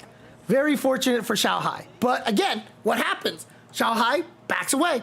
Back at the distance again. You see how much Xiao Hai is forcing this range here. This is the range that he wants. And Blas never was able to get through this with Ryu. Ryu was unable to fight at this range, and see, he's throwing the light Hashogeki because he's trying to bait out a response right here. Maybe the drive impact, so he can counter drive impact. He does get the parry, so he has the plus frame, so he tries to take advantage of it. But he swings with a heavy. Xiao Hai just happens to press, and he actually gets the counter hit here, which is going to combo, but he wasn't sure if it was going to hit. So you see what Blas is doing now. He's trying to bait stuff out of Xiao Hai. He's trying to get Xiao Hai to burn himself out by whiffing drive parries right now. That's what these Hashogekis are about. Because when you whiff those drive parries, watch. Look at that. So Xiao Hai just lost half a block of drive gauge. And now you get to force him to block more. So he's just trying to get him to whiff those so he can get Mai to lower drive gauge. Like I said, that's one of the things that you want to do to fight Mai, is if you can get her drive gauge low, she gets very expensive at that point. Like I said, OD drive, remember that thing that he did earlier was OD fan into drive rush crouching light kick. He can't do that now. Because if Xiao Hai does that, he will have a tiny bit of drive gauge left. So this is what Blas is trying to do. He is trying to keep Xiao Hai at a lower drive gauge. And one of the things he's trying to do is to get Xiao Hai to try to parry fireballs, but throwing out light Hashogekis instead. We saw him succeed at that one time, so it did drain a little bit of his drive gauge. And so now Blas is in a little bit of an advantageous situation. But you can see Blas is changing his strategy. He's trying to approach this in a way that he can kind of take away what Mai wants to do, right? That's a lot of mental interactions going in a small time frame. These guys are next level. Yes. This is why they are winning hundreds of thousands of dollars, and we are not.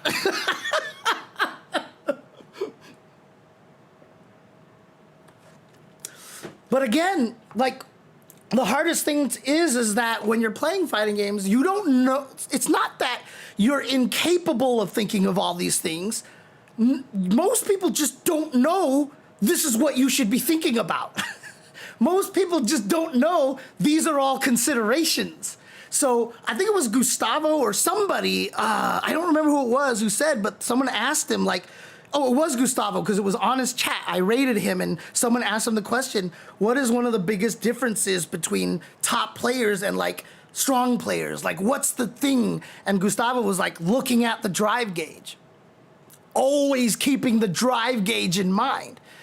And I suck at this because in every game, when I played Under Night, like, I never won the grid meter. I never got into Vorpal State because I was just like, whee, flying and just spending my grid meter like an idiot. And so in this game, a lot of times I mess up, and it doesn't help that I'm left-right dyslexic, so that if I look up at the drive gauges, it takes me longer to figure out which one is mine. So that's an added problem, but that's a me problem. I burn myself out a lot. I do. And so the top players are the ones that are going to look at the drive gauge, know how to play based off of the drive gauge. It's very, very important, super important in this game. And it's one of the reasons why I love this game, because I think I love that interaction. Because when I first heard about this, I was like, is it just going to be one of those things where nobody actually ever gets burned out? Or is it just one of those things where it's like super easy to burn people out? I think they got a really nice balance. Because people have gotten better at this game. Like, the burnouts, they still happen, but they're rare. And not only that, but people really play around it. They really have to focus on it in order to survive. And so managing the drive gauge is probably the biggest thing that will send you from being a good player into like that next level, right? Like it really is super important. Hey man, I'm just happy if my move comes out. But yeah, I know, right? Like it's crazy. But again, the crazy thing about it is like before I get back into this match, and this is just kind of like a James lesson kind of thing here that I just want to make sure that I get across over here. It sounds intimidating as fuck, right? Like, let's be honest with here. You're like, I'm never gonna get good at this. God, I don't want to think about the drive gauge or, oh, do I really have to do blah, blah, blah. Again, you don't have to get there right away, okay? Take your time. Keep playing your game, learn the skills that you need to learn, because once those skills become second nature, now you can focus on other skills. And once those skills become second nature, now you can worry about other skills. And I would say drive gauge management is very important early on, but I wouldn't worry about it right now if you're in gold or if you're in platinum or whatever like that. Yes, it's important. Yes, if you can, yeah, think about it, but like, get good at the things that you need to get good at, like anti-airing and optimally punishing a whiffed DP, you know, things like that. Get good at those, and once it gets to the point where as soon as you see a whiffed DP, you already know what combo you need to do. Now you can start looking at your drive gauge and going, ooh, I shouldn't do that combo because I'll burn myself out. You know, you can learn these things little by little. Take your time, and it's a very high level thing, so don't worry about it. But the other thing I want to add to that is, yes, it sounds intimidating, but God damn it, when you get there and you like are like, wait, I'm gonna start drive gauge management, and you start seeing the opponent close to burnout, and you're like, wait, I should attack his drive gauge, not his health, and you go after his drive gauge and you burn him out, and then you DI him into the corner and you kill him. God damn, does that feel good? Like when you're like, fuck, I implemented that strategy, let's go. Like, dude, greatest feeling in the world. Greatest feeling in the world. And this is where the joy of fighting games come from. When you're like, this stuff is too hard, and then the first match you do that thing that you said was too hard, and it works, and you're just like, motherfucker, let's go. Like, dude, greatest feeling in the world. Greatest feeling in the world. That's why, that's the drive to keep pursuing after it, honestly. Like, when that works, like, every time I lab something and then I do it in a match, I'm just like, oh, let's go. That is the joy of the fighting games right there. Noah the Gray. Have people called him that before? That is a great name, by the way. That is a great name. Oh, man. But yeah, so again, you know, yeah, you're not thinking about all this crazy drive gauge management stuff, whatever, blah, blah, blah. Don't worry about it. You don't have to. You don't have to. It's not what you should think about right now. Get good at the things you need to get good at. The hardest part, again, is that fighting games are a video game. And again, people think that they're good at video games. And so they think that something that's hard in a fighting game is something that they should just get good at now. And no, that's not how it works. First of all, most of us are actually not good at video games. Have you watched AGDQ? And secondly, boy, people are gonna get mad at me. They're like, I'm good at video games. But again, like, take your time. That's the most important thing. Learn things as you need to go. Every time I was learning Tekken, people would be like, yo, King has a higher damage launch. I'm like, I don't care. I'm just glad I'm doing a combo after I get the hop knee. Like, I have to worry about neutral. I have to worry about all this other stuff. I'm not gonna worry about optimizing my combo, but you need the highest damage in case, if I lose because of a tiny bit of damage, because I didn't optimize my combo, I know if I optimize it, I would have won. That's good enough. Who cares that I lost? I'm learning other stuff, man. You can be good, but someone will be better. Yeah, but don't think of it that way. Because you know what? You're better than somebody else. They're probably looking at where you're at and they're like, damn, I wish I could be like him. You know, like, as much as they tell you that someone's always going to be better than you, someone's always going to be worse too. I don't know if that brings comfort to anybody, but that is an important way to look at it, because one of the problems with the advice of top players is there's always this whole thing like, oh, losing to players better than me is so good. Like, that's how you learn. I'm like, motherfucker, no, it's not. Like, beating up on people sometimes is a good way to learn. Because you get confidence that way. You gain confidence that way. You see things working. It's important to see yourself win every once in a while, you know? Like, when you get into the super competitive mode, like, there's all these platitudes like, oh my God, there's always someone better than you. You know, like, but like, you know, for a lot of the people who are like, I just want to like play and have fun and know what I'm doing. Yeah, you know what? There's a lot of people who are worse than you, and go beat up on people who are worse than you. Have fun, dude.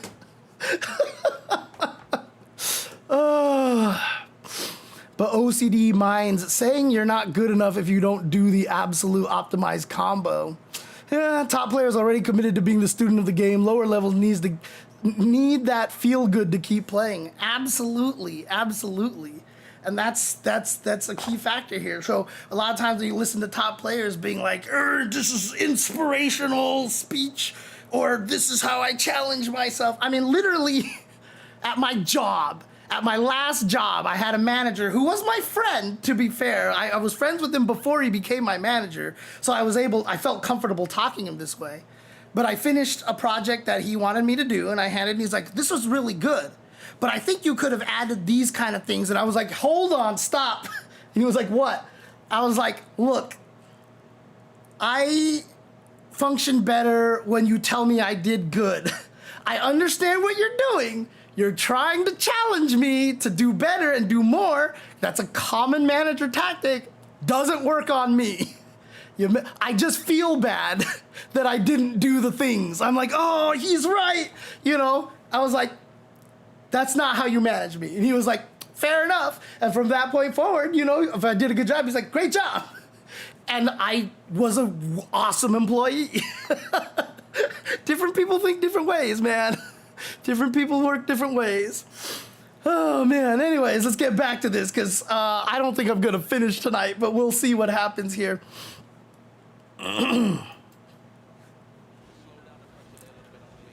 Well, that was an unfortunate situation. So right here, what happened here is that Xiaohai tried to press heavy kick, was not expecting Blas to walk forward.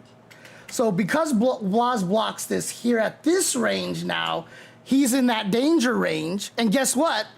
As soon as he got in this danger range, Blas gets a big hit on him, right? And then again, wake up DP. Wake up DP from Xiaohai a lot.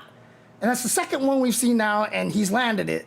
So like I said, his success rate is very high. Now, don't get me wrong, Blas has tried to bait out wake up DPs before, but just hasn't managed to successfully do it a couple of times. So Xiaohai is doing a good job mixing it up.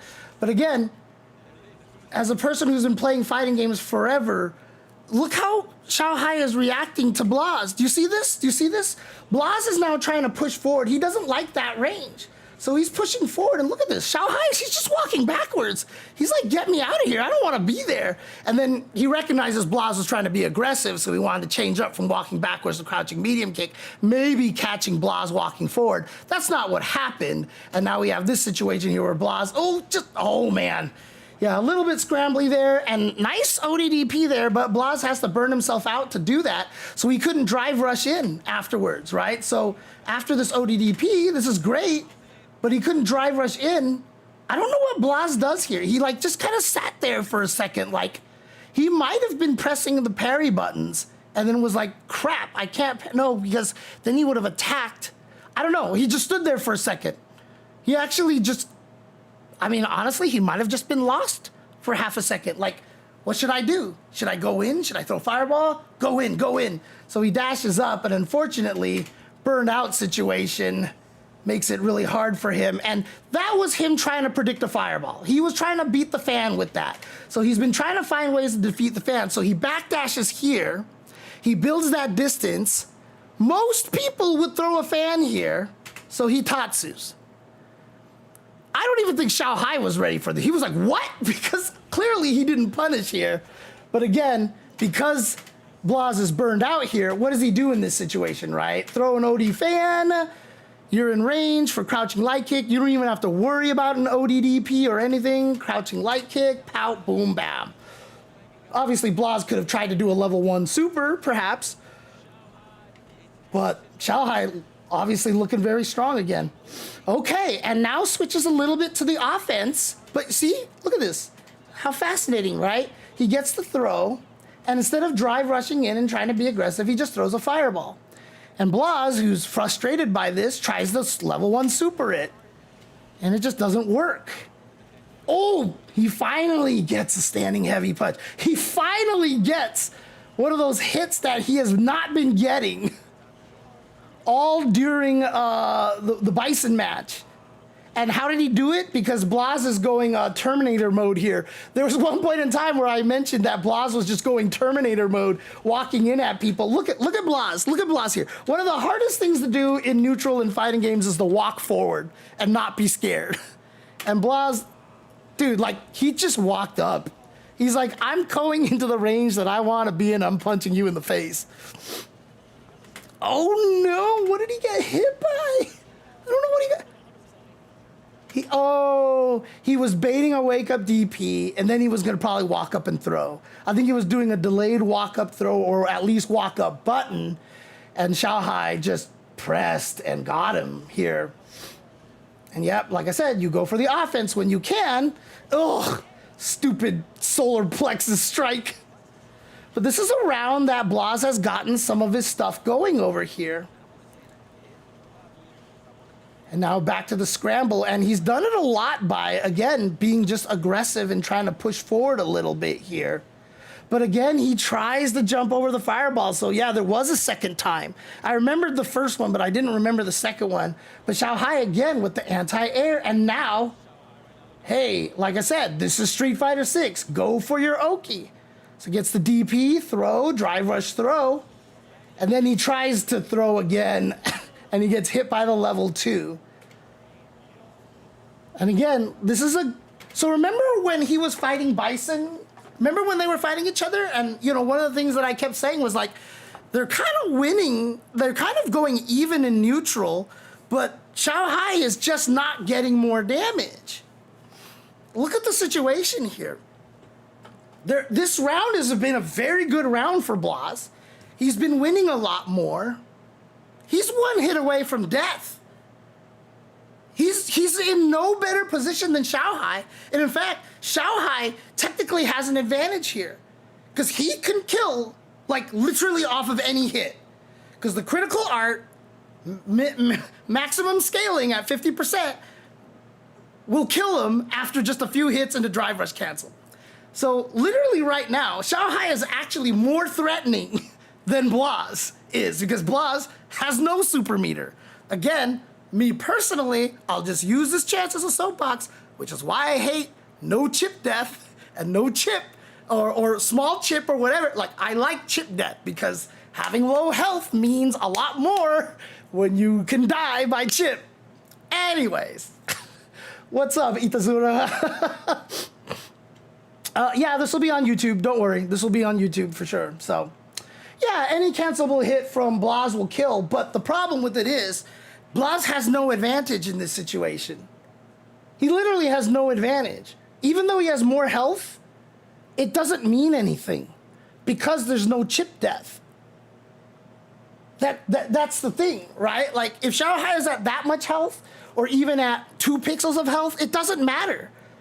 Because you still have to hit Xiao Hai to win, and if he hits you, he wins. So at this point, it literally doesn't matter how much health Xiao Hai has.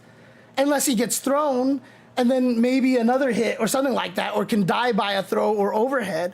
But again, when you look at this, this is not a life deficit, essentially. This is not a life deficit.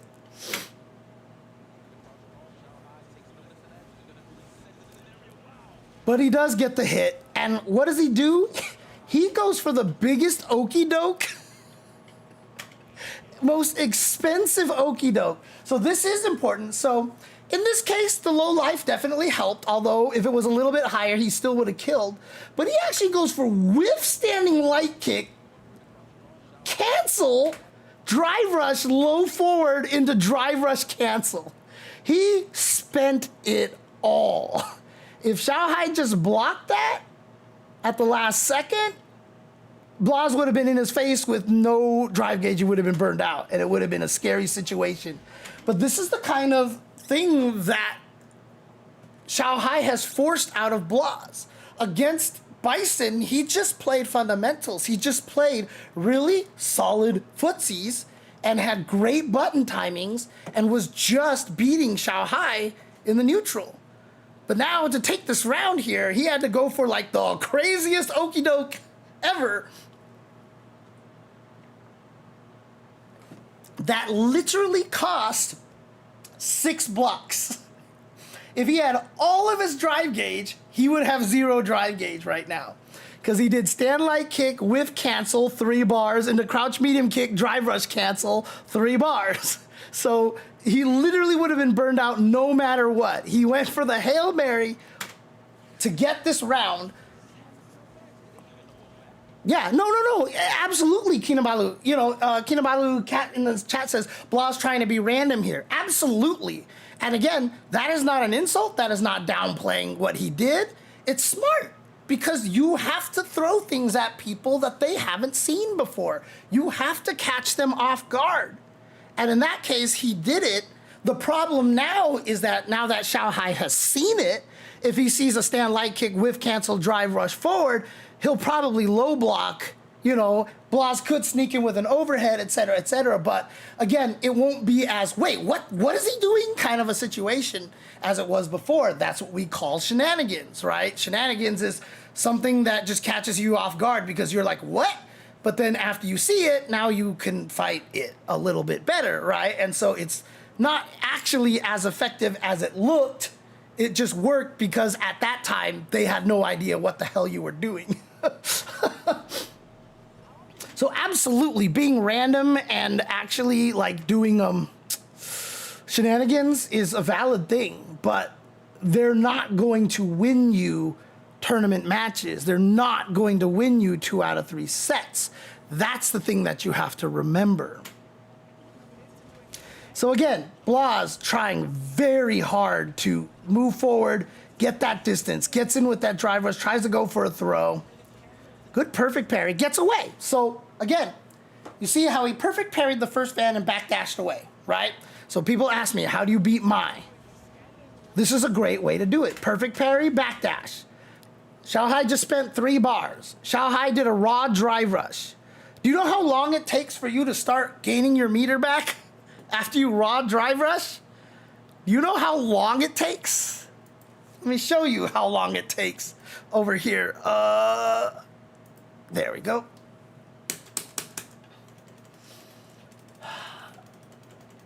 If I don't hit you or drive rush or walk forward or whatever like this,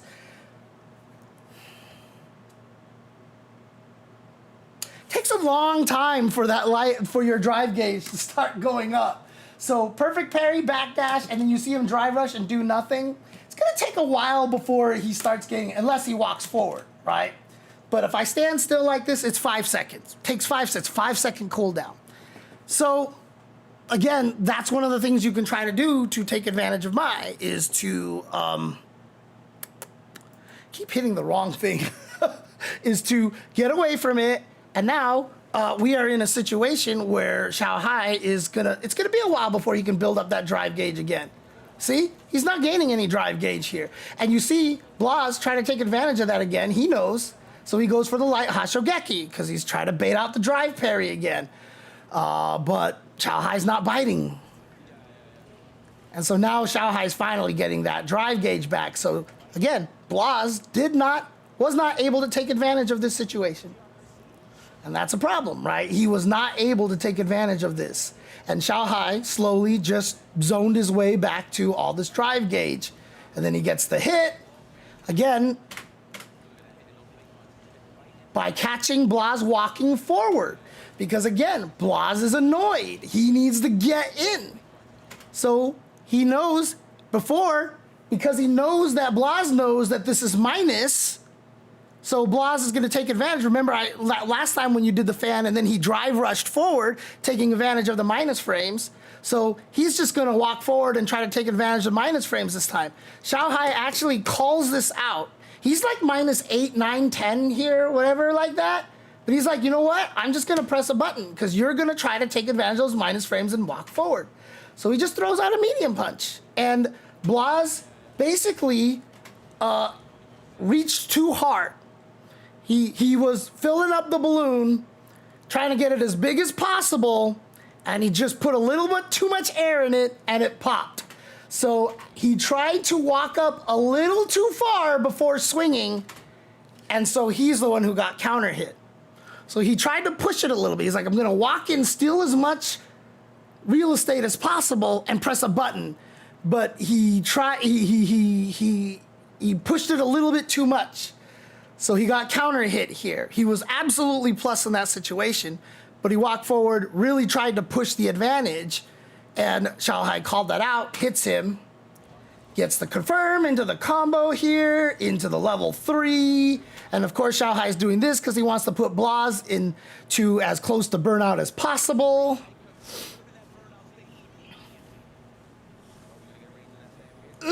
Funk.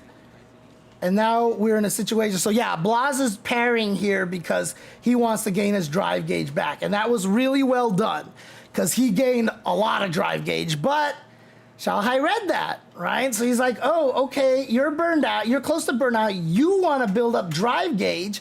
I know I have enough time to dash forward and throw you. And he does. And he catches Blas here. And you can see it was a punish counter. So actually, I think that was just still the recovery of the parry. Or did he start a new drive parry? I'm not sure. But that punish counter essentially sealed the deal. Put him at 0 health over here. 0 drive gauge. So he's trying to stay alive. Yeah. You can see now the desperation trying to get out. Oh, it's a tough situation right there. So yeah, drive gauge management. That whole end of the round right there was drive gauge management. And like I said, that's how you get to become one of the top players. From being just a good player to a top player. Is Xiaohai played the drive gauge at the end there. Because Blas was so close to burnout, he kind of had to read what he wants to do here. So throws a fan, jumps backwards here. And he's like, you're going to try to get out of the corner. So he just has that DP ready to go. And then you block this, burned out here. And he's like, there's no way you're going to spend your level 1 to stop this DI. Look at the life lead that Xiaohai has. If Blas spends the level 1 to beat this drive impact, it's just a bad idea. It's just a bad idea. Because you'll probably spend the level 1 and lose anyway. Perfect KO. And so now Xiaohai, so now Blas is thinking about this. So yeah. So he switches to Ken. Why Ken? Why is he switching to Ken?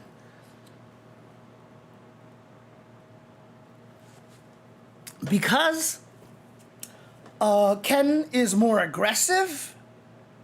He has more ways to close the gap than Ryu. With Dragon Lashes, run step kick. He has better range normals. He might be able to whiff punish with standing medium kick a little further. Standing heavy kick could become into play.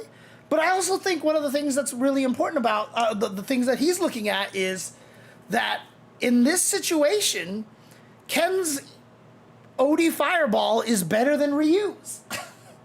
Because when Ken throws the OD Fireball and it goes through the fan, and if it hits Mai, he gets Drive Rush combo afterwards. Ryu will get a knockdown and he'll be able to get some pressure and stuff, but the threat of, like, hey, like, if you're fighting against Ryu and you're going to throw a fireball and he's going to OD Fireball and hit you and you fall over and now it's an Oki situation, you're like, yeah, that sucks. But if you're fighting against Ken and he throws an OD Fireball and you Fireball and it hits you and he Drive Rushes and he gets Stand Fierce and you're still standing and now he can combo into a level 3, that's going to make you think about throwing the fireball a little bit more.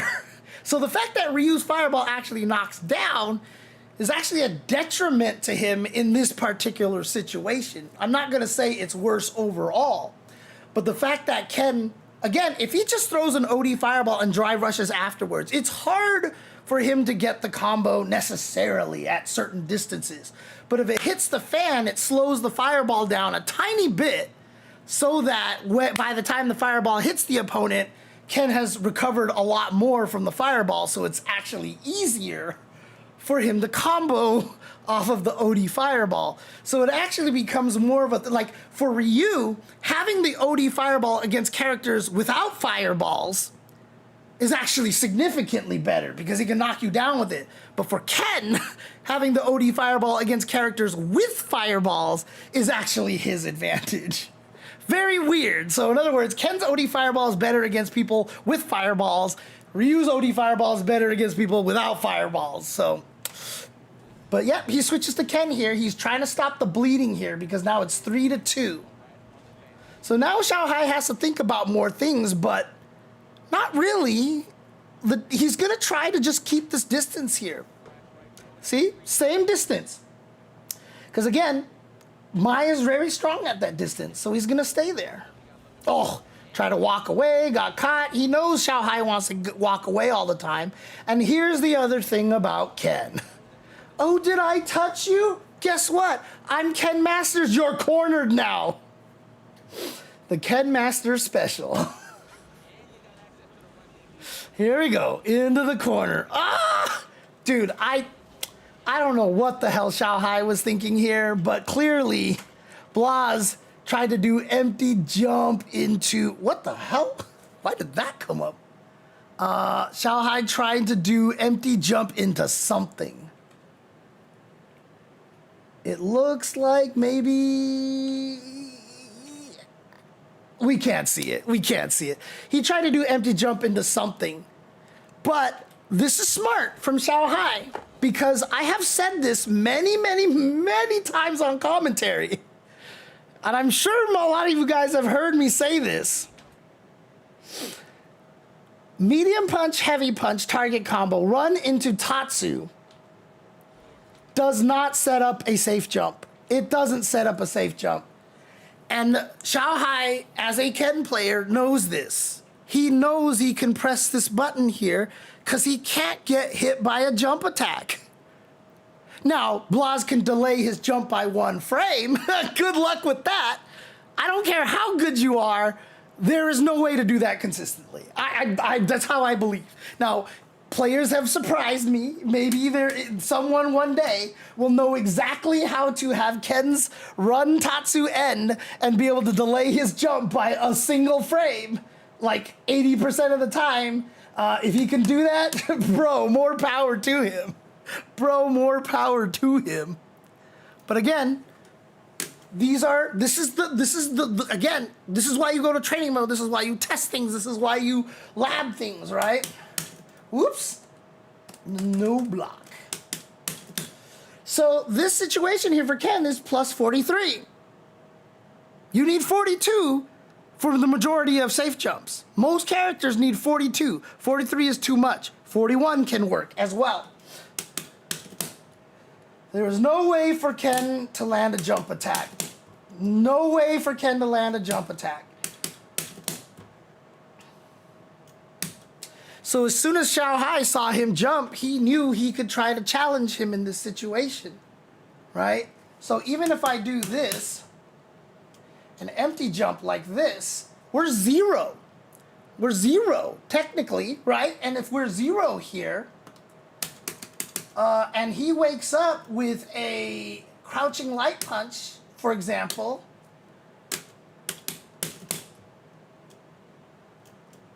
I can't beat it.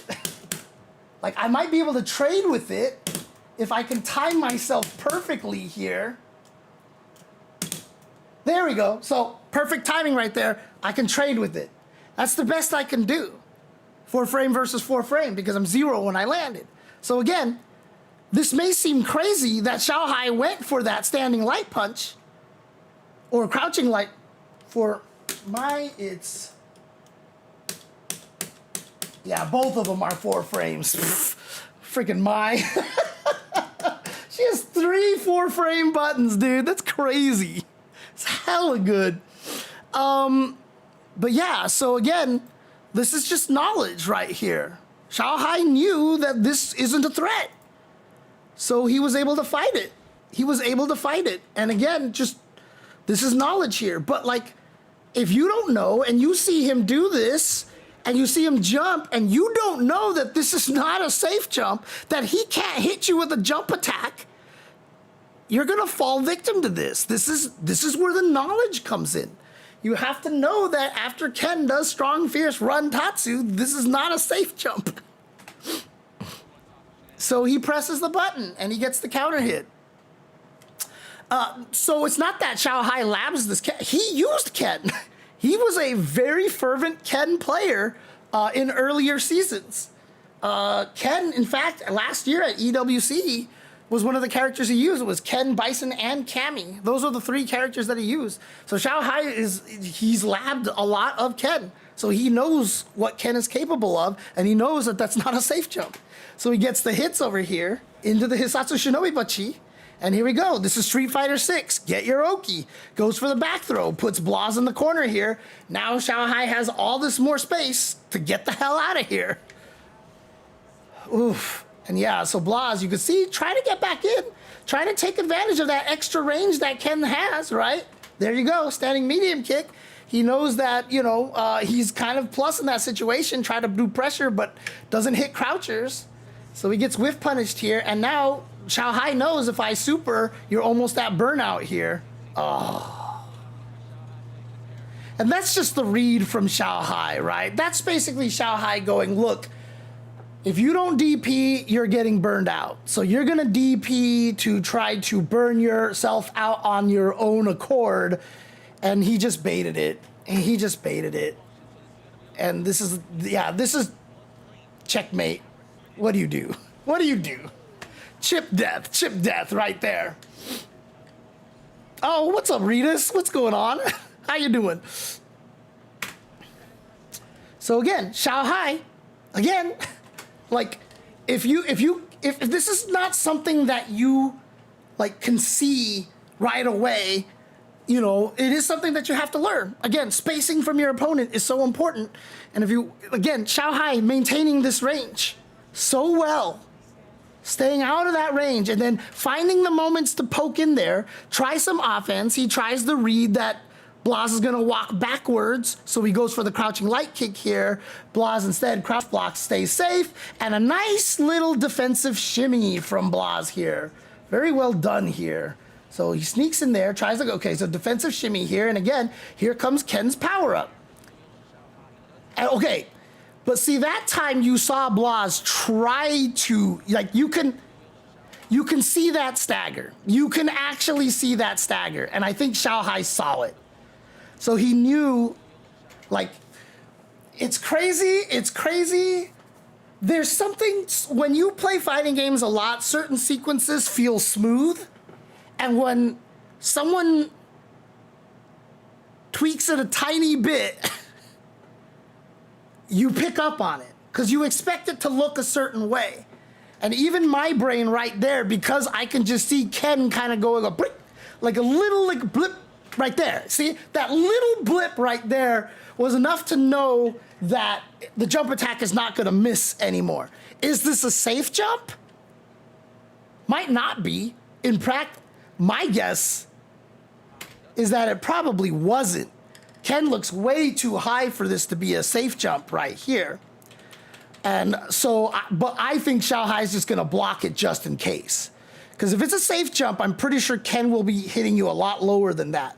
So again, Blas did not time this perfectly, but I think Xiao Hai was like, you know what? I'm going to respect it in case he did. So he's just going to block the jump attack over here. So,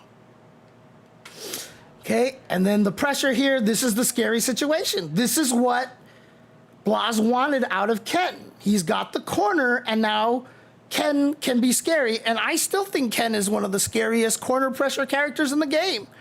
You know, he doesn't have, like, cans, like he doesn't have spray cans like Kimberly and stuff like that, but the range of his standing heavy punch, the range of his standing heavy kick, he's got dragon lashes, he's got Jinrai, like it sucks in the situation. So I think what Blas is trying to do with this character change is that he wants to win when he gets the knockdown here. Because Ryu, while strong and has Hashogeki pressure, it's not the same scary as Ken when Ken gets you in the corner, honestly.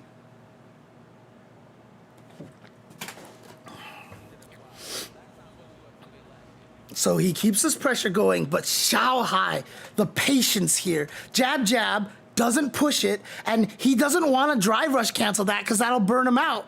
Like a lot of people will jab, jab, drive rush cancel, try to get in there, but also you can't make a true block string off of a light punch, so undoubtedly Blas would have ODDP'd in between if he even did drive rush cancel anyway, so he's not going to go for that. So he's just trying to, look at this defense, yeah.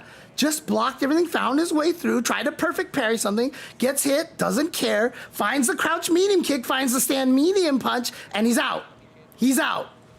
Look at that. Just, that you can't say anything outside of just, that's just solid defense right there.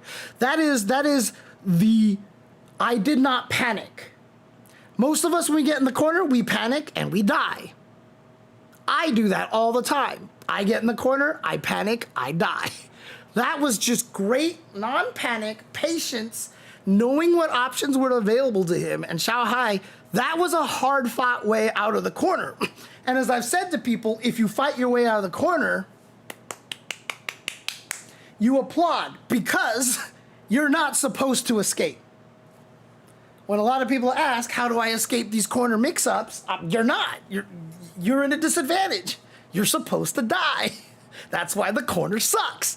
But if your opponent, or if you can fight your way out of the corner and come out ahead on the drive gauge and all this stuff like Xiao Hai did, like, that's just solid play. Good job to you. That's what you do. That's good, you know?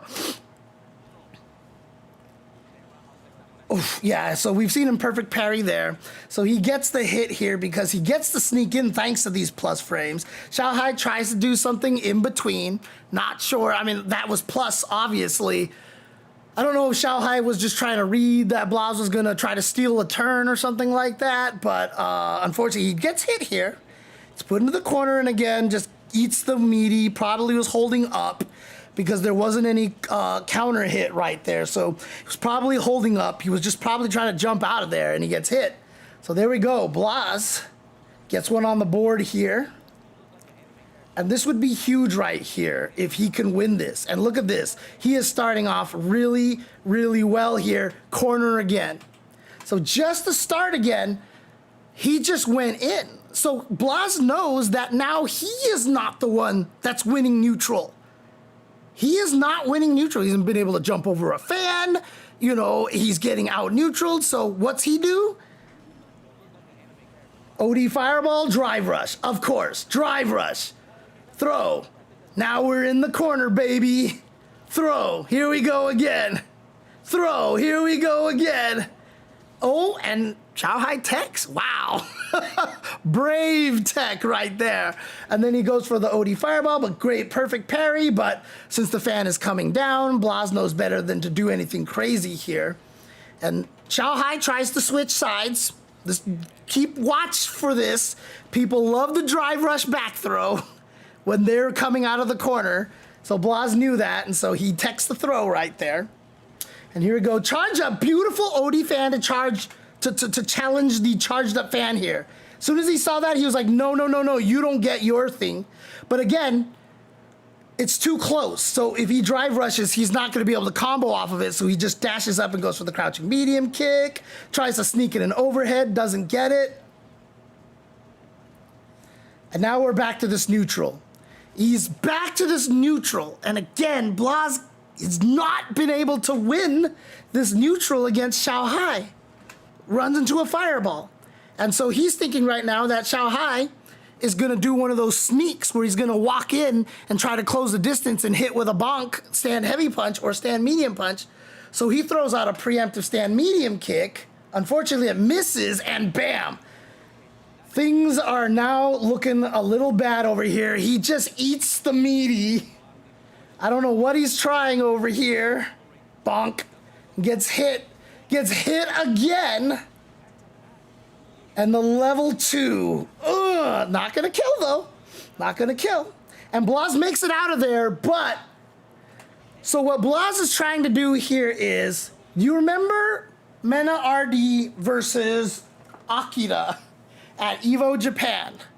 I don't want to say I'm a genius, but you remember when Akira knocked him down and Akira had no health. So he was like, okay, you're probably going to wake up with the level 1 super, so I'm going to jump to avoid it. And Mena RD woke up with jump air throw and killed Akira. I will tell you honestly, while at home, while I was watching that, as soon as Akira knocked him down and dashed up right next to him, the first phrase that came to my head was air throw. I was like, air throw. And Mena RD went up and got the air throw, and I was like, yup. I actually called that. So, like, I'm just saying. I knew it was gonna happen, and everybody else lost their collective shit. And I was like, no, Akira's gonna jump. He has to jump to avoid the super. So of course Mena's gonna go for the air throw. That's what I thought, and that's what Mena did, and he got the air throw. That's what Blaz tried here. That is exactly what Blaz tried here. He basically said, look, Xiaohai is going to avoid my wake-up super or my wake-up ODDP by neutral jumping. So he went up for the jumping medium punch. That's how you know he did this on purpose, because the jumping medium punch is the button that knocks down and is cancelable into Oditatsu. So he was clearly going for a hard read here.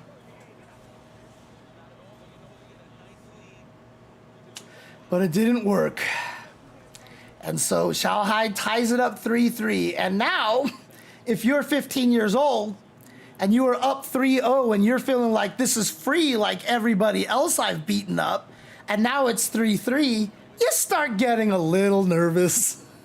You start getting a little nervous. And so you can see the smile and optimism gone.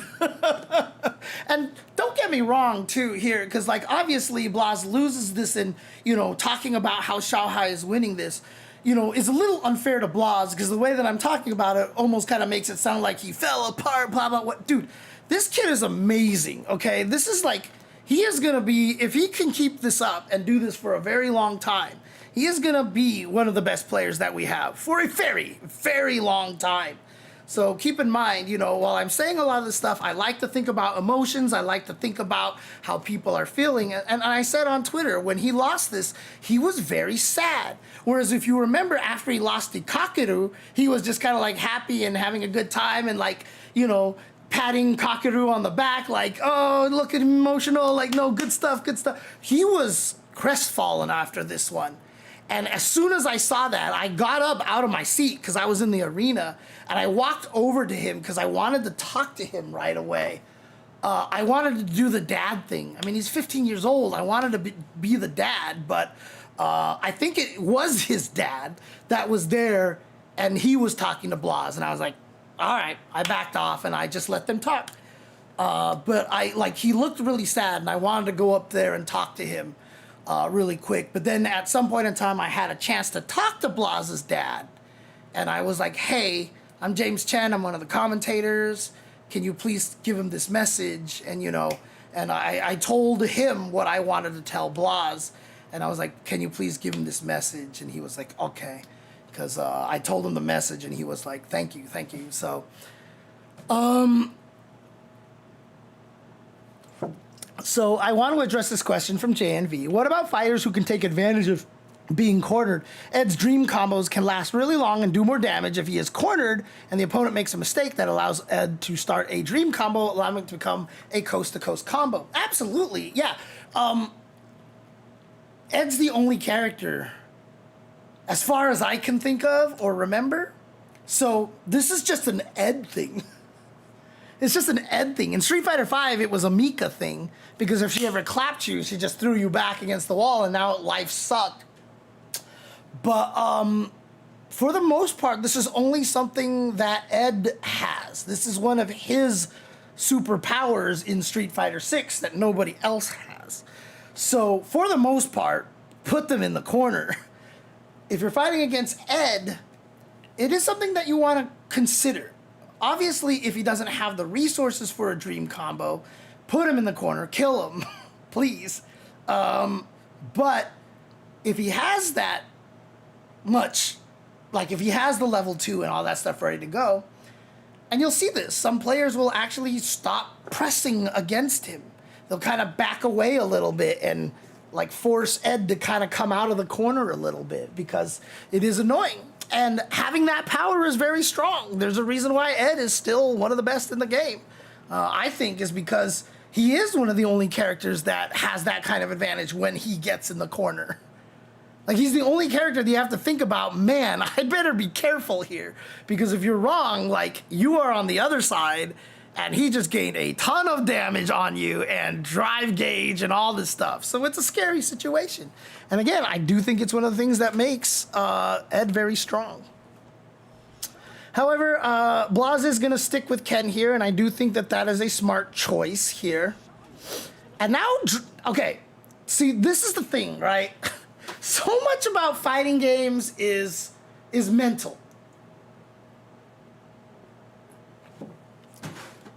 We can know all the matches, we can know all the matchups and the frame data, whatever the hell we want. Xiaohai smells blood here. Every round start, he has been so patient and so calm. And like, I need to maintain that distance. This play from Xiaohai here is a I am trying to crush your dreams, kid play. He is trying to finish this off right here. He starts the round by drive rush overhead.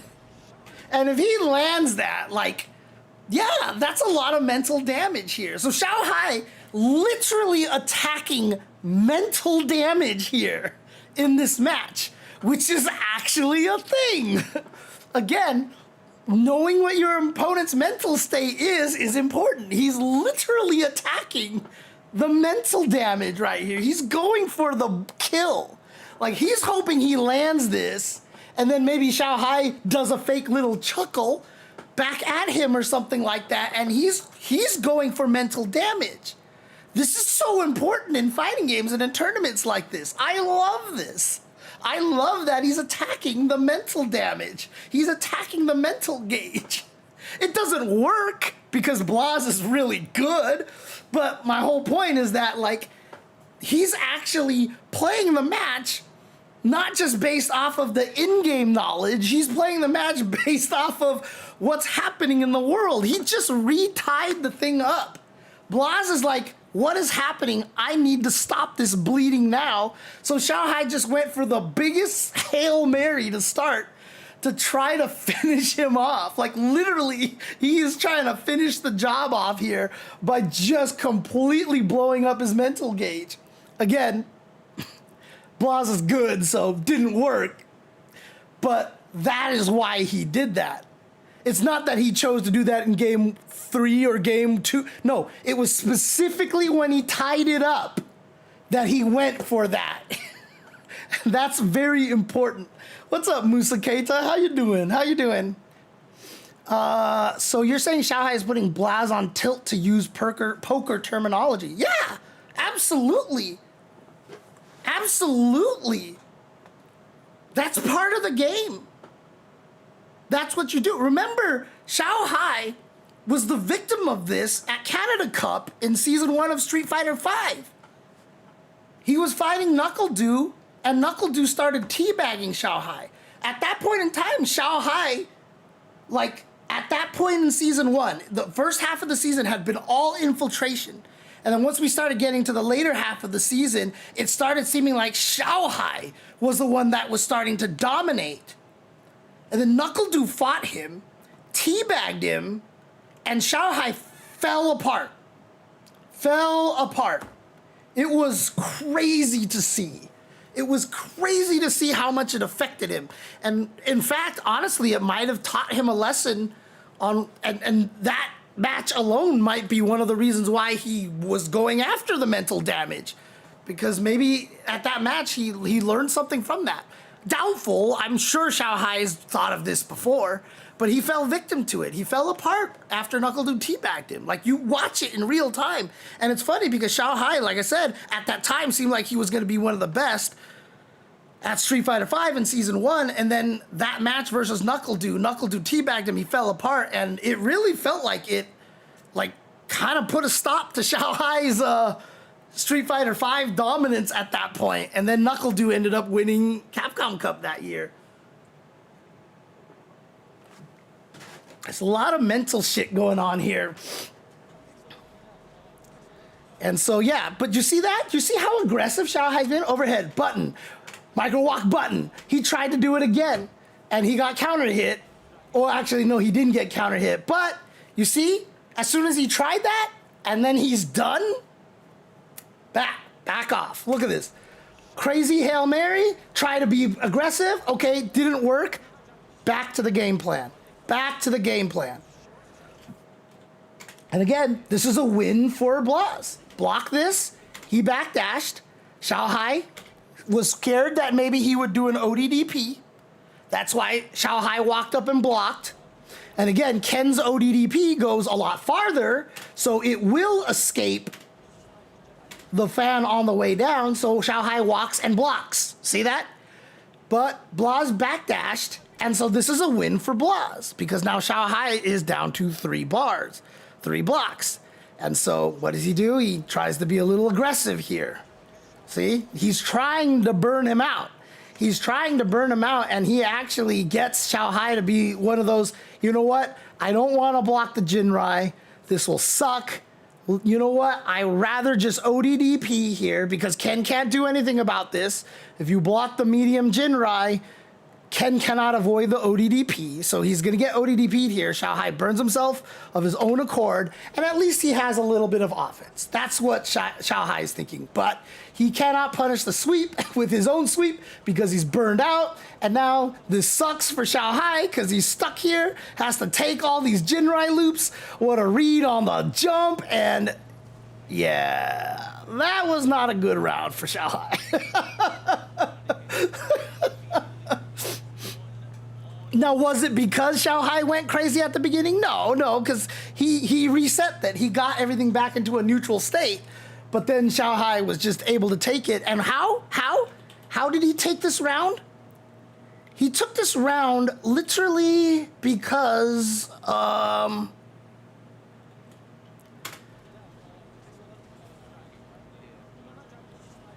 that. He took the round because of that. So when someone asks me, how do you beat Mai? This is a great example. Xiaohai spent the OD meter there, didn't get anything out of that, and that's literally what kills Xiaohai. So that little interaction right there, you might not have noticed, like you might not think that this is a big deal here when you're just watching it, but that interaction right there is what won Blaz the round. So again, drive gauge management, understanding what's happening over here, because then Blaz was able to get in, start the Jinrai pressure, which made Xiaohai make the decision to burn himself out, and then from there, everything fell apart. So how do you beat Mai? You have to make sure to survive the OD fan craziness, and then once you do, kill her! Don't let her get away. And that's exactly what Blaz did. That whole round was won because he avoided that OD fan mix-up. Oh, gets the crouching medium kick. So now again, Blaz being super aggressive. How much drive meter? He just spent 4 bars right away. And again, you can see that little stagger that Blaz has there.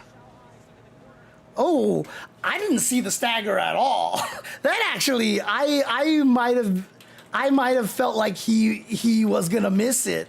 That's actually really impressive right there. Yeah, look how... Oh, no, that wasn't the block right there.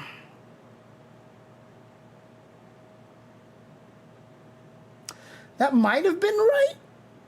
I'm going to check. I'm going to check here. I want to see what it looks like. I actually want to see what it looks like here.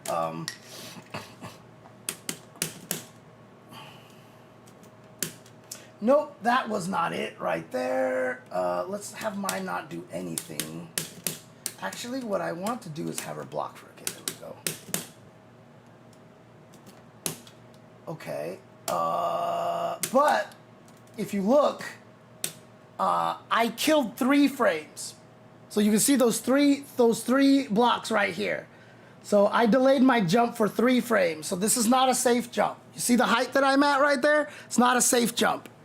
So my guess is that Blas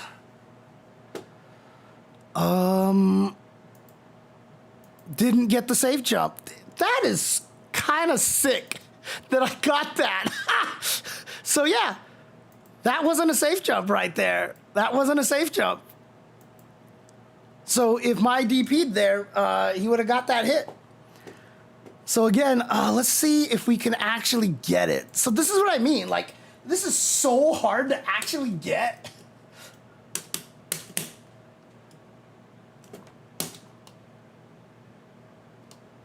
Oh, that was it. That was it. That was a... Oh, wait. Oh, I erased it. Shoot. Oh, God, okay.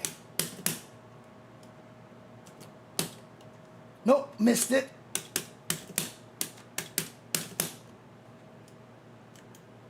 Missed it.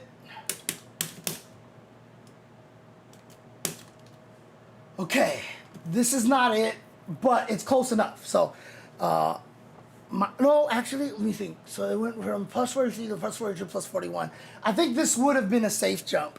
So a good thing to note here is that if you do, I mean, by the time you block it, it's whatever. It's too late.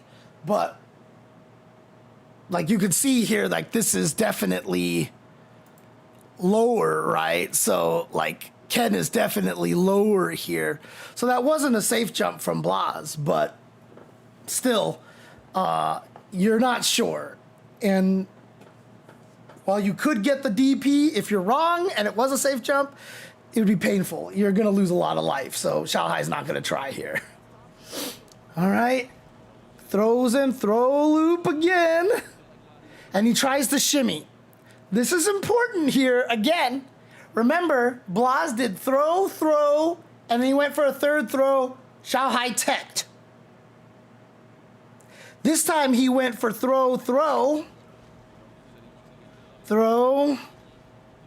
and shimmy. And Xiaohai did not bite. I've talked often about storylines. And this is one of the storylines. Again, throw, teched. Throw, shimmy, nothing. Right? This information that Blas is getting is that Xiaohai probably isn't willing to risk the ODDP in here. You know, and maybe he's just gonna, you know, just try to tech or block or... I think this gives Blas enough reason to feel confident to go for a third throw. That's all I'm gonna say. Oh, and now Xiaohai busts out. And actually, it's a really good bust out right here because there's 3 gauges gone off of that drive rush cancel. And then he whiffs that drive parry here. So now Blas is at only 1 bar of drive gauge. It's dangerous for him. And so you see Blas back up. He can't be aggressive anymore because he doesn't want to lose his drive gauge. So instead, Xiaohai, wow, he goes ham here. He's like, you know what? You are low on drive gauge. I'm going to go ahead and spend everything to get up to you. And he knows he's going to have that tiny pixel left off of a raw drive rush. And I don't think Blas thought that Xiaohai was going to do that because you wouldn't put yourself that close to burnout, would you? Xiaohai's like, yes, I will. Yes, in fact, I will. Gets to the corner, keeps going with a charge fan. Oh, what did he do? He just got hit. I don't even see a counter hit anywhere. Ah, nice. Into the level 3. And the burnout. This is kind of one of those like almost checkmate situations, unless Xiaohai can pull out something crazy here. Oh God, Xiaohai is ridiculous. Xiaohai is ridiculous. Okay, this is like, this is a very fun situation here, okay? So Xiaohai is getting information over here. He's like, I'm going to screen away. I'm chilling here. Nope, I try to fake it, come back in, and he throws the fireball. So he jumps over, trade right there. Xiaohai has gained a little bit of information over here.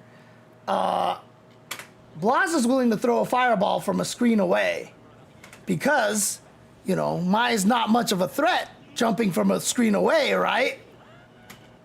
So he's over here. He is just baiting Blaz into throwing a fireball now. Oh my God. What a round ender, dude. I screamed when I saw that. Part of me was scared of that dive attack with the Musasabi no Mai. Part of me was actually scared. I was like, as soon as I saw that, I was like, no, don't throw another fireball, Blaz. Don't throw another fireball. And he did. And I really feel like Blaz just forgot it existed. It was a great move. Obviously, a little for naught, unfortunately, because Blaz was able to start with the perfect parry here, the combo. Again, not a lot of damage, but Ken obviously, so like Ryu got some decent little damage, but Ken gets corner carry. So it's really, really strong for Ken. Ah, finally baits out a wake up DP, finally baits it out. And now suddenly everything looks like it's gonna turn and go in Blaz's favor. Oh, and even Xiaohai drops the combo there. Yeah, doesn't want to drive cancel there because he doesn't want to burn himself out. And here we go, just needs a tiny bit of damage. Back-to-back throws and ads. Jesus Christ. Why do they... It's so annoying because they try to make these ads look like actual streams now, which is really annoying. So here we go. Blaz is up 4-1 here, and Xiaohai is just thinking about it. But staying very calm here. He's going to stick with the Mai.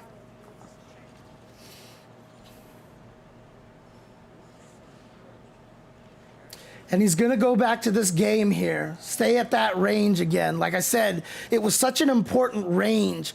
But you see what Blaz is trying to do here. He's trying to beat the range by literally relying on just the punish counter. The perfect parries. Very fortunate for Xiaohai. So last round, he did this combo. And then Blaz went for a throw. He went for a throw here in the very last round. And so what he's trying to do here is he's trying to backdash to bait out the throw whip. He's backdashing to get the shimmy. And Xiaohai goes with the ODDP, which actually catches the backdash. So even though Blaz was trying to be defensive, he went for the backdash instead of walk back. Walk back would have actually probably had the shimmy. I don't know if it yeah, he probably would have been able to walk away far enough to get the shimmy, but he went for the backdash. Had he walked back, he would have just blocked the DP and won, because that's the advantage of shimmies, is it also defends against wake-up DPs. And a great whiff punish here by Xiaohai, and then Blaz just gets the hell out of there. He's like, you know what? I don't want to deal with this. Jump back. Immediate wake-up jump back. And then Xiaohai chases with the OD fan, so clearly trying to be aggressive here. But again, oh no, that's actually unfortunate. Blaz actually walks into the last hit of that right there. Active frames. Good parry, and he knows he's got plus frames after that. So this is just a scramble here in the neutral. Wow, Xiaohai, anything you can do, I can do better. And he does it right back to him. All right. Oh, he misses. misses the throw, but it was actually too far. Blas didn't think how far it was going to be. Oh, that was an unfortunate. He tried to shimmy, but gets caught. Now, in this situation here, there's a very, very unfortunate situation for Blas here. He gets hit here. Here we go. So Xiaohai gets this. Oh, no, it wasn't this round. It wasn't this round. It's the next round, possibly. But Xiaohai, so how did he take that round here? Because I was looking for the other thing. Oh, yeah. Blas, yeah, just trying to fight in the corner here. And just, yeah, he was swinging away. He wanted to get the win in that corner there, but Xiaohai gets the DP.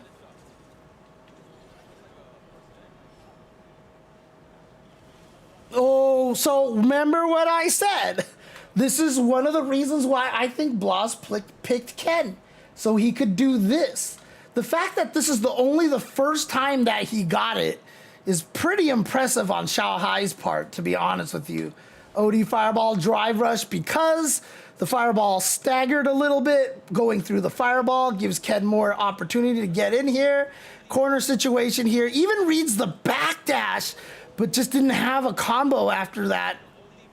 Like, oh, did he just... Yeah, hang on a second. I just want to test something really quick here. Yeah, crouching strong only +3, so he couldn't have comboed off that. Okay. But remember, I told you people like to get the back throw when they're in the corner. For some reason here, Blas didn't read it this time, so he does get tossed into the corner. So this is a scary situation for Blas. Oh, Xiaohai was sure he had that whiff punish. He committed, but wakes up with the DP and tries to go for the back throw again. This time Blas calls it out.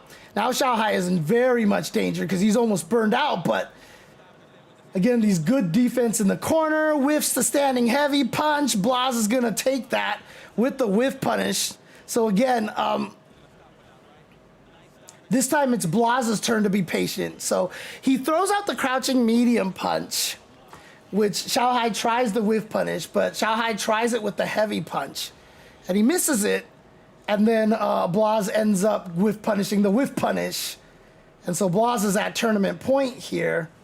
And again, the poise on Xiaohai is ridiculous here. Any other person would crack. And so remember when I was saying, how do you fight Mai? How do you beat Mai, right? So here's a situation where Xiaohai gets the full charge fan here.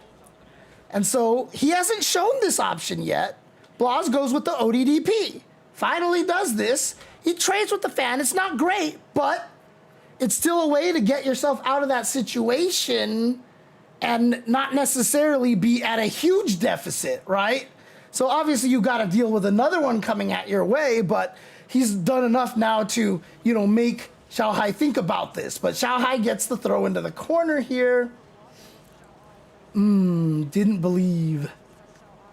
Okay, this is where I think it happens here. Oh God, I don't know what this is. I will admit I have watched this section like 1,000 times here. I don't know what this is. I don't know what this is. The only thing this can be is an execution error. It's the only thing it can be, honestly. Because you see the grimace on Blas's face. I mean, look at Blas's face here. Yeah, I don't know what that was. And unfortunately, he is going to take a lot of damage here. And he is clearly not happy about this, but he gets the side switch here.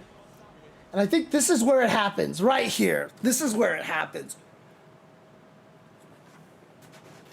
If Blas had pressed the button in the air, I think he wins.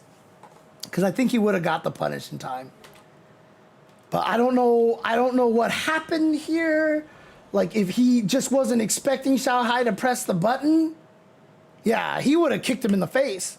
And that would have been it. Like, he wouldn't have killed Xiaohai, but it would have put him way closer to the win. So Blas had this perfect opportunity right here to get this jump attack.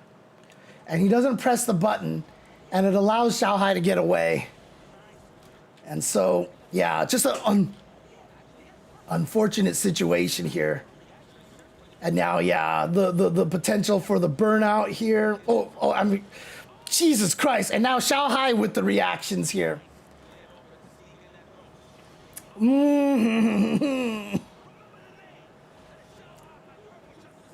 Oh my God, she's so nervous.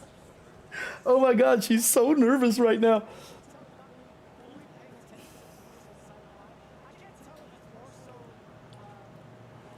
Oh man. And this is where everything comes down to this. And like, again, mental fortitude. And I'll tell you right now, Shanghai breaks too, man. Like, because again, this is crazy. This is a crazy situation. This is absolutely terrifying here. Final game, final round. You got to imagine everybody is just like freaking out. So Blah's trying to be aggressive, doesn't get the whiff punish. And yeah, like I said, there is, if you block medium Jinrai and you have a ODDP, there is nothing Ken can do to prevent this. I actually feel like it's one of the things that makes it hard for Ken to kind of fight Guile, because he can OD flash kick you and then just go back and start throwing sonic boom. So it's hard to take advantage of the fact that he's spending that drive gauge there. But Shanghai, oh, if Blas didn't try to go for the parry right there, he might have been able to punish this. There we go. Backs away, gets the hit. Woo. Well, that is the first perfect parry on an attack like that from Shanghai. Busting it out in the final game? I mean, come on. Oh no, what a read. See, and again, Blas knows that if Ken hits standing medium kick, he avoids the fan. But you know what? So did Shanghai. And I guess, I don't know if he read that or if he knew it, but then he gets the whiff punish here into the level 1, into the burnout. Yeah, there's pretty much nothing you can do over here. Shanghai said in his stream that Blas throwing fireball like he forgot Mai can go through that. Yeah, no, absolutely. That's absolutely what happened. That's absolutely what happened. We saw it with the Musasabi no Mai when he did the dive from the air, and then Blas just forgot right there. It's just mental breakdown. It happens. It happens. Match point for Shanghai. Goes for the drive reversal. This is the first drive reversal from Shanghai as well. So Shanghai busting out a couple of things that he hasn't done at all up until this point. Because again, he's smelling blood. He wants to be on the offense. So he said, I am not giving Blas. Blas is not going to bait out a drive reversal because Shanghai, this is the first one that he's done. So he wants this offense because he smells blood. So he's going to go in. But the perfect parry, yeah, the perfect parries are throwing Shanghai off here really badly. But look at the drive gauges again. Oh, he gets the hit. Wow. And then he burns himself out here. Gets this hit towards the corner. Gets the hit. Oh, the crumple. Oh, he didn't get the combo. But he gets the burnout. And look at Shanghai. He's about to gain his gauge back. He gets it. Gets the whiff punish. And then the nerves, man, the nerves.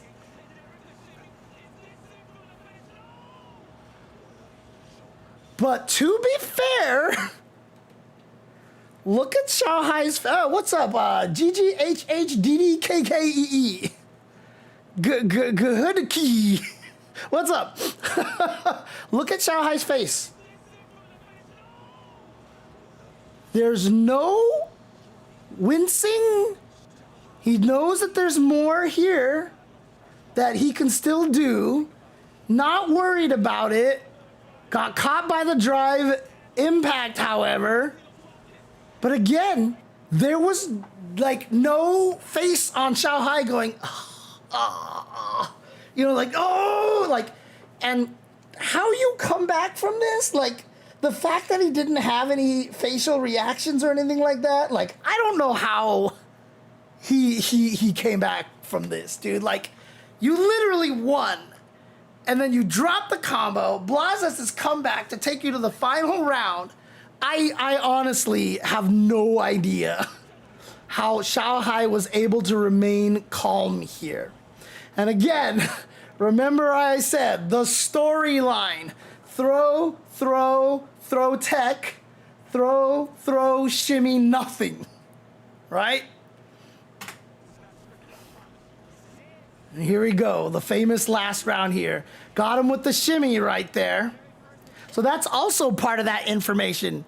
Xiaohai has been shimmied once here in this round already.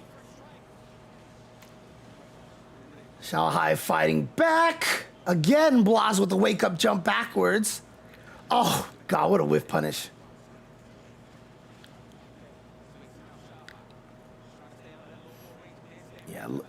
Yeah, you heard Yipes talk about that low forward range because that that's what Blas is hunting for.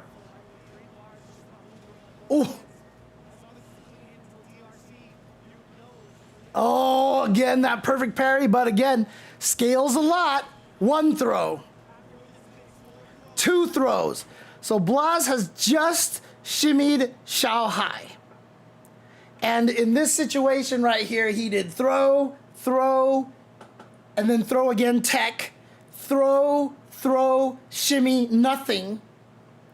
I think Blas had a pretty justified reason for going for the third throw. Honestly, I think it was the right choice.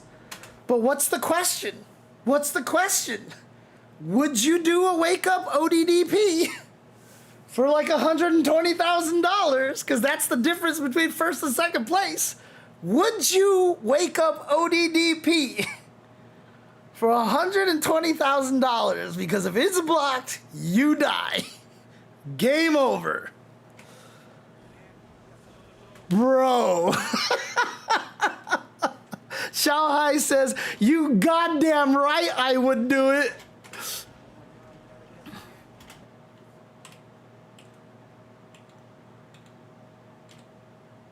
Yep, that's Ken throwing. Bam. And this part is the most fascinating part of this entire match.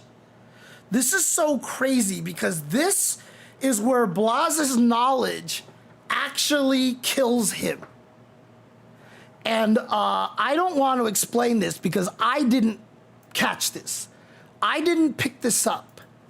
This was all picked up by High Fight. God,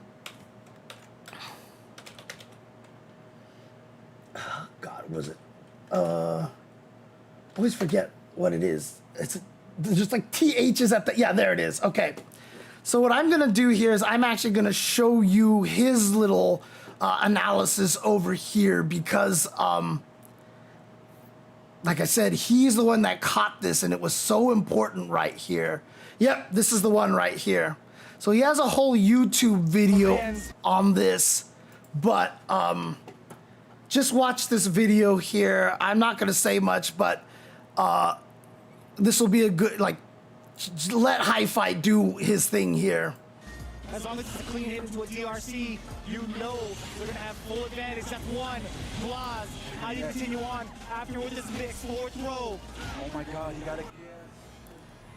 Xiaohai has no critical walk. There you go. This right here.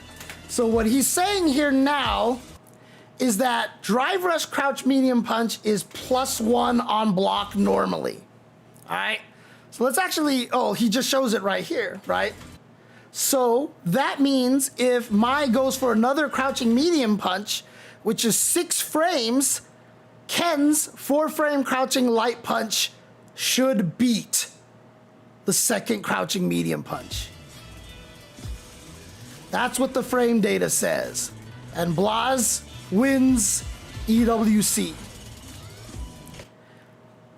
Xiaohai could do crouching light punch at +1 here and he would win. But there's no way he could kill because that is a lot of scaling. I don't know how, if Xiaohai knew what he was doing. I don't know if this is just a setup for Shanghai. So doing a jab at +1 is a good option, except when this drive rush crouching medium punch is not +1. So he goes for another one, and it's a trade. After ODDP, drive rush crouching medium punch at the earliest frame will whiff. 14 frame startup will also whiff. But at 15 frames, the crouching medium punch will be +3 on block because it hit at a meaty frame. At 16 frames, it'll be +2 on block. From 17 frames, it will be +1 on block. So the magic number is 15 or 16. And if it was +3 and he gets the hit, the combo was the same, he wins. If it's only +2, he gets the trade. It's the same combo, he wins. But by manually timing the drive rush crouching medium punch to these 2 frames, the next crouching medium punch can beat or trade with jab. Did Shanghai do this on purpose? And again, like he says here, too fast, and it whiffs. Too slow, and the second crouching medium punch loses. He has a 2-frame window. But Shanghai gets the 16 frame here. He's +2, so he trades with the jab.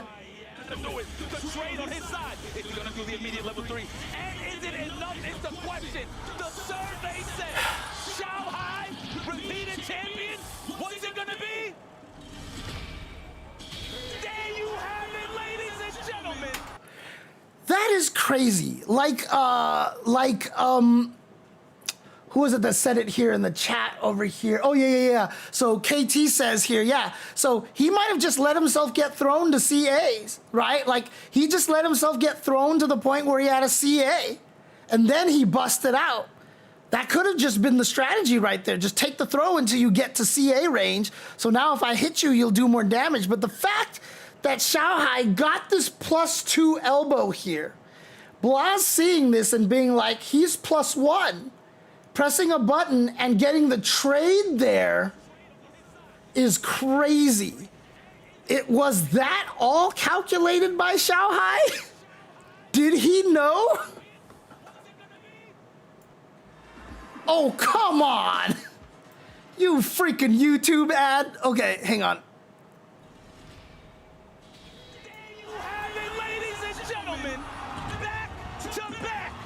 And I love how Shanghai was like, wants to celebrate, but he's got that gold stick, and so like he just puts it down so carefully. There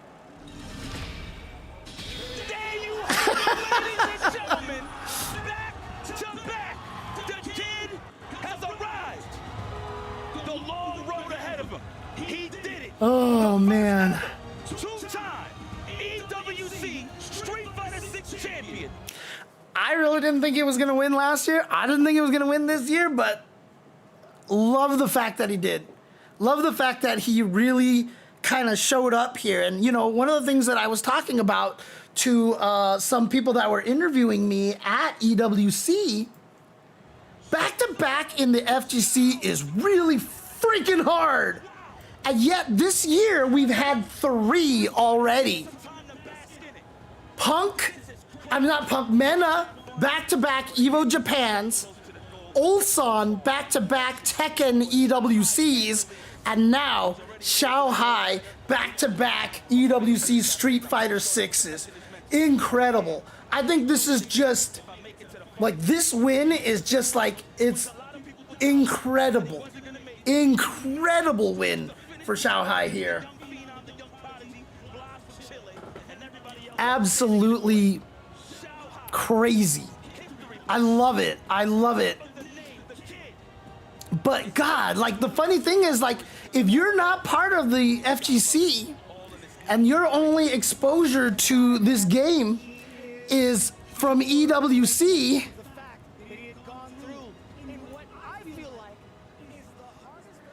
you're gonna think Shanghai is like the most ridiculous player ever. He was in grand finals for Fatal Fury. If your only exposure to the fighting game community is EWC, you've seen Shanghai win twice and get to grand finals of Fatal Fury. In your mind, Shanghai is the greatest fighting game player of all time. And honestly, I think he's in the top 10 at this point. I don't think anybody could argue that. By the way, really cool thing I just want to mention here. Dude, look how happy he is. It's so cool. He paused right here. Okay. So, guy on the left, on one of the buses that go from the venue back to the hotel, I was just sitting in a chair. We were all sitting in the chair waiting to go. And he walks in and sits down across the aisle from me. And he just looks at me. He was like, whoa, oh, James Chen? And I was like, yeah. He's like, oh my God. And he looks and like everybody's back there. He's like, oh my God, everybody's here. And so he was from China and he's one of their main fighting game commentators in China. And so we just started talking and stuff like that. And I was trying to speak to him in Chinese and he was like, your Chinese is pretty good. And I was like, well, thank you, appreciate that. But it was actually really, really cool just to have a chance to talk with him, get to know him a little bit and stuff. And yeah, he was like, dude, anytime you come to China and commentate, which I haven't done yet, he was like, I'll take you out, I'll take you around and I'll treat you to some meals and stuff like that. And I'm like, deal. So it's really, really cool. Really, really cool to see. So shout outs to him. Name escapes me right now. I'd have to look it up again. It was something like swing something, I think it was, on Twitter. Dude, check his, oh my God. But dude, let's go Shanghai. And you know Goichi is gonna be one of those keys that he puts in his trophy, man. You know. Yeah, no, Vikstro, like, he absolutely is. Like, he's top 5 in my book right now. He is clearly top 5 right now. Obviously, for me, it's always been, like, Tokido, Justin, Chris G in some order right there. But, you know, at this point in time, like, you know, you have to talk about Sonic Fox. You have to talk about Ryan Hart. But is Shanghai and Goichi, honestly, like... Oh, dang. Listen to that visceral yell. Let's go, Yipes. I think that was Yipes there because, again, I was in the audience, so I couldn't hear much of the commentary. Let's see. And there it is, ladies and gentlemen. Give it up for Shanghai! Love it, Yipes. Love it, Yipes. Leave it all on the table. We're done. Who cares if that burns your throat out? I love it. Love it. Let's go, Yipes.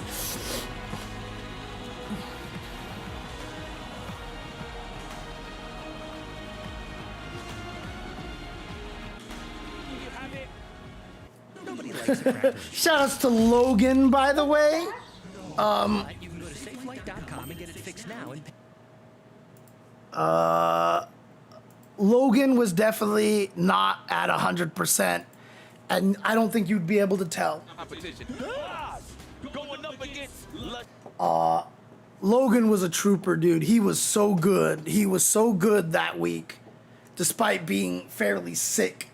So shout outs to him. Always the professional, always the consummate professional, and was able to maintain, you know, the hosting the analyst desk and stuff like that. So shout outs to Logan as well. Absolutely. But yeah, I mean, Shanghai, kind of ridiculous at this point.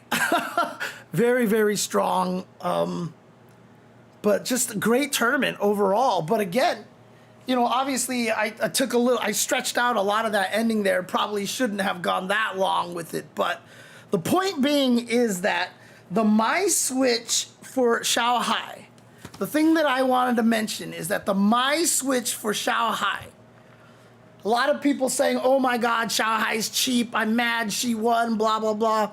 but it wasn't the mix-up that Mai gets from the OD fan and stuff like that that won Shanghai that match. That wasn't the difference. That wasn't the thing that turned the whole thing around. It wasn't that Mai was really strong in that area. He landed some of those mix-ups, sure, but Blas actually got away. And like I said, in that one case where he backdashed away from it and Shanghai didn't take an advantage for it, that literally lost Shanghai the round, right? The difference maker was the fact that Shanghai had a fireball. Like, literally, that was the difference. And by having that fireball, Shanghai could fight at a range that Blas couldn't land those standing heavy punches and crouching medium punches that we saw him blow M. Bison up with. So the switch to Mai allowed Shanghai to play a greater distance at which Ryu was not comfortable with. And even after the switch to Ken, yes, Ken has good range on like stand medium kick and such, but literally has that weakness that you can just crouch under it. And we saw Shanghai do that a couple of times where he just crouched under it and had the whiff punish ready to go. And then from there, I just feel like, Blas couldn't recover in that situation. Obviously, he was right there from a bad drop from Shanghai. And honestly, if Shanghai had mistimed that drive rush crouch medium punch, like Blas could have ended up taking the tournament just as easily. And again, I don't know if Shanghai did that drive rush crouching medium punch to be +2 or +3 on purpose. I don't know if he did that on purpose because it's not an auto-timed thing. You have to manually time it, and you have a 2-frame window.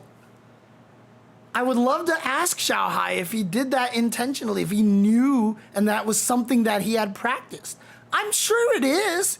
I wouldn't put it past him because when you get a forward throw on somebody or when you get an ODDP, you want to know what kind of meaty situations that you can get. So I'm sure Shanghai knew, right? Like, I feel like he knew. I would actually say that he knew that he could set that up to be plus, and he kind of banked it all on that, and it worked. So, oh yeah, comrade. Someone else mentioned that Chile doesn't have Mai's at that level, and so for sure that could definitely be a problem. But like I was saying earlier, is that, Blas, very strong player. Cryme, very strong player. Those two, and I know they do this already, but they have to learn all the characters, split them up between them even, and just, like, they have such a powerful weapon with each other existing, you know what I mean? Like, because they're similar ages, they're similar skill levels, and they're similarly talented. Obviously, Blas is going to say, well, I beat him 3-0, so I'm way better. No, I'm just kidding. But, like, you have another player that you can practice with, a strong player like that. So the fact that there was no strong Mai players in that region is not a problem that is going to plague Blas for very long. Or Cryme. The two of them, they just got to pick up every character. They got to learn all the characters and play them against each other the way Big Bird and Angry Bird have, right? We have seen so many situations where the two people are just so strong and they make each other better. Big Bird and Angry Bird is the premier example of that. I'm sure Lex and JB might be doing that a little bit. But one of the other biggest ones is Gustavo and I Peru. Like in the Salt Lake City scene, they leveled each other up a lot. We can go super old school with Graham Wolf and Alex Wolf, the two brothers who, became Street Fighter 2 gods at that time. But a lot of the times, if you want to become the best players, sometimes it only takes two. That's just it. As long as you have two people who are fighting each other and you're willing to help them out to continually beat you, that's all you need, right? Because a lot of the times what we do is when we have a friend that we beat up on, we don't tell them how we're beating them up. We don't tell them things that they're falling for all the time because it always feels nice to go back to the well and win and be able to keep shit talking the whole time and be like, ha ha ha, I'm better than you. But that doesn't help you. So you have to find someone else just as dedicated as you. And you two have to be good at informing each other what they're doing wrong, what you're looking forward to, because if you get away with shenanigans to win all the time, you're not playing for real, right? Because you run into somebody who doesn't get hit by the shenanigans and suddenly, what do, right? You don't know. So what you do is you teach your training partner not to get hit by the shenanigans, and now you have to beat them through other means. You have to be better than them. And so when you run into that situation in an actual tournament, you know how to be better than them. The more you push your training partner, the more they push you. And it only takes two to get to that highest level, honestly. That is odd, Comrade Tyrone, actually. That is odd. It's also kind of funny that before facing Blaz, Lashar said to Tokido he was going to use Mai versus Blaz, but then didn't actually use Mai. That is very interesting, because it was Terry, Ed. And that was it, I think.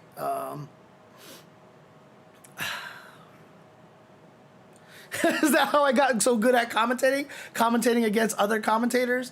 No, actually, it was because I got to make up a lot of fighting game commentary. I got to make up what it was that people wanted, you know, that I thought commentary should be.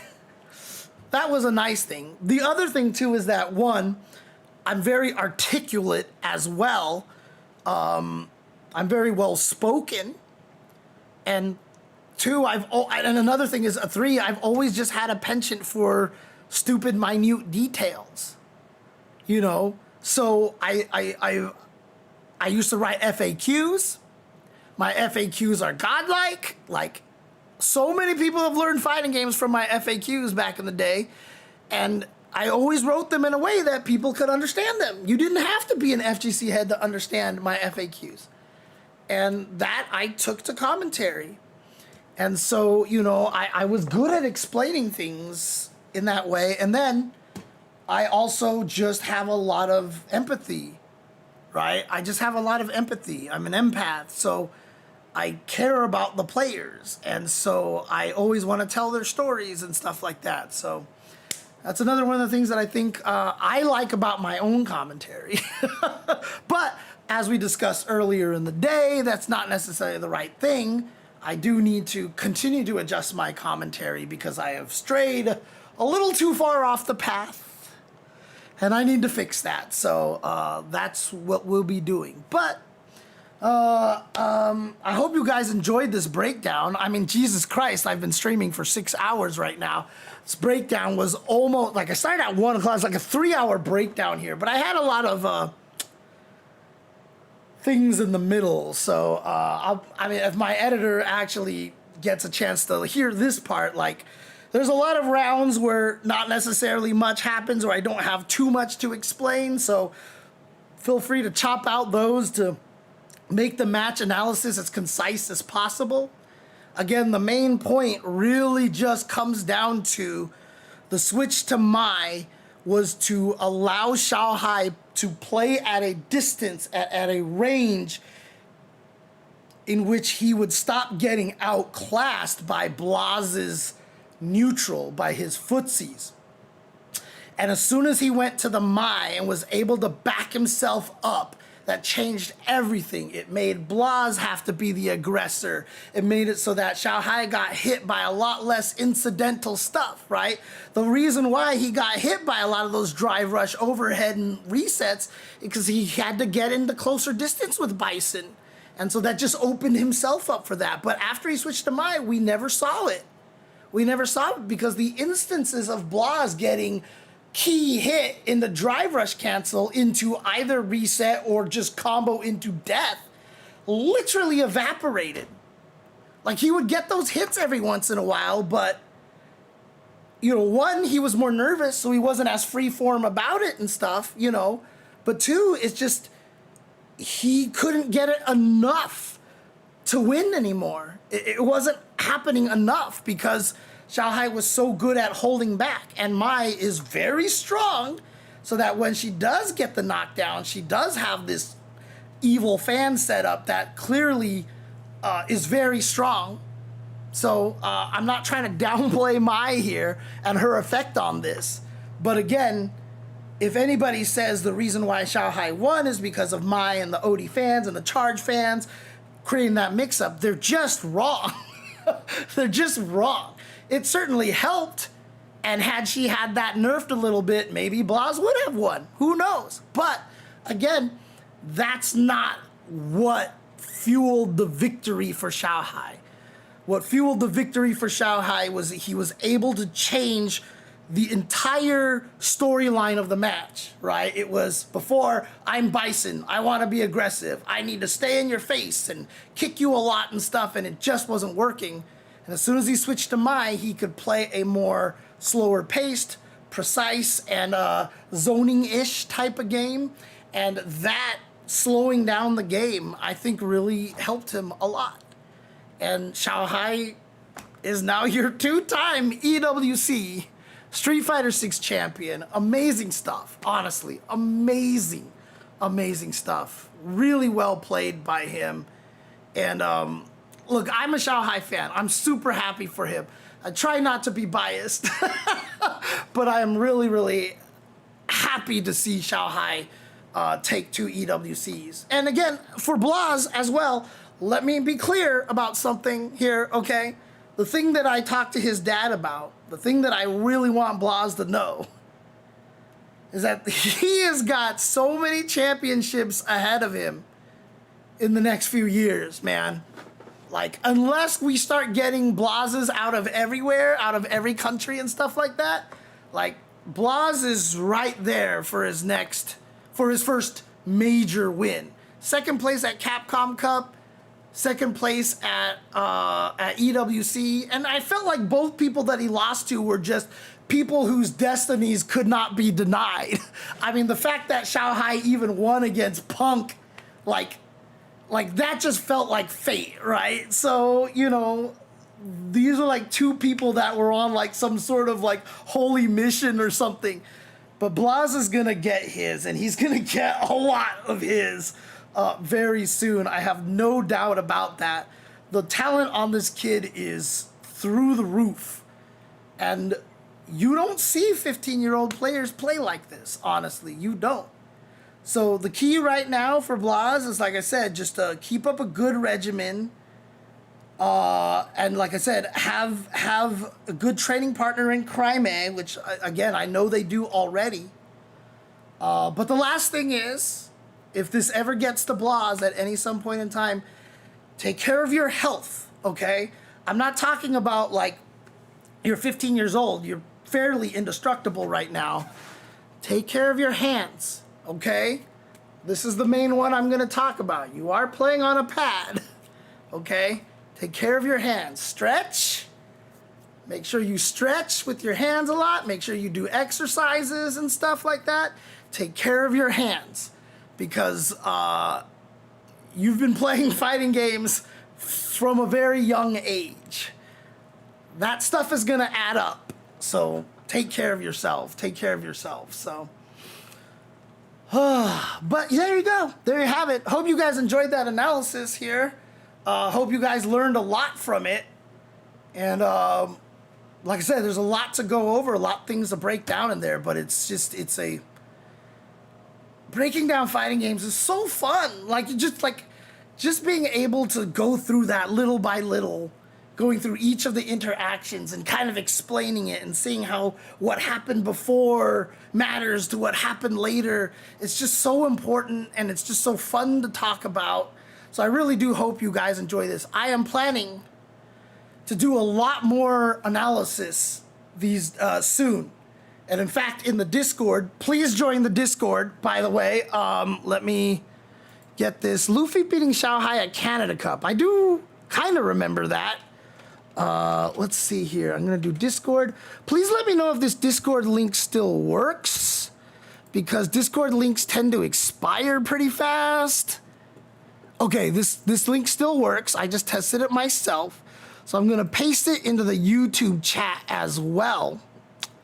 But basically, what I'm trying to say here is, please join this Discord, because what I will probably start doing at some point is that for people who subscribe, or people who donate or whatever like that, I'm gonna open up a couple of channels where you can put in matches to be analyzed.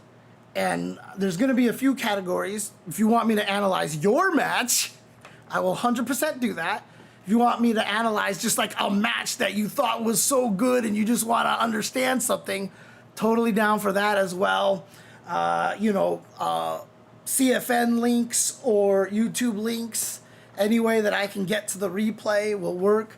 But I plan to do more analyses like this. And so I hope you guys did enjoy this. And I hope you guys that it helps, that like you see this and you're like, holy crap, I didn't realize it got this deep, kind of thing. Because again, I like teaching fighting games. And yeah, I hope you guys take advantage of that so that I can help analyze some matches for you as well. Again, I will get that set up at some point in time soon, as well as getting the Kofi stuff and all these. I have all these plans that I need to do, but seriously, like August is just a wash, right? Because I had Evo. After Evo, my friends were in town for a week, and then as soon as they left, I went to EWC.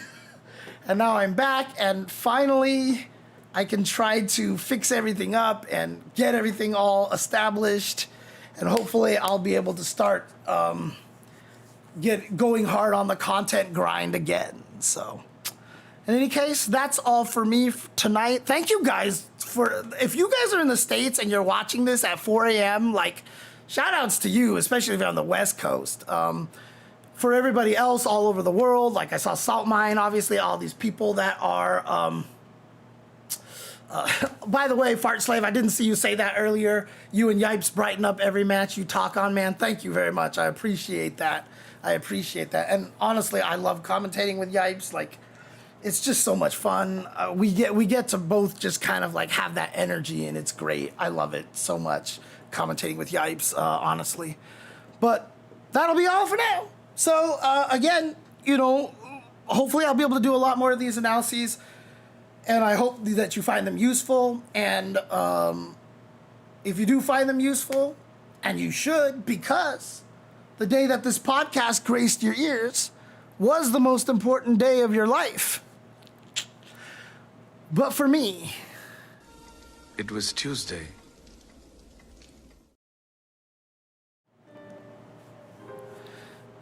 thank you guys again for tuning in. I'm going to call it a night. I'll see you guys later. Peace out. Take care.